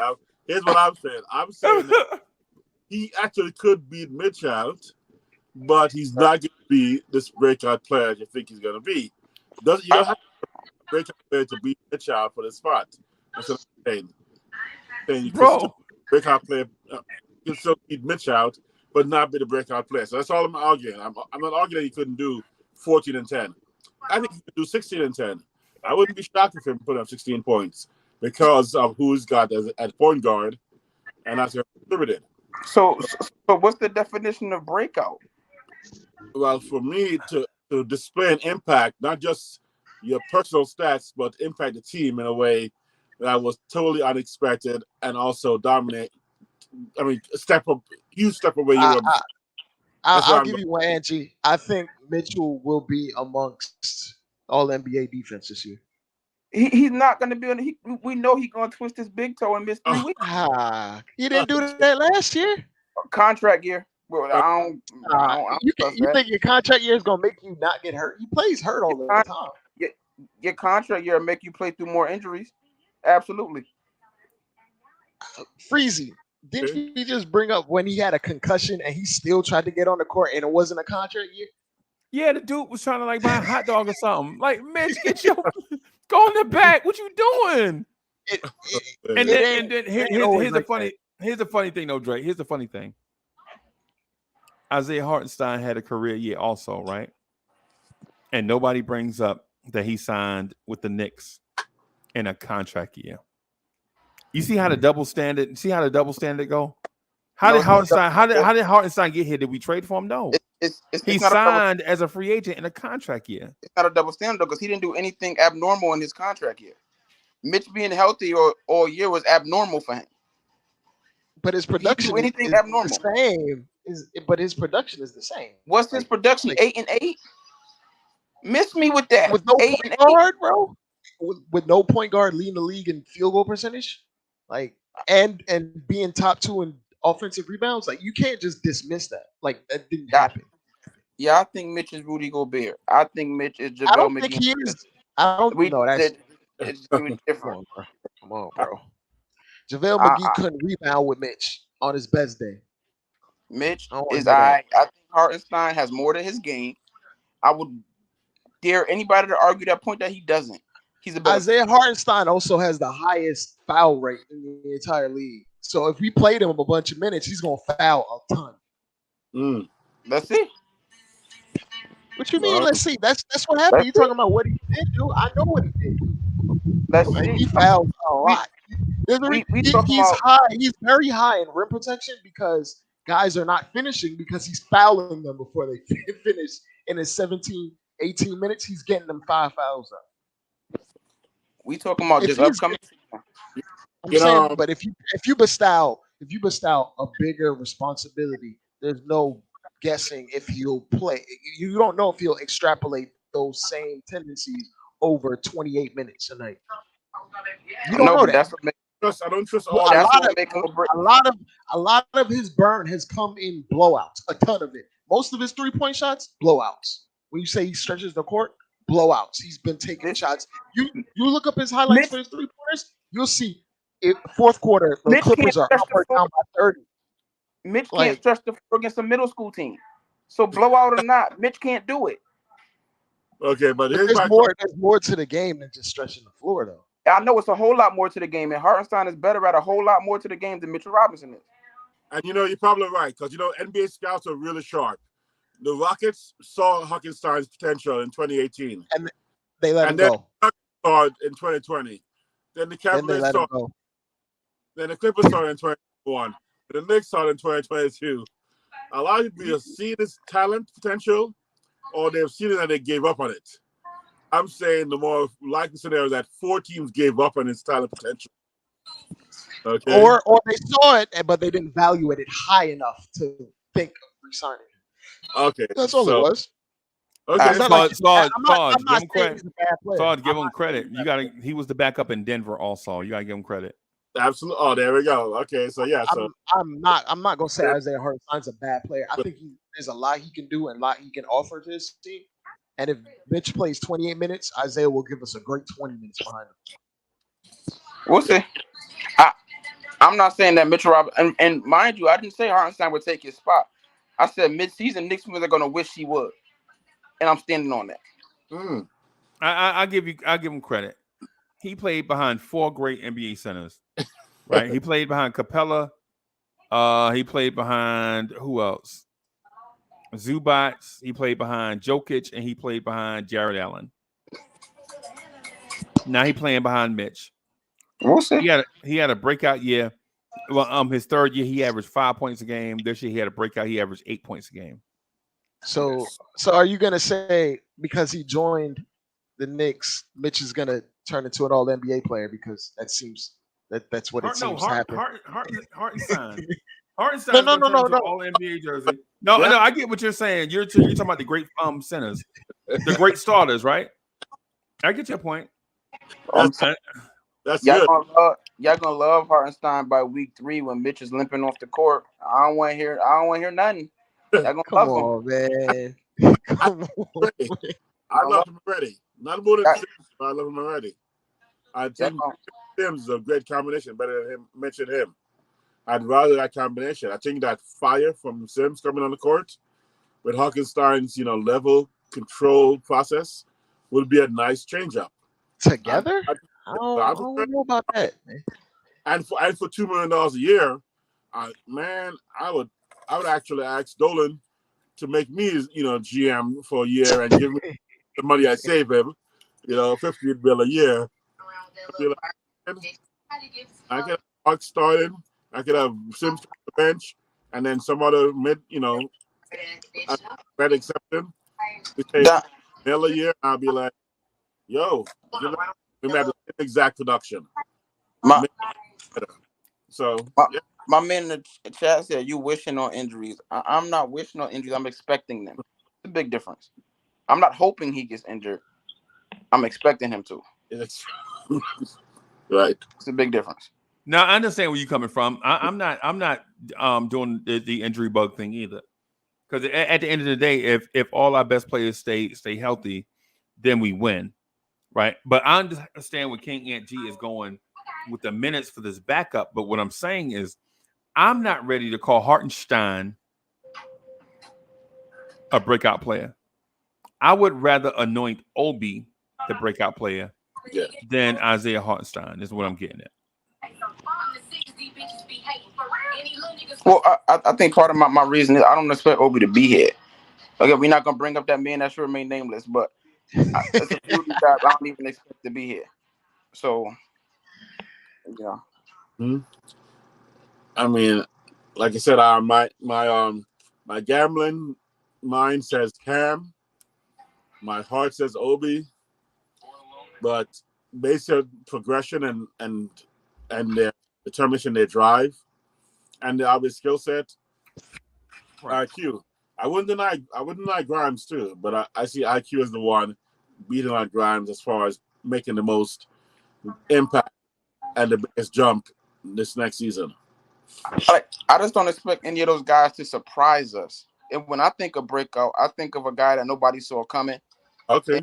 Like, oh wow, look at this dude. So I don't expect Quickly and Grimes to surprise us.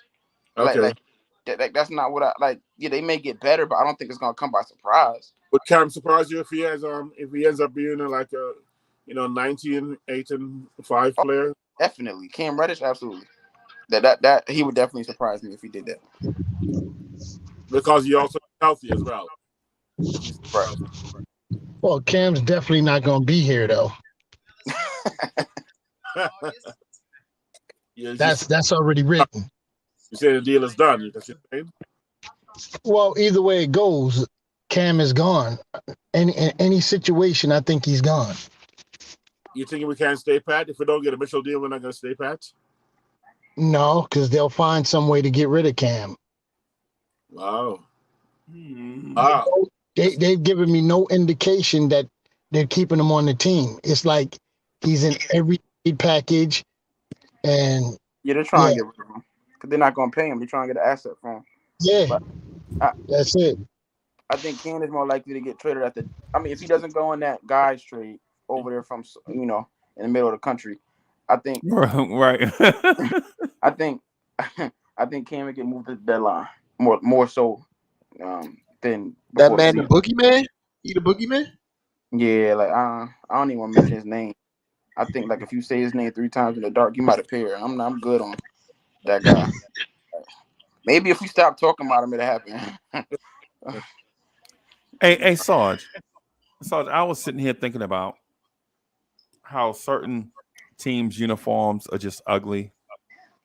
like how I look at orange and black and just want to puke, right? Or how I look at like green and gold, and just want to puke, or blue and white, Or pinstripes. and just want to puke, right?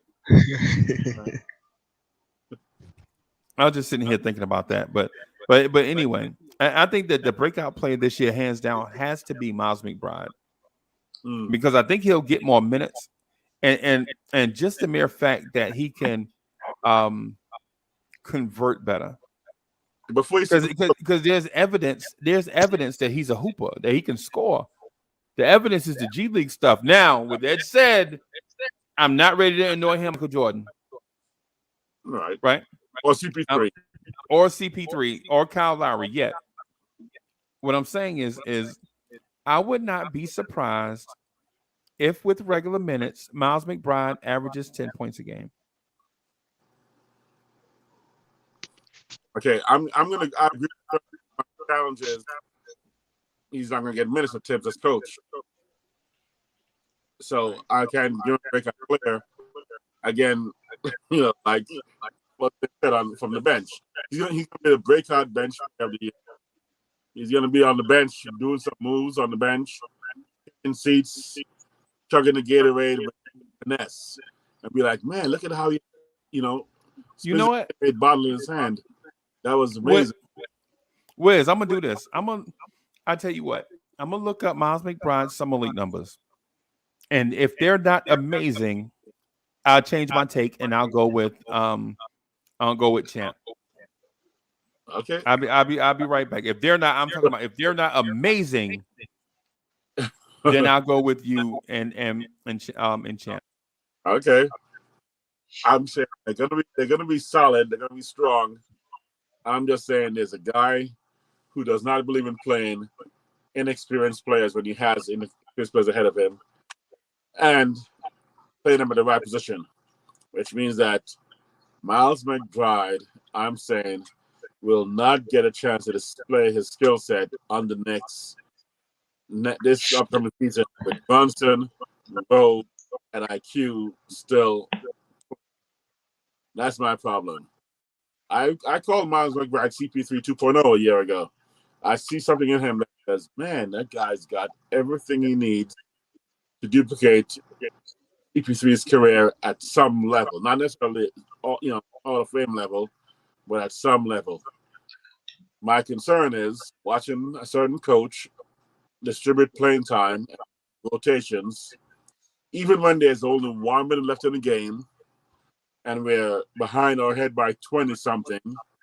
He does not have the vision, he has tunnel vision rather, to not realize that players 11 through 15 can get on the floor to end the game. If he has a 9 or 10 play rotation, which he probably going to have a 9 rotation anyway. So players 10 through 15 should just end the game. Preserve the guys who have been putting in 35, 40 minutes a game. We're either losing or winning by too big a margin that it's no sense to keep them in there. I still want to know a lot. So McBride will be on that bench with all that potential bottled up.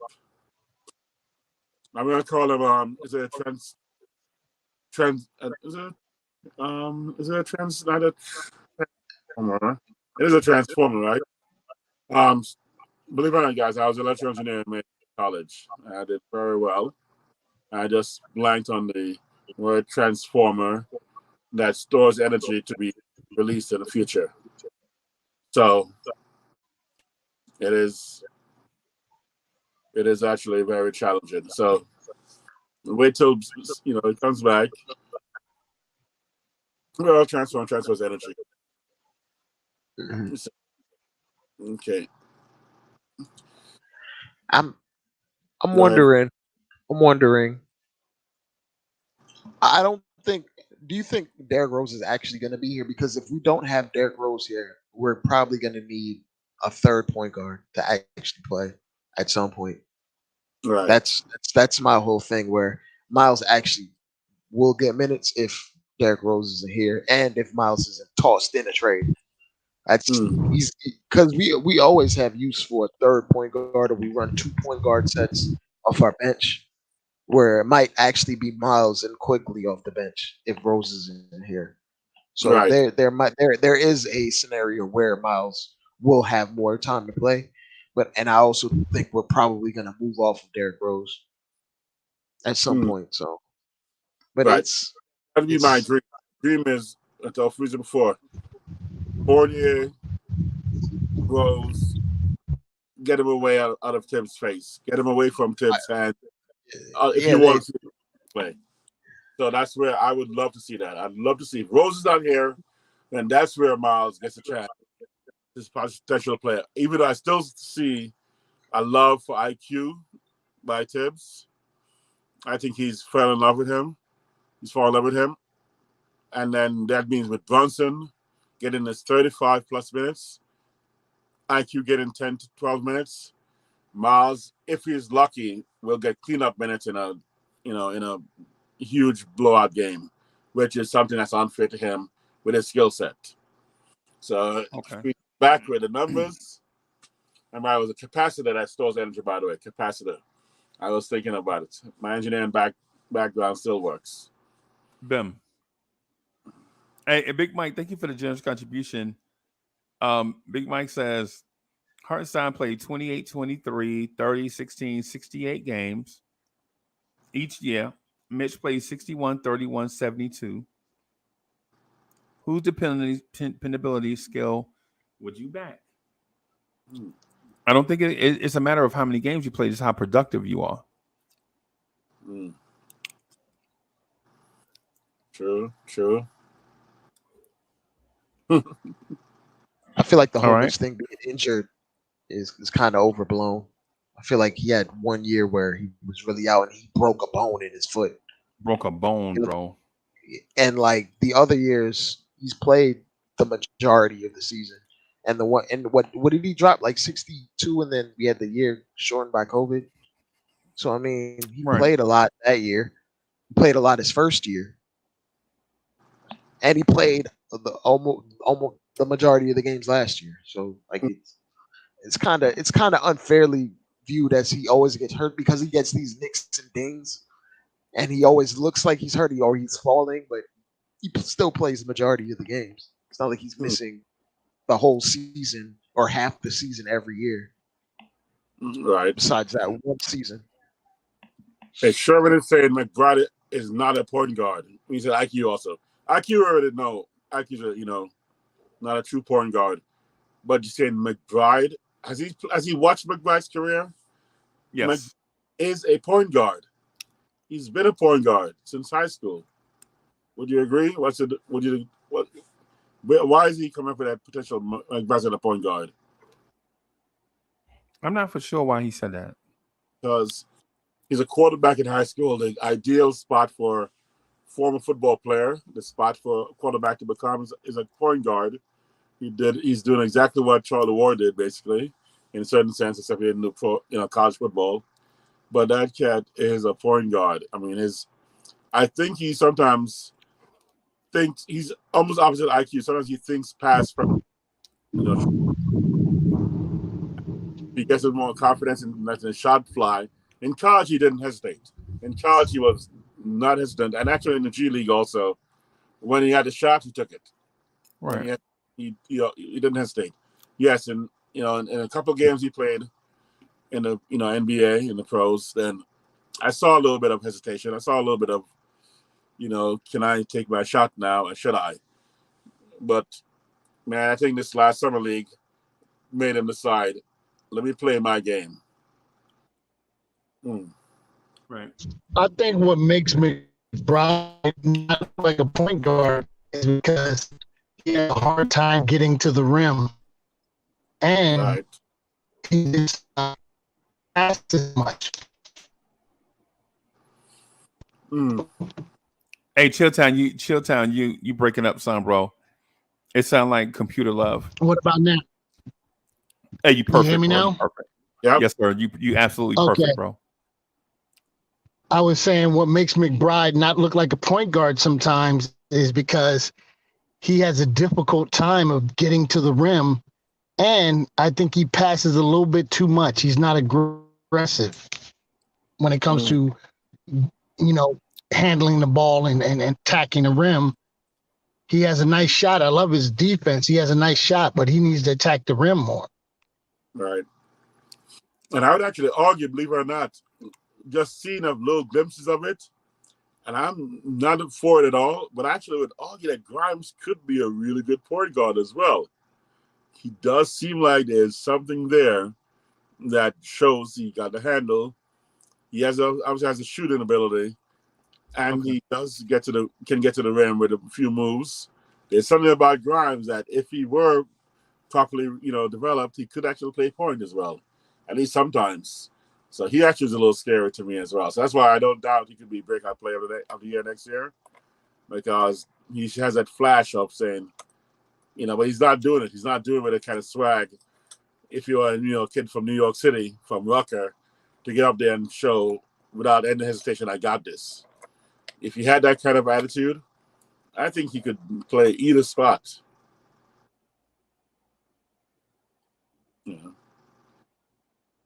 So go ahead, drop some McBride knowledge for me, Uncle Freezer, because I know you're about to bring it.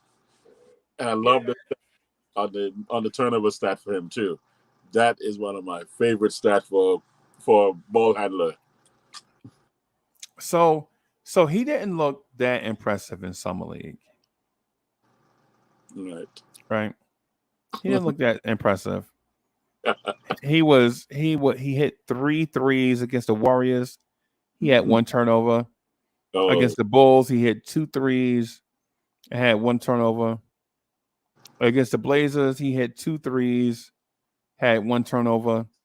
Against the Magic, he hit 1 3 and had 6 turnovers. And in the championship game, he hit 2 threes and had 1 turnover. 2 turnovers, I'm sorry. Mm. Yeah. So he wasn't so bad. Mm-mm. He wasn't great, but he wasn't so bad. Yep. Mm. Man. And then the aspect of getting to the rim, that's actually a teachable skill. Mm. Obviously the first step is not a teachable skill, but getting to the rim is teachable without having elite speed. I think he can be seen. Of course, you wish it was developed earlier in your career. Right. I think it's teachable. I think it can be developed if you have the athletic ability to do it, the handle to do it, and the mindset and the work ethic. Okay.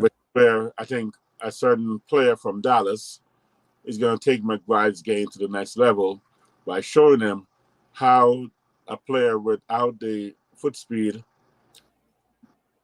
can get to the rim. But it takes time, though. It takes time, though. It takes time. I don't think he can do it like in one. No, not a season. Yeah. I think it'll take some time. So first of all, I think this was McBride and Grimes's first year getting used to the speed of the game, Mm-hmm. right? And what to expect from the NBA. Now, a lot of times, players that break out early as rookies have a sophomore slump. I think these two guys are gonna be the opposite. Yes. I think they have an uptick. You know what I'm saying? So we'll see. I agree. Yeah, that speed of the game is a factor. So yeah, it also is really intimidating, I'm sure, when he's in front of those guys and realize these guys are fast and they're not reacting to my little juke here and there. So I'm sure at points when he's like playing with the NBA players and realize, you know, you're not playing at Alabama, you know, football at Alabama where everybody's a 5-star recruit. And Right. you realize, I can get by these guys, even the pros, because these are almost pro players I played against. Right. He went through college and he got by those guys easily. In college, it's college films. He got to the rim with ease. In the G League, with ease. So I think the NBA is something where he's recalibrated. How do I get these guys? At this level, he dances around with the ball a lot, like he's second guessing himself, Right. and he'd rather just dribble into like a step back mid range shot or turn around instead of getting all the way, because he has a pretty solid left hand as far as finishing wise. He can finish with left or right. It's just the length that might be an issue because he's not super explosive. So he second guesses himself when he goes on drives. I think he should focus on getting his floater right more than anything. Exactly. And then his humble attitude when he was in G League, going back, sitting back down all year last year, that humility, realized, you know, I'm being told, wait your turn. Because, I mean, who signed off on him? Did you hear Rose at a press conference talk about him last year? And Fournier? When D Rose says, yo, there's something special about that guy, you have to give at least a little bit of credit towards that statement coming from D Rose. Also, because Walt Parent is doing our picks, he's not bringing in a guy without talent. So clearly, if Walt Parent sees something in him to take him at that point, there's something in him that can translate at this level. It's just up to him getting to that point. Right. Yeah, Big Mike is saying McBride be a point with better offensive efficiency, he become equally as good. Kind of bad statement there. But almost, you know, backing you up, Uncle Freezy. McBride, breakout player of the year. But what you're saying to me, Freezy, which is what my thing against MIPs, is MIPs normally mean that they sucked the year before. That's what I think about the MIPs. I don't want to make McBride's MIP or his improvement based on that he actually was so bad that he has to be, no matter what he does, he has to be considered a breakout because he's doing better. On his own merit, man. That's tough, though. That's tough, man. That's tough, man. Huh? That's hard. That's hard, Sarge, man. I know, but 29%. Man, you hard on him like you're a Marina. Oh, my bad. I forgot. Right. Yes. Yeah, man. Yeah, man. Hey, guys. Let me wrap up right here. Let me get out of here right here. We'll just wrap right here because we just crossed 4.5 hours. That's crazy, right? We are. 4.5 hours. Big fan. Yeah, man. Y'all wanted to talk KD to the Knicks?